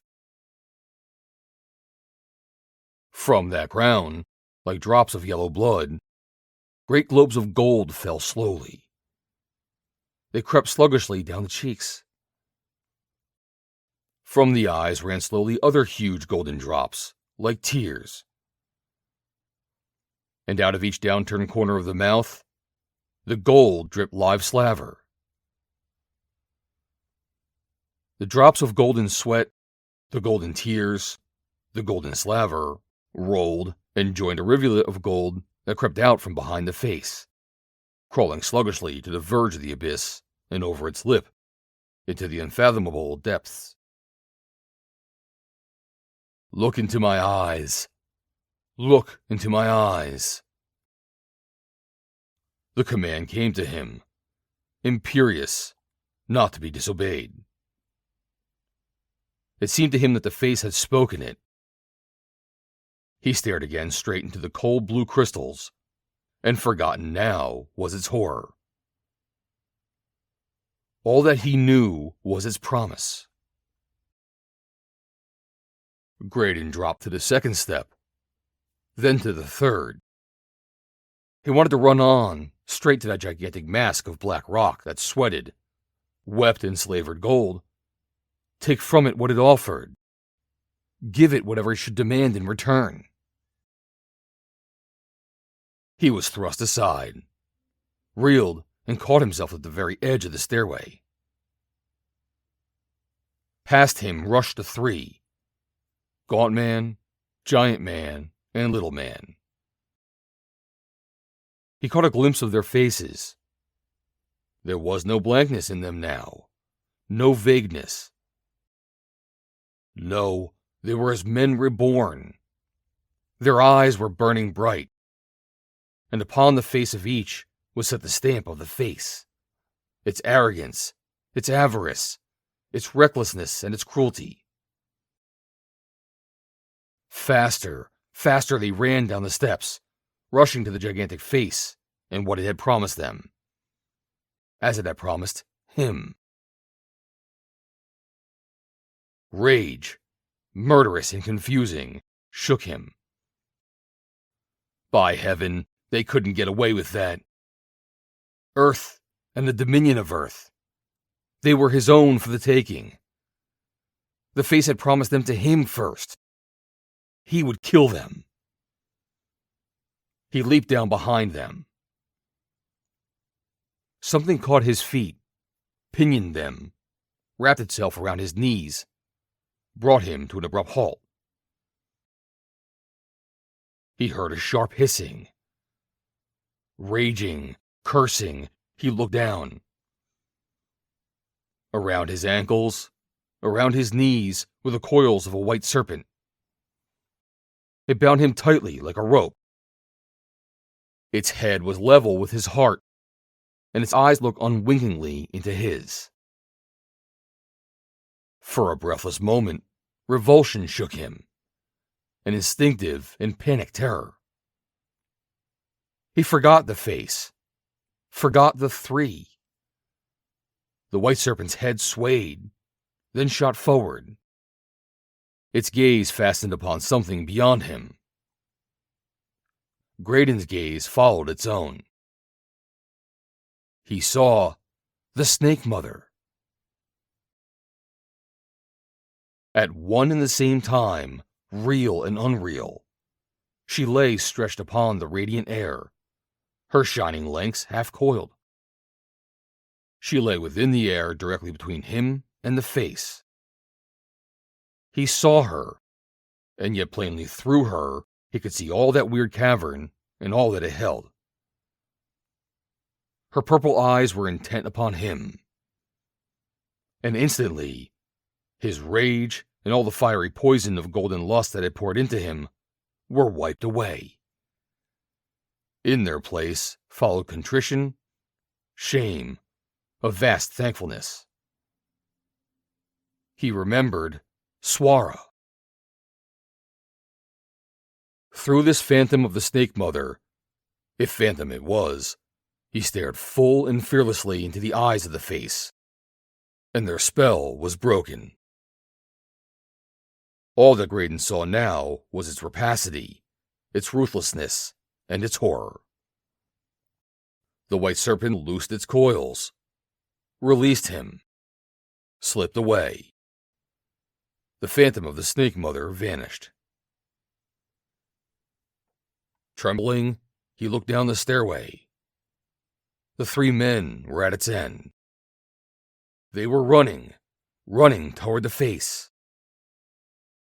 In the crystalline luminosity, they stood out like moving figures cut from black cardboard.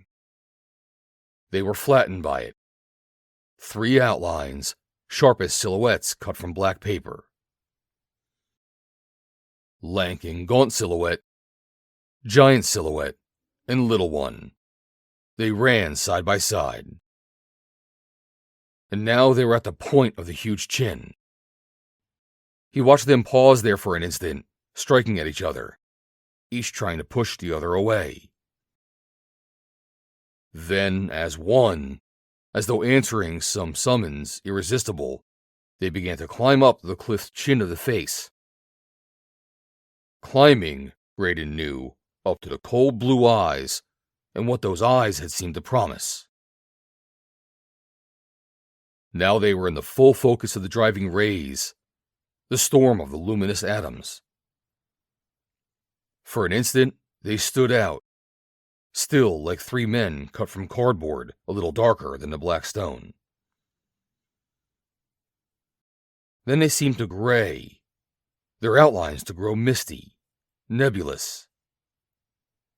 They ceased their climbing. They withheld as though in sudden intolerable agony. They faded out. Where they had been there hovered for a breath something like 3 wisps of stained cloud. The wisps dissolved like mist. In their place stood out 3 glistening droplets of gold. Sluggishly, 3 droplets began to roll down the face. They drew together and became one. They dripped slowly down to the crawling golden stream, were merged with it, were carried to the lip of the abyss, and over into the gulf. From high over that gulf came the burst of the elfin horns. And now, in that strange light, Graydon saw at last what it was that sent forth those notes. What it was that had beaten out on the moonlit barren the souls of the 3, breaking them, turning them into dead men walking. Their bodies were serpents, sinuous, writhing and coiling, silver-scaled. But they were serpents, winged. They dipped and drifted, and eddied on snowy long feathered wings, blanched, phosphorescent plumes fringed like the tails of ghostly birds of paradise. Large and small, some the size of the great python, some no longer than a little fer-de-lance, they writhed and coiled and spun through the sparkling air above the abyss, trumpeting triumphantly, calling to each other with their voices like elfin horses, fencing joyously with each other with bills that were like thin, straight swords. Winged serpents, paradise-plumed, whose bills were sharp rapiers.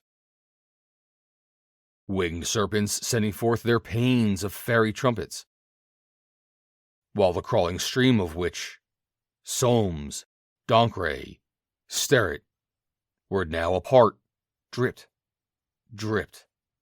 slowly, so slowly, down into the unfathomable void. Graydon fell upon the great step, sick in every nerve and fiber of his being. He crept up the next, and the next, rolled over the last, past the edge of the rocky curtain, out of the brilliancy of the diamonded light, and the sight of the face, and that trumpet clamor of the flying serpents. He saw Suarra flying to him, eyes wild with gladness. Then he seemed to sink through wave after wave of darkness and oblivion. End of Chapter 8. Chapter 9. I'm going back to her. Graydon wakened. Suarra, beloved, he whispered, and stretched out eager arms. Memory rushed back to him. He leapt to his feet and stared around him. It was in a dim forest glade. Beside him, his burro nibbled placidly the grass. Suarra! He cried again loudly. A figure stirred in the shadows, came toward him. It was an Indian, but one of a type Graydon had never seen before. His features were delicate, fine. He wore a corselet and kilt of padded yellow silk. There was a circlet of gold upon his head, and bracelets of the same metal on his upper arms. The Indian held out a package wrapped in silk. He opened it. Within it was Suarra's bracelet of the dinosaurs, and the Karakanke feather she wore when first he had seen her. Graydon restored the feather in its covering, thrust it into the pocket over his heart. The bracelet, and why he did it he never knew, he slipped over his own wrist. He spoke to the Indian in the Aymara. He smiled, shook his head. nor did he seem to understand any of the half-dozen other dialects that Graydon tried. He pointed to the burrow, and then ahead, and Graydon knew that he was telling them he must go, and that he would show him the way. They set forth. He tried to etch every foot of the path upon his memory, planning already for return. In a little while they came to the edge of a steep hill. Here the Indian paused, pointing down. 50 feet or so below him, Graydon saw a well-marked trail. There was an easy descent, zigzagging down the hillside to it.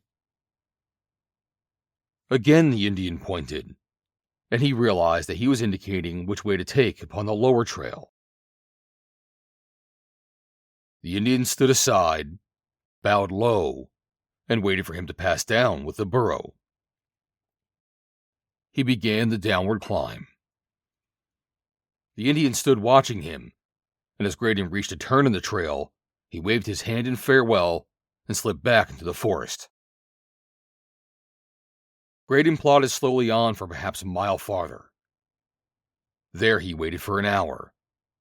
Then he turned resolutely back, retracing his way to the hillside and driving his burro before him, quietly reclimbing it. In his brain and in his heart were but one thought and one desire: to return to Suarra. No matter what the peril, to go back to her. He slipped over the edge of the hill and stood there for a moment, listening. He heard nothing. He pushed ahead of the burro, softly bade it follow, strode forward. Instantly, close above his head, he heard a horn note sound, menacing, angry. There was a whirring of great wings. Instinctively, he threw up his arm. It was the one upon which he had slipped Suarra's bracelet. As he raised it, the purple stones that were the eyes of the snake woman carved upon it flashed in the sun. He heard the horn note again, protesting. Curiously, startled. There was a whistling fury in the air close beside him, as of some unseen winged creature striving frantically to check its flight. Something struck the bracelet a glancing blow. He felt another sharp blow against his shoulder. A searing pain darted through the muscles. He felt blood gush from the shoulder and neck. The buffet threw him backward. He fell and rolled over the edge of the hill and down its side. In that fall, his head struck a stone, stunning him. When he came to his senses, he was lying at the foot of the slope, with the burro standing beside him. He must have lain there unconscious for considerable time, for the stained ground showed that he had lost much blood. The wound was in an awkward place for examination, but so far as he could see, it was a clean puncture that had passed like a rapier thrust through the upper shoulder and out at the neck. He must have missed the artery by a hair. And well he knew what had made that sound. One of the feathered serpents of the abyss. The cliff or hill marked no doubt the limits of Uitlanchi at that point. Had the strange Indian placed the creature there in anticipation of his return? Or had it been one of those watchers of whom Suarra had spoken, and this frontier one of the regular points of observation? The latter, he was inclined to think, for the Indian had unquestionably been friendly. And did not the bracelet and the Karakinke feather show that he had been Suarra's own messenger? But Graydon could not go back into the unknown perils with such a wound. He must find help. That night, the fever took him. The next day, he met some friendly Indians. They ministered to him as best they could, but the fever grew worse, and the wound a torment. He made up his mind to press on to Chupan, the nearest village where he might find better help than the Indians could give him. He had stumbled on to Chupon, reached it on his last strength. Such was Graydon's story. If you ask me whether I believe it, or whether I think it the vagaries of a fever-stricken wanderer, I answer, I do believe it. Yes, from the first to the last, I believe it true. For remember, I saw his wound. I saw the bracelet of the dinosaurs, and I listened to Graydon in his delirium. A man does not tell precisely the same thing in the cold blood of health that he raves of in delirium, nor at least if these things are but fancies born of that delirium. He cannot. He forgets. There was one thing that I found it hard to explain by any normal process. You say you saw this, being you call the Snake Mother as a phantom in the cavern of the face? I asked. But are you sure of that, Graydon? Are you sure that this was not hallucination, or some vision of your fever that you carried into waking? No, he said. No, I am very sure. I would not describe it. It was more a projection of her image. You call what I saw a phantom. I only use that word to forget, don't you, that other exercise of this inexplicable power of projection the night I was drawn into you at Lanchi by her eyes. Well, of the reality of that first experience there cannot be the slightest doubt. I do not find the other more unbelievable than it. The cavern of the face, he went on thoughtfully. That, I think, was a laboratory of nature, a gigantic crucible where under certain rays of light a natural transmutation of one element into another took place.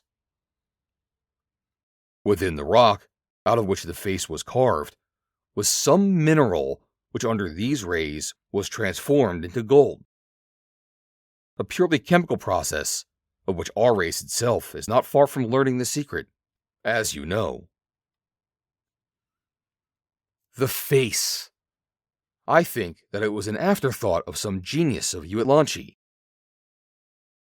He had taken the rock, worked upon it, and symbolized so accurately man's universal hunger for gold that inevitably he who looked upon it responded to its call. The subconsciousness, the consciousness, too, leapt out in response to what the face portrayed with such tremendous power. In proportion to the strength of that hunger, so was the strength of the response. Like calls to like the world over. But do you think that Soames and Sterrett and little Doncre really turned it to gold? I asked him. Frankly, of that I have my doubts, he answered. It looked so. But the whole scene was so damnably devilish, that I can't quite trust to my impressions of that. It is possible that something else occurred.